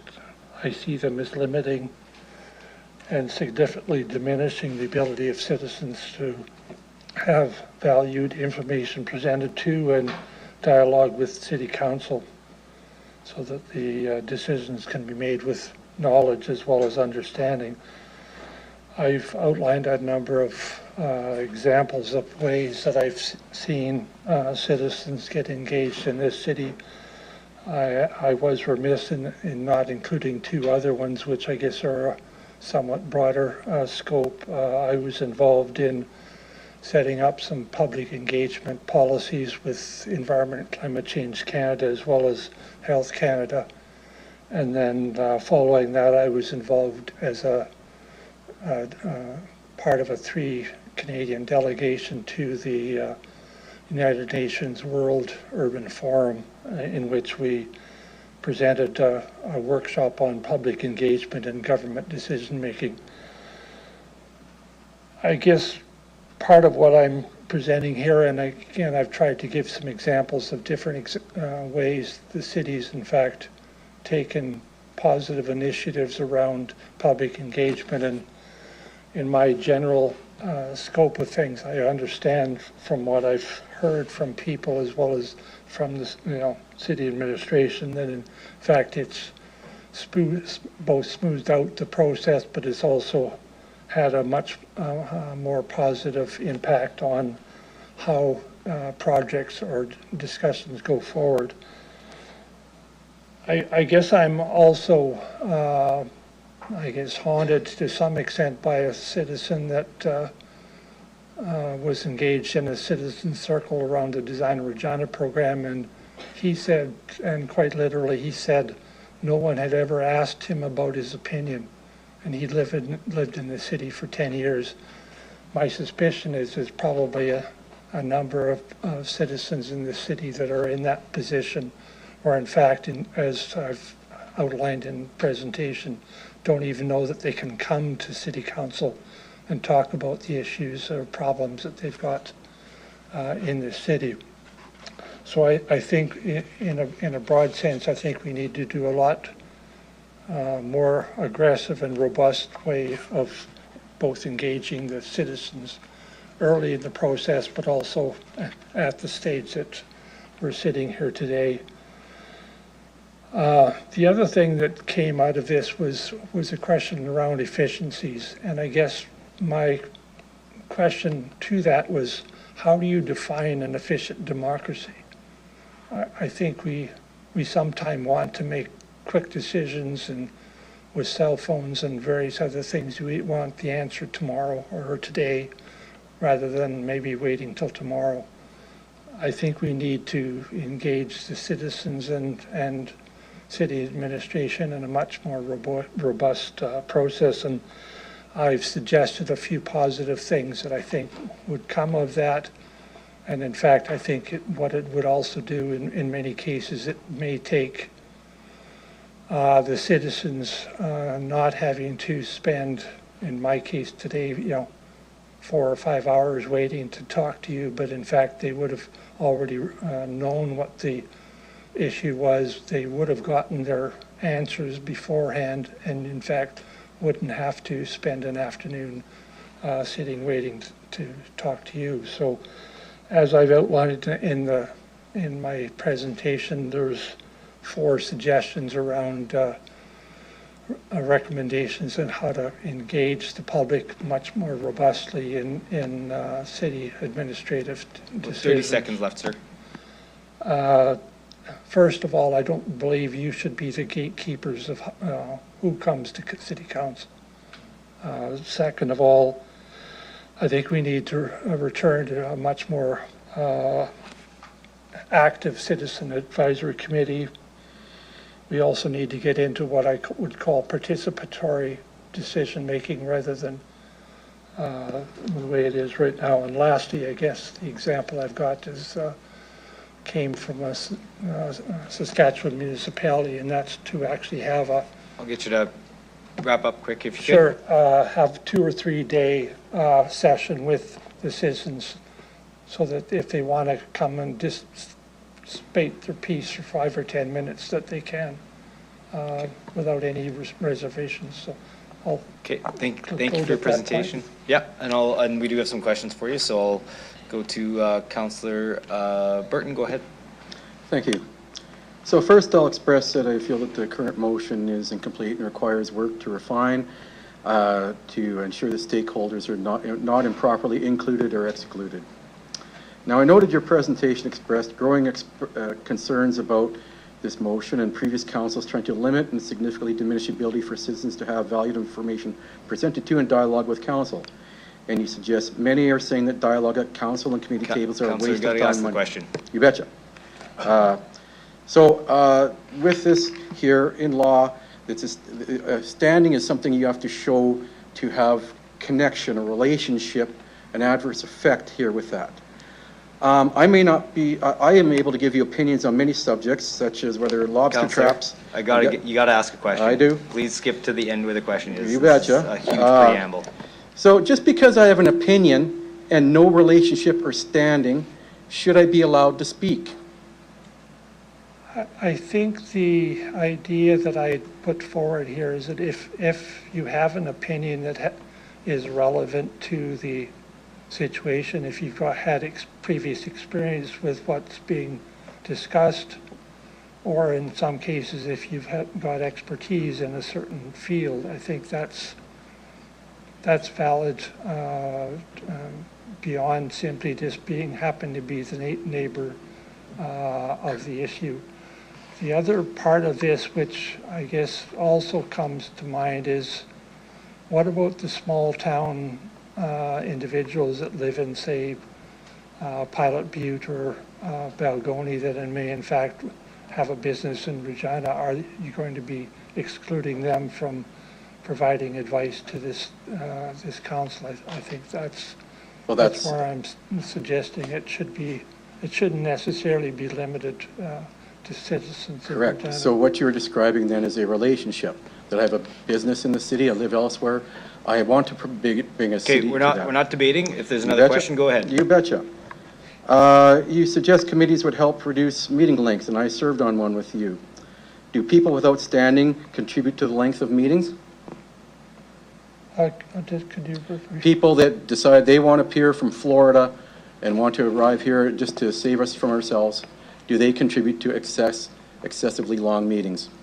They may, but they also may limit time at this council meeting, because in fact, they won't be coming to this committee, but. Okay. Now you postulate here that when are we going to be fully informed enough to be in a position to being a delegate to your chambers? Would you not agree that you are now in that position and still will be? It is not about being informed, it's about having a relationship or standing. I guess because I've spent the last 40 years or so being engaged in the city administration, I do have that relationship. I think there are times when, in fact, as I've stated in the example of the gentleman that had been in the city for 10 years, didn't even know that he could come to Correct, council. and that is acceptable. He doesn't But have- somebody from Okay, Russia wants Counselor, to. Yeah. please don't talk over the delegate. Please do not debate, or I'm Okay. going to move on to the next person to ask a question. You betcha. Do you have any further questions? I do. You suggested that many people say that dialogue at council committee tables are a waste of time and money. Could you clarify how many people? I don't know specifically, but those comments have come to me by citizens of the city. Could you give me a vague number? I can't say, because first of all, they've come to me through an individual, but I don't know whether that individual represents a broader assessment of city council meetings or not. I've been told. So you don't know? I've been told that in some cases they're happy that at least I show up at a council meeting, and they support what I have put forward. So I don't. It's without a full analysis of the issues and how the public is engaged. It's hard to assess what that value might be. So. Okay. It's the royal trump, everyone. So Okay. Thank you. That's it. Councillor Zakiniak, go ahead. Thank you for being here, Jim. I'm looking at your recommendations from your delegation. So first of all, I guess if you could speak to point 2 about the citizen advisory committees. First of all, because it's been a while since those existed, so can you just give us some more information about what those were? And I believe you may have had a role on them, so just if you can just fill in the background information of what that used to look like. I guess there's two general areas where advisory committees were set up. One of the ones that I guess comes to mind fairly quickly is the Planning Commission. At the time, the City Council had citizens from the 5 zone areas of the city represent citizens on that committee. In addition to, I think there was another 3 or 4 citizens that could apply. There was also in that case, I think, 3 councillors that were sitting on that committee. Okay. That's one option. I guess the current Accessibility Advisory Committee one is another type of advisory committee. The third one that I can immediately recall is where in fact the city administration set up their own advisory committee on a certain topic. Okay. Like I was on a bicycle advisory committee, so we'd simply met with city administration on a periodic basis throughout the year to discuss infrastructure projects or issues related to cycling in the city. So those are, I guess, 3 types of committees. And then I guess the other one that probably has some sense is kind of what's typically called a participatory budgeting committee, when in fact in some cities across the the continents and all that, they set up a totally independent citizens committee. And in fact, they are responsible for developing the budget for the city. And it's in many cases, it's much more simply a rubber stamping process afterwards that. So sorry, I don't mean to interject. I just want to make sure that we're focused on the topic at hand, because we're talking about the motion in front of us with respect to like a different way of allowing delegates. So I want to make sure we're not here to form committees. So just Mr. Elliott, if we could just focus on, I know you've submitted some recommendations, we have those. Yeah. I just want to make sure that we're focused on questions and answers around the motion at hand. It's okay. I can move on to, so I just wanted you to like give a bit of background to your recommendation. However, the recommendations that you put forward, sorry, I'm just trying to find the report now. So point 3 of the motion, I would suggest, and I want to see if, I understand that you don't agree with one part of the motion. Point 3 talks about improving the delegation process and improving the public experience. My read of your recommendations is that you are saying, here's my recommendations for improving the process for delegations and the public of council. Is that accurate? So if we're considering a report, we may consider the recommendations you put forward as well as any others that folks have to improve the process for residents. There were some recommendations in there, or suggestions around making the delegation process more workable. I guess my tendency is to look at the entire delegation process, and in fact, some of those are, I would say, secondary positive recommendations rather than necessarily getting to the crux of how do we encourage public engagement in the administration of the cities. Right. Okay. Okay, thank you. Councillor Turnbull, go ahead. Hello, thanks for being here, and this is perfect, a delegation on the delegation motion. I love it. So I was looking at your recommendations, and I would include them into number 3 as part of the report. I did want to ask for clarification. Number 2, which was the return to the position, no, sorry, number 3. The participatory research and budgeting committee to deal with longer-term need for investigation, discussion, and dialogue. Can you tell me a little bit more what you intend by that? The suggestion, and I'll try to keep it brief, is to have the citizens of the city be more engaged at the early stages of both in the sense of researching as well as development of budgets.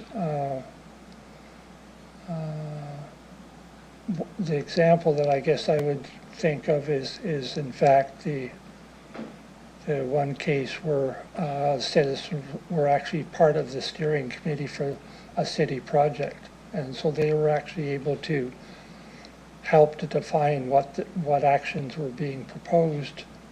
In fact, I sat in on the hiring process for the consultant, although I didn't have any authority over the decision.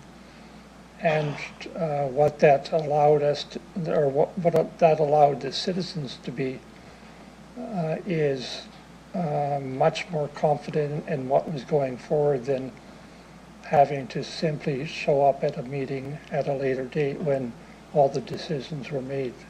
They knew that their views were already part of the process. Okay. And then for a motion to come to council, how does that happen? For a motion to come to council, does it need someone at this table to support it?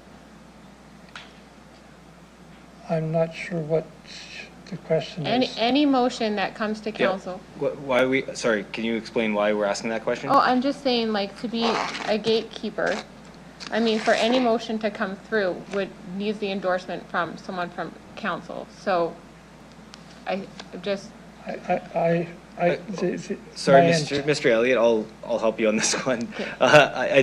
Councilor Turnbull, again, we're talking about the motion at hand. We're not talking about how motions come forward. We're talking about the content within the delegation motion. So if there's content that you'd like Mr. Elliott to answer with respect to that, I think that would be the prudent type of question to ask. I guess to clarify is this motion echoes the way motions happen in order for the delegation to outside of city limits be endorsed. Like it echoes the same process. So I was just asking if he was aware of the process. Of the way motions are brought forward? Yeah, because that is how, anyways, it's okay, I'll drop this question. If I might, Mayor, I think I know what I can drop it. There's some clarification required. Well, maybe we can move on. I think we should Yeah, move on. I'm happy to move on, that's okay. Focus on this motion. And so I am interested in your delegate process today. How long were you waiting in the gallery today? Well, I came here at 1 o'clock. At which time? At 1 o'clock, so 1 I've been here for almost 5 hours. For 5 hours? And were you given any clarification of time to be here, or were you able to leave, or? Well, the potential could have been there because in some cases, I saw some activity, because the process was done in the order in which they were listed. There's other times when I know that to the discretion of the mayor and council, they've allowed to rearrange the agenda so that those that are maybe shorter in nature would have been moved up on the agenda, and therefore, a person may have been able to get through their delegation much quicker than it appeared, at least on the agenda. And do you find the unknown waiting of when you're going to present prohibitive to your life or your job or being able to come here? I guess with experience, I've gained through going through many council meetings, and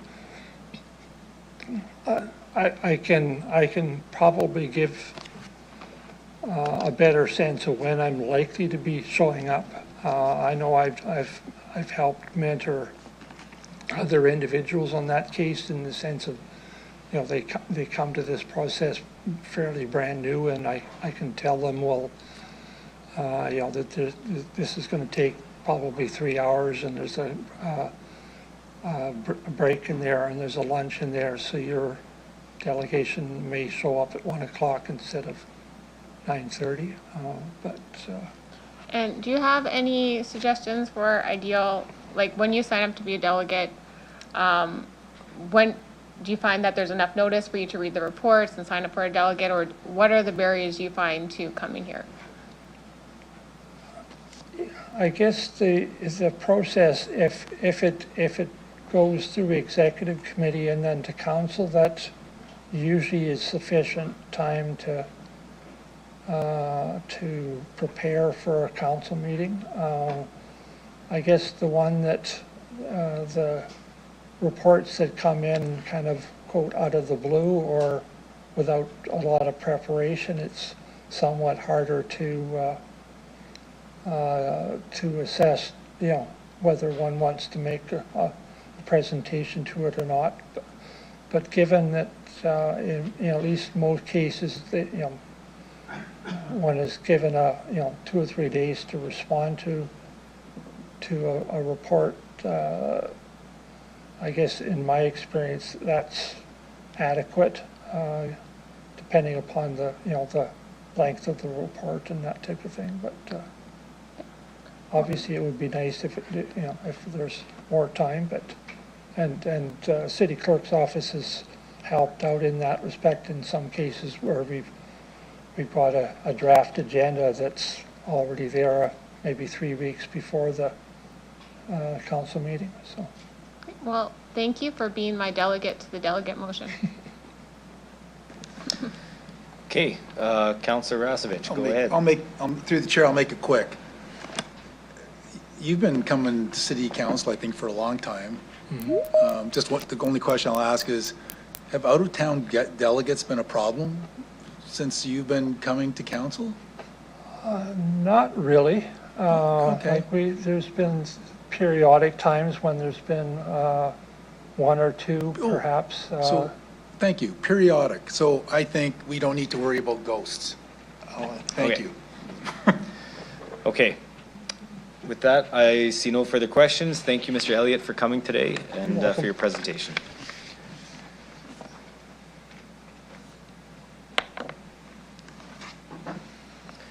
Okay, we're now going to consider item MN 25-11, conduct of delegations. I'll ask Councillor Turnbull to please introduce the motion. Go ahead. Hello. The intent of this motion was to, well, it started out with trying to make the delegate process more efficient and better for our delegates and to do some things around it. And it is somewhat about efficiency, but as we've seen with even our flag protocol, we're pretty opened up to allow pretty much anyone from anywhere to talk on a topic and sign up, and really could have large amounts of people from Russia or China or whatever, or any country, any place, to speak on any topic and there isn't really much on it. So there's been lots of talk about this in the past, and I don't know if this is the perfect solution. Definitely open to suggestions for amendment on how to make sure that we are hearing from our citizens and what matters to our citizens, and prioritizing the people of this community, and making sure their voices are heard while not putting ourselves at risk for being filibustered by outside forces. And so the reason that number one was written the way it was is it does echo the way that motions come to council, where it is endorsed by a councillor. Like, I put forward this motion and it goes through. And that was just basically to acknowledge that if someone wanted to hear from a delegation in person, they could pretty much pull it out of the queue and hear from them in person. Of course, virtually, I mean. And if you wanted to submit written, that doesn't change. If you live locally, that doesn't change. It's just if you live outside of Regina. And definitely open to hearing about that. And as for the second part of it, it is how we treat our delegates when they come here. And this is a report. And so there's some ideas written in there as well, but becoming a little bit more open and for when people do come here. We've had people come here who've had to leave because they've had to go to the washroom, for example, because they didn't have a washroom, which met the accessibility needs. I've personally been here as a delegate for hours upon hours with children not being able to eat. And there's just lots of technology out there. There's a lot of improvements we could be making. There's a lot of ways we can include access and needs. And we've been talking a lot about this in the background, including, which just got brought up, committees, town calls, speaker corners. And so all of that is sort of in that report of how can we be doing this better to have a better experience for our citizens when they do arrive here, on being more efficient. And that's what the report is about. Number one was making sure that we actually are hearing the voices that we need to hear, and to prioritize our city's needs and make sure that our local voices are being heard, but also allowing special, experts to come. And so when we were looking at it, there was some discussion of, do we say, oh, the clerk or admin, but motions come and are endorsed by councillors, and that's how a motion gets on the table. So that was sort of the thought process behind that. And I think that's that. Okay, so with that, first is, I will look for a seconder to Councillor Turnbull's motion that she's moved. Oh, Councillor Fro. Okay, so with that, I would like to make a motion to go in camera to receive legal advice. Can I get a seconder to do that? Councillor Fro, thank you. Any opposed? Thank you. We'll go in camera.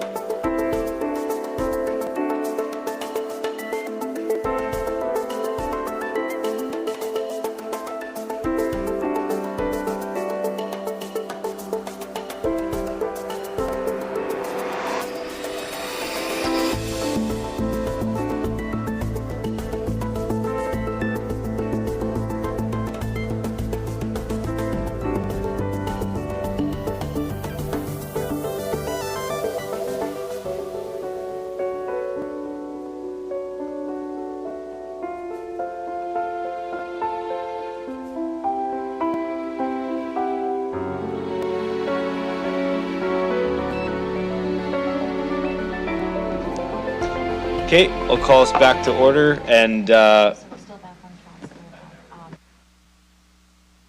so we received some confidential legal advice and no decisions were made in camera. So I'll go back to Councillor Turnbull. You still have time, so it's still at you. Go ahead. Okay, so we wanted to refer number 1 to administration for a report for supplemental information, and then to separate the vote between 1 and 3. Correct? Yeah. Yeah, and that is just for number 1. There's just more information required before going ahead and making this change to see comparables, what's done elsewhere in the world, in the country, in different cities, and even to see if it is needed, how often it is, or that. So just the more information, and even the correct way. Maybe it's not being endorsed by a counselor, maybe there's a list. And so having that go back to administration will give us a better recommendation on how we look at that in the future.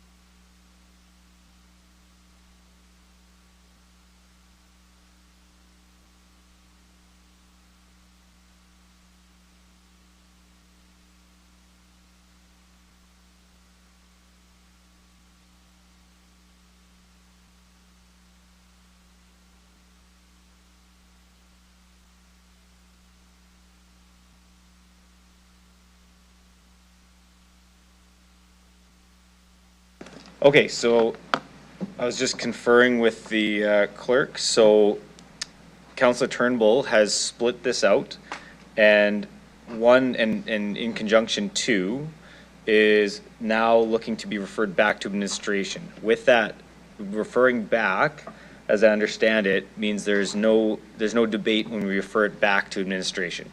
So what we'll end up doing is voting on number 1, and in conjunction number 2, to vote to refer it back to administration, and then we'll go back to be able to have questions or comments on number 3 that has been split out.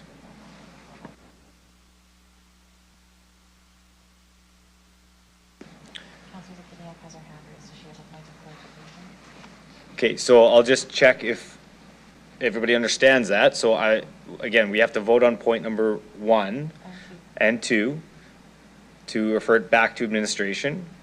Does everybody understand that point? And then we will come back to have any questions or comments around point number 3 after that. Councillor Zakidniak, I see your hand raised. I just want to check if you have a point of order or clarification, or if you just have a question on the items after we've done the vote. No, point of clarification. So what we're voting on, we are about to be voting on whether to refer point 1 back to administration to come back with a report about the out-of-town delegation bonus. Is that accurate? Yes, yeah, 1 Okay, and you. 2, because 2 has the associated bylaw with that. Yeah, that's right. Okay, thank you. Thanks.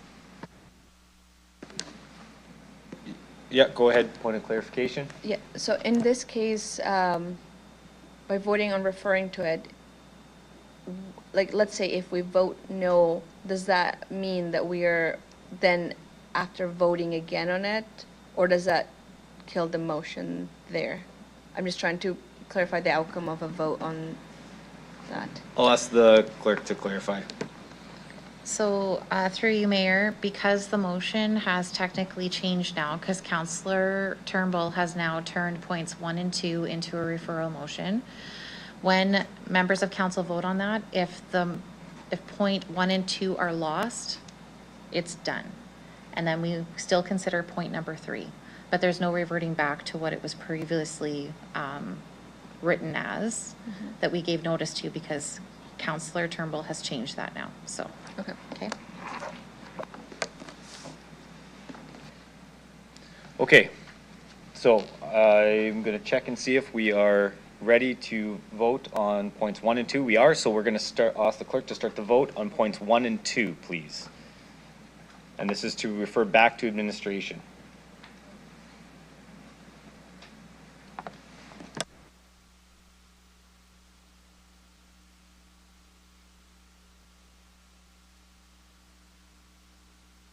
Councillor Zakidniak, do you need to vote verbally? Is that why your hand is up? I do, yes. Can I vote? Yeah, go ahead. I'm opposed. Okay, thank you.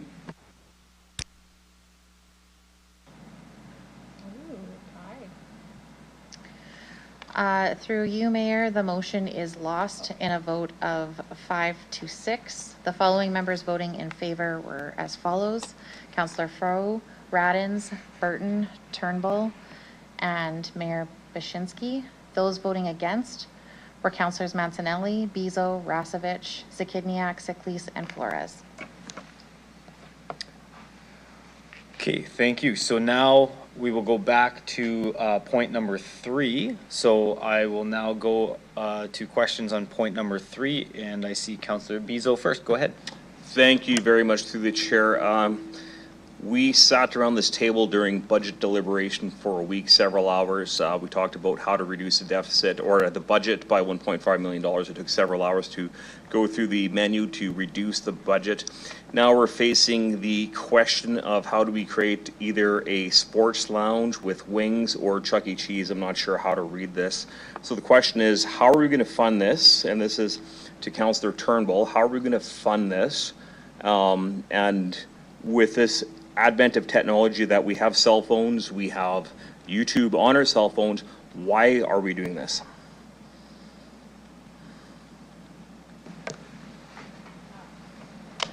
Okay, Councillor Turnbull, go ahead if you want to respond to that. Hi, thanks for the laugh. No Chuck E. Cheese, I don't think. I don't know, unless they're interested in opening one. I know. So I think the idea was to come up with a report on how to make it better, and those were just suggestions of ideas. They weren't by any means make this happen. And for all I know, it could be a screen or TVs in there so that you can maybe even have someone who can go to our cafeteria and actually spend money there to get food and eat and possibly even bring in money, but we don't know that because we haven't done the report and we haven't looked at all these different ideas. So none of these are here saying, let's do this. They're here, what can we do? Let's make up let's have the ideas, let's have the discussion, let's have administration come back with some ideas. And we have talked about these ideas a fair amount on the side. What if we do this? What if we do that? And this is just empowering those discussions to happen and to come back with the implications, because I'm not going to write a blank check to anyone. But for example, the washroom, it may be looking at the accessibility infrastructure fund. So that is why it is a report. That is why it's not asking for it to happen specifically. It is asking for what would be the implication, what can we do, what is there out there, and then making the decision. But yeah. Well, thanks. I can say honestly, I'm not have any clarification on this. I do have a question for administration. So this would be directed towards the city manager at this point, or the acting city manager. And in your work with the city, have we gone down the path of having customer service entertainment, if you want to call it that department, to ensure we have hospital guest experiences waiting to address council? And is there any jurisdiction that you know of that does this? Acting city manager, go ahead. Through you, Mayor, the short answer, Councillor Bezo, would be no. That's good. Thank you. Okay. Short answer. No, thank you very much. I think you've answered the questions. I can honestly say I cannot support this motion the way it's written or anything about it. It just kind of is taking the, I'm not gonna say the experience, the role of what we do here and turn it into more of a entertainment and to provide an entertainment facility for people to come to council. I can't support this. Councillor Burton, go ahead. Oh, sorry, I'm done for this now, sorry. Okay, no problem, no problem. Councillor Zakiniak, go ahead.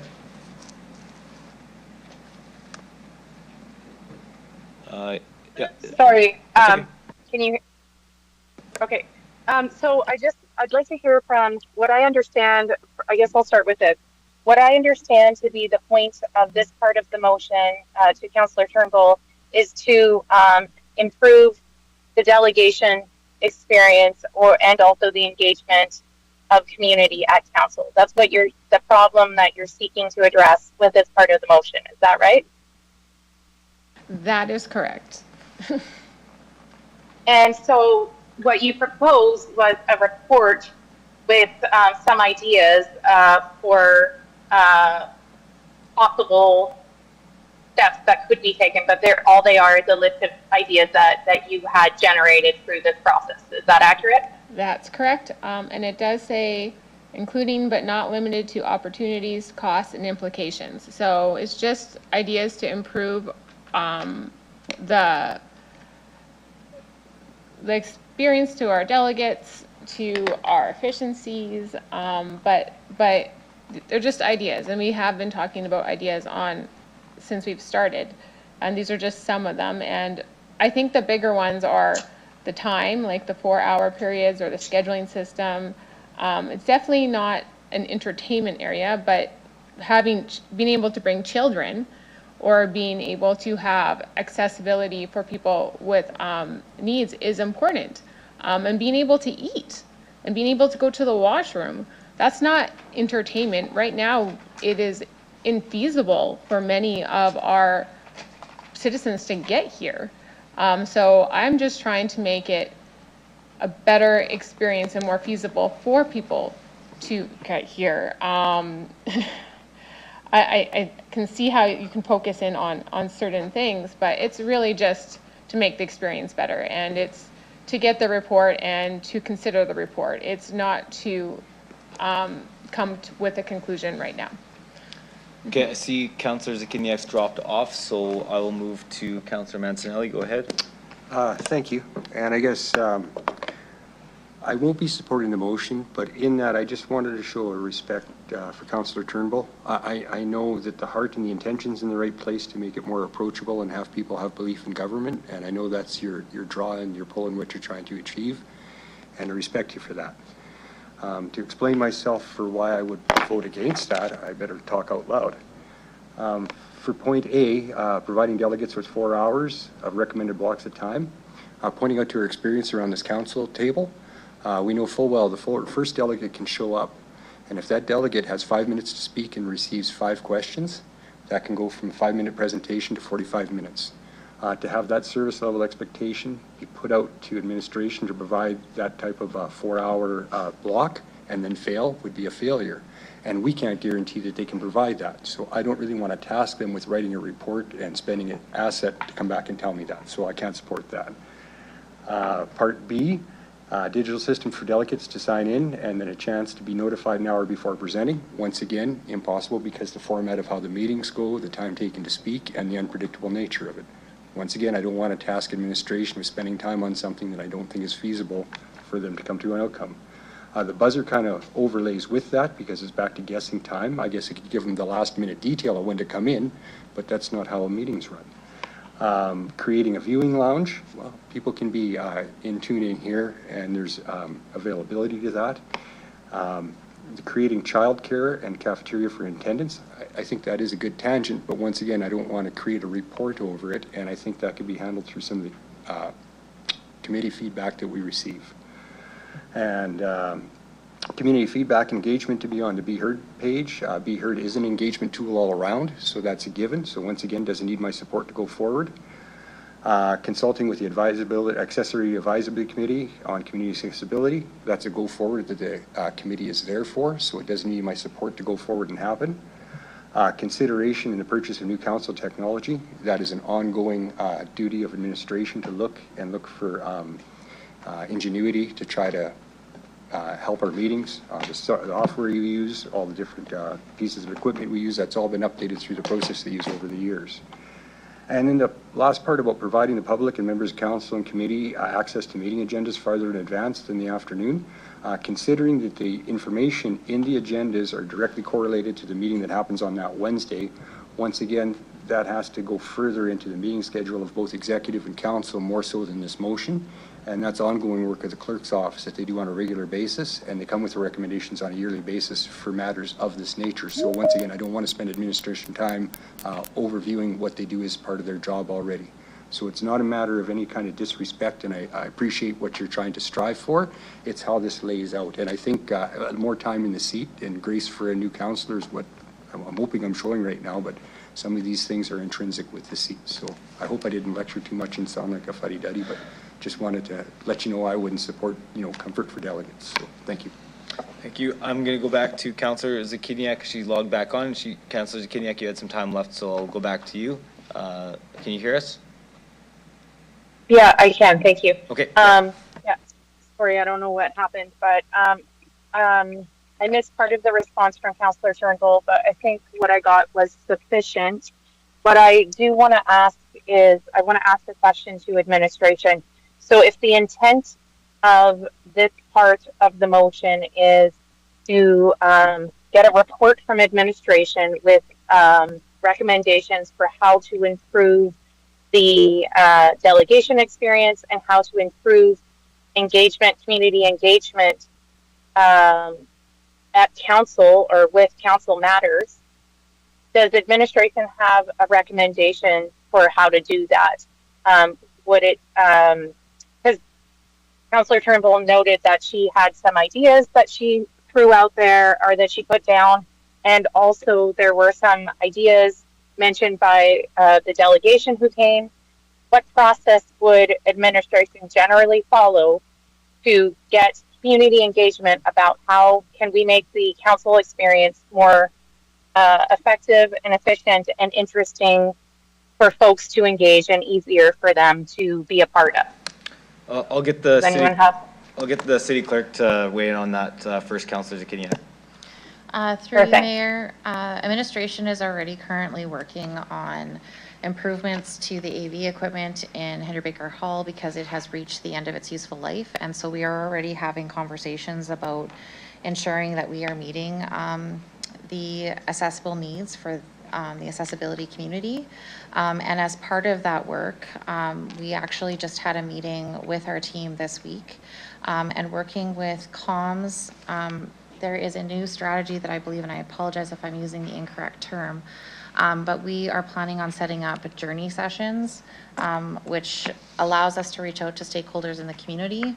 And it, for example, we could invite someone to come and experience what it's like to be a delegation, to see what that lived experience is like, and then we learn through those journey sessions where we can improve. So that is the method that we are planning on utilizing moving forward with that. Our agenda management software has also reached the end of its useful life, so we are working on finding a replacement solution for that as well too. So there are many of the things that are noted in the motion that we are currently working towards solutions for. Okay, thank you. So what I'm hearing is, with or without this motion, you are working administration to make some of these improvements. Not all, but some. Is that right? Through you, Mayor, yes, that is correct. Okay, and what I wonder as well if in order to also solicit feedback from the community, would it be possible to set up a Be Heard page as one component to solicit community feedback about additional improvements. Would that be like within the work already planned, or is that something that could be an addition? Through you, Mayor, yes, as we are going through this process, we plan on utilizing the Accessibility Advisory Committee, and we are definitely going to be working with our comms team to work out what strategies we can put in place for that community engagement. So based on hearing that, I certainly support the intent of the motion. What I'm hearing is that administration already is working on this, and I think that my preference then will be to let that work take place and then see the results of that work and see if there's additional feedback or information that we need once we see the results. I guess as a follow-up, once this throughout this process, will council be informed of how will council be informed of the results of the work that administration is doing?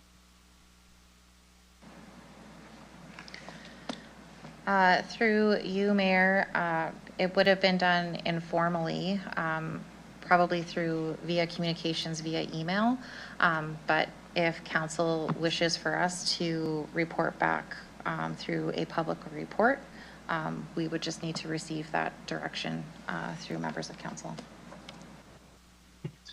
I don't have a preference on that regard, whether it's through email or a public report. But what I suggest as a path forward is that I'm interested in seeing the results of that work and then filling in the gaps later if needed with a motion that can direct more specifically what gaps there were, if there were any, in the engagement process.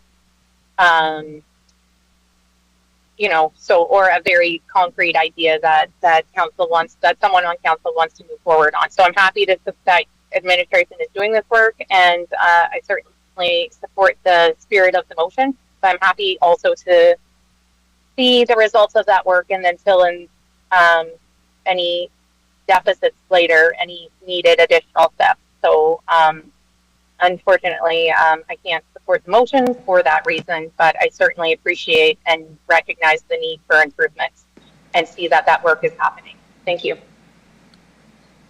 Okay, Councillor Fro, go ahead. Yeah, thank you. Through the chair, I want to acknowledge Councillor Turnbull's incredible effort before coming on council and since to make council a more accessible place for our delegates. She's done a lot of work, and I think we also have to acknowledge that roughly 23% of people vote in a municipal election. There remain incredible barriers to get into council. If you are not able-bodied, if you're a single mom, we meet during the day, so if you work, not everyone's able to get away from work. So to the extent that we can make this place a more accessible place, that is absolutely worth our time and absolutely worth our effort. I think it's the way that we get there. Clearly, some of the language in the options sort of raise some red flags. But I want to acknowledge not only your intentions, Sarah, but the work that you've done. And I actually think it's quite critical because when under a quarter of people bother to vote in a municipal election, it means it warrants our time and perhaps, yes, even a little bit of investment to make our chambers more accessible. So I actually have a question for Councillor Turnbull, which is one, I was considering an amendment that would frankly end this motion at experience. Understanding that administration is doing some work, it doesn't sound to me, it sounds like there's some really important work being done. My question first to Councillor Turnbull is, given what Councillor Zakidniak said, are you comfortable to see what that work looks like and then review it, and at that time, if we feel the need to sort of make some alternative amendments and suggestions? Is that what, I guess my question was first, what are your thoughts on that? My intent is to make it a more accessible, easier place for people. And if that's already happening, then I don't need a motion for it, if that makes sense. Like if the work is being done, you don't need a motion for it. I think the more important thing to me is that it is more welcoming and easier for everyone. And so if administration is saying that they are doing this work, then I don't need it voted on or whatever. I just want it to be a better experience for people, and it sounds like that work is being done, and I appreciate it. And yes, and I just threw down a bunch of ideas, saying including but not limited to, so probably a bit lengthy there and maybe a little misleading, but it was really, the intent was to make some of this stuff come to fruition that we're talking about. No, that's great. You know, we have to step up to the plate and take swings and be okay with ideas, right? When we ideate, I think that's a great thing. It doesn't mean that all of these options that you're intending to do, that was the word, included, but not limited to. Based upon your suggestion and what Councillor Zakidniak said, I think we're okay waiting for administration. I just would like to say, I would like to see it come back to council. I would like to see a formal mechanism by which we look at the list of things that we're doing to make the delegate experience easier and to make this place more accessible. And if it's great, we high five. And if there's some areas that we want to improve, we can do it at that time. So I think it's great to talk about ideas. I think you were careful with your language. And I think based on what you've said, I'll be voting against number 3, so long as we can see a report back to council. Thank you.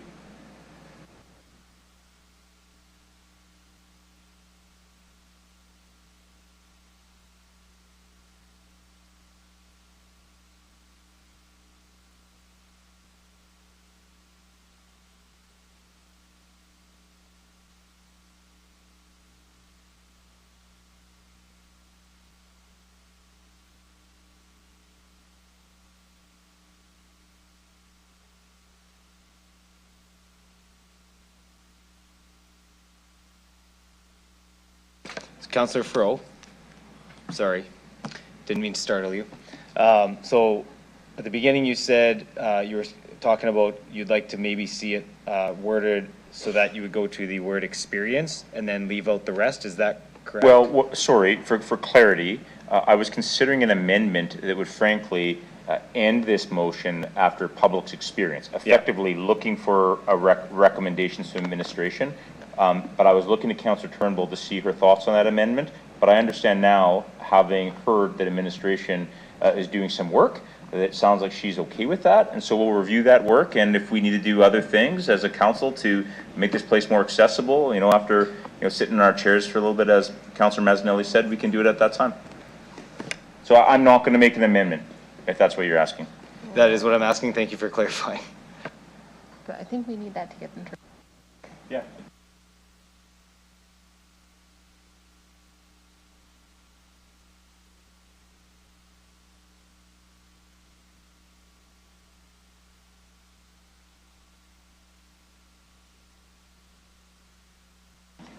I'm going to ask the clerk to clarify procedurally what I think we're hearing, so we're clear. Through you, Mayor. So just based on some of what I'm understanding is going on, so Councillor Turnbull, a question that could be asked to you procedurally is, do you still want to go forward with point number 3 based on what you're hearing? And if not, you could indicate that you wish to withdraw point number 3, which would mean that they would not get put to vote. But administration would ask that if Councillor Fro suggested that he would like administration to report back on this publicly, we would like that to be formally put forward as a motion. So I would suggest that if you're comfortable withdrawing point 3, that you replace it with the direction of us reporting back on the work and list of items that we plan on considering as part of the work that we're doing right now. Okay. With respect to this matter. So in order to achieve that, I think Fro's first suggestion was just to delete everything after the word experience. Would that get the report back? That's different. That's different. So I can amend it to have the report back, and you can figure out your words. Through you, Mayor. So what I'm suggesting is to do that, Councillor Turnbull, I would need you to verbally indicate that you're going to withdraw point number 3, and we would just replace it with new verbiage, just directing administration to report back on the work that they're currently working on with respect to some of the pieces that you have noted in here. I agree to that. Okay.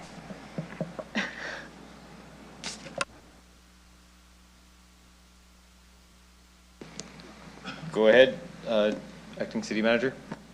Just from the perspective of those sitting over here, if this new motion is going to just say, end with experience, is that, or it's coming off? There's It's no coming motion. off. Okay, because I was just going to raise the valid concern about who's defining experience, but, okay. No.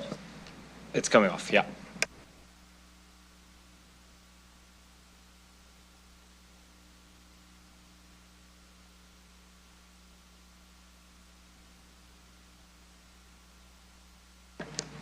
Okay, so now, okay, what is on the floor? So the original point number 3 is withdrawn. What's on the floor is for administration to report back on the existing work that's already ongoing that was identified by the acting city clerk. So that is what's on the floor right now, is for administration to report back on that work that's already happening.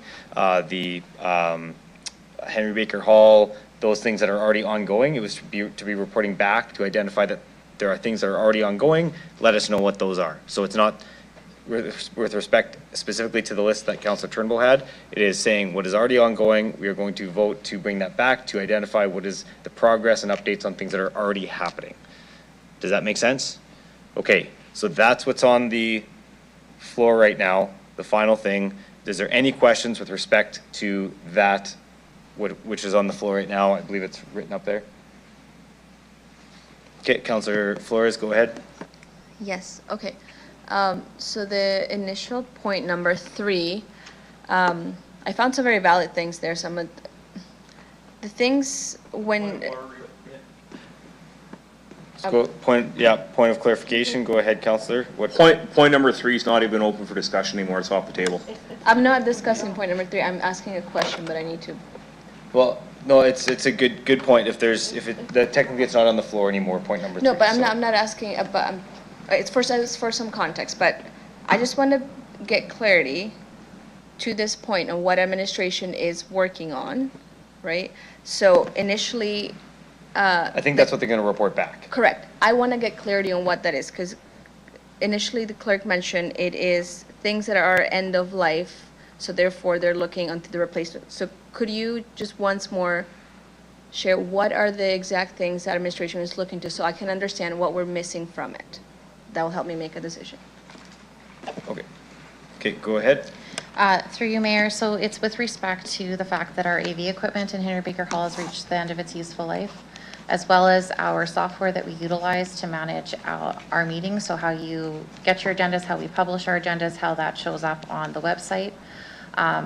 We have been advised by the public that the way that they can access our agendas on the website is not accessible. It doesn't meet those needs.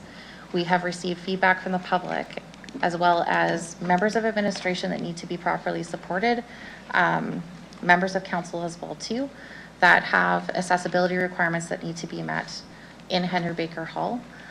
We will also be looking at the public meeting rooms outside of here as well too. There's conversations happening with facilities as to their part with respect to that. And there will be a community engagement piece done with respect to that. We'll be working with our communications department to determine all the strategies that can be utilized with respect to that. Okay, thank you. Okay, thank you. Councillor Beazle, go ahead. I'd like to say it sounds like you got things well in hand, Chief Clerk, and the reporting is no different from any other project that we do around in the city. At this point, I'd like to call the vote.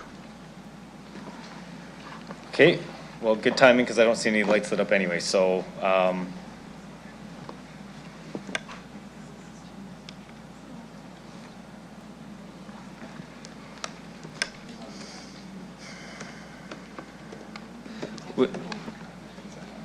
there's no other questions. Councillor Beazle, would you mind if Councillor Turnbull closes her motion here and then we go to the vote right away? Councillor Turnbull, go ahead. No, manager. Sorry, hold on one second.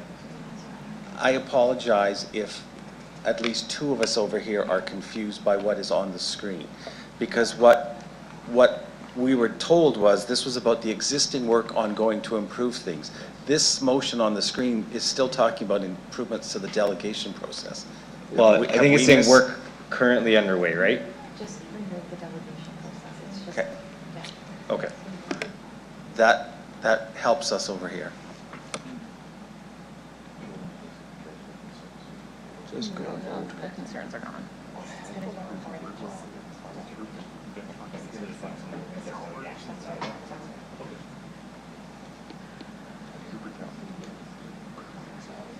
Can I get a point of clarification? Okay. Hold on one second. Sure.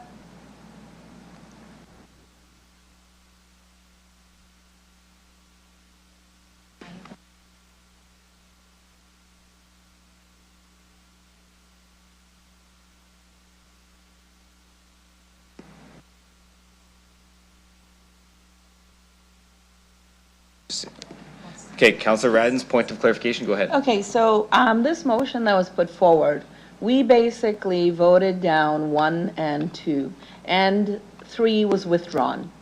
To me, Correct. there is no motion. And so if I'm wrong, then I'm wrong, but like, what are we voting on? Because this motion is dead. I'll get Councillor, or Thanks. sorry, I'll get the clerk to explain. Through you, Mayor, for clarification purposes, you are correct, Councillor Radins, but the reason why they withdrew point number 3 was because it's council's understanding that administration is already doing work with respect to what Councillor Turnbull had put forward, but they want us to report back publicly on what that work is. And so I have asked that a formal motion be put forward in that regard for us to report back formally. So that is what is up on the screen for you to vote on right now.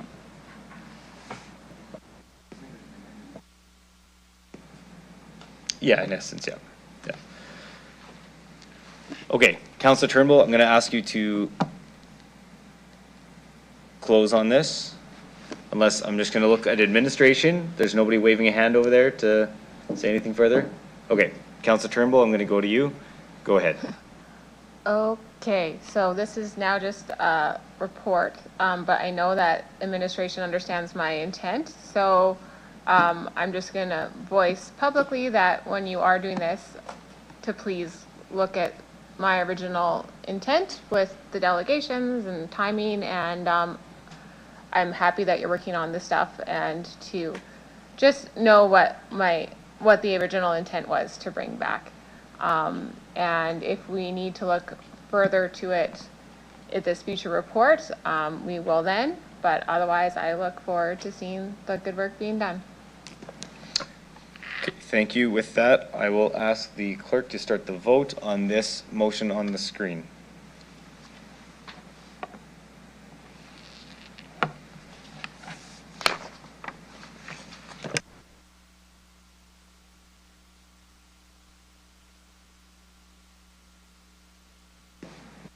Councillor Zakiniak, I'll get your verbal vote, please. In favor. Thank you.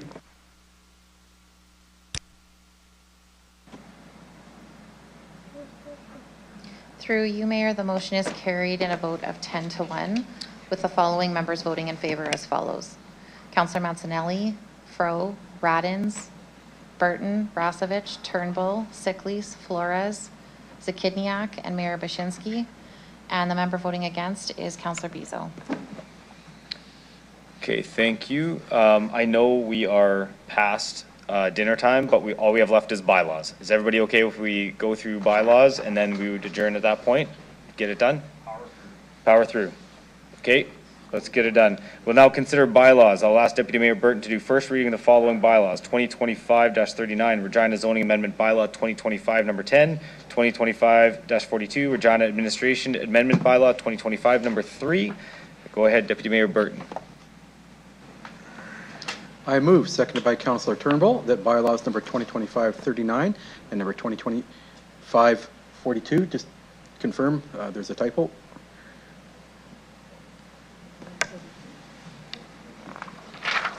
It says 24. 2025, it should be. Okay, Yeah, okay. yeah, you're right. 2025-42 be introduced and ready first time. Thank you. I'll ask the clerk to start the vote.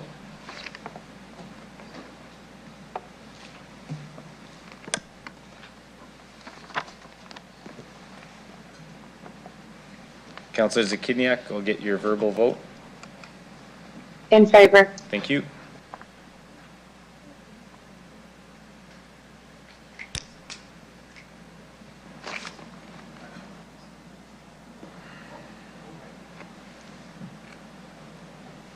Councillor Sickley, please. Okay. Through you, Mayor, the motion is carried 10-0.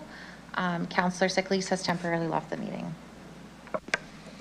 Thank you. Deputy Mayor Burton, can you please do second reading of the bylaws?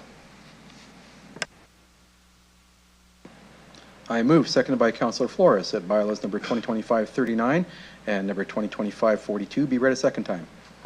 Thank you. Do any members have questions? Seeing none, I'll ask the clerk to start the vote.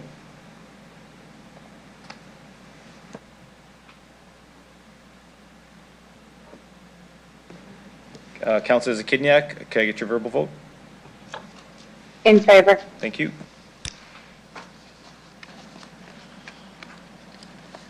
Through you, Mayor, the motion is carried 10-0 with Councillor Sickley temporarily away from the meeting.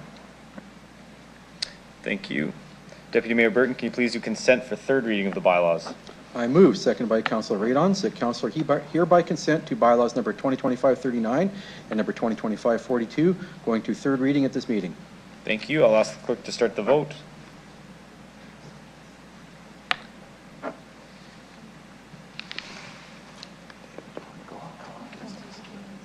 Councillor Zakiniak, I'll get your verbal vote. In favor. Thank you. Through you, Mayor, the consent for third reading is carried unanimously with all 10 members voting in favor. Thank you. Deputy Mayor Burton, can you please do final reading of the bylaws? I move, seconded by Councillor Zakiniak, that bylaws number 2025-39 and number 2025-42 be read a third time.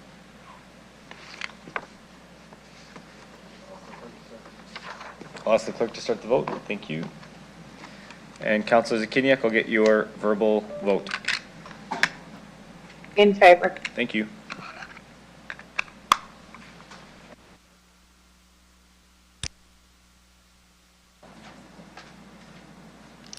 Through you, Mayor, the motion is carried 10-0 with all members voting in favor.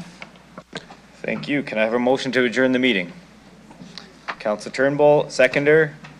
Councillor Rasevich, I'll call the question. Any opposed? And carried. Thank you.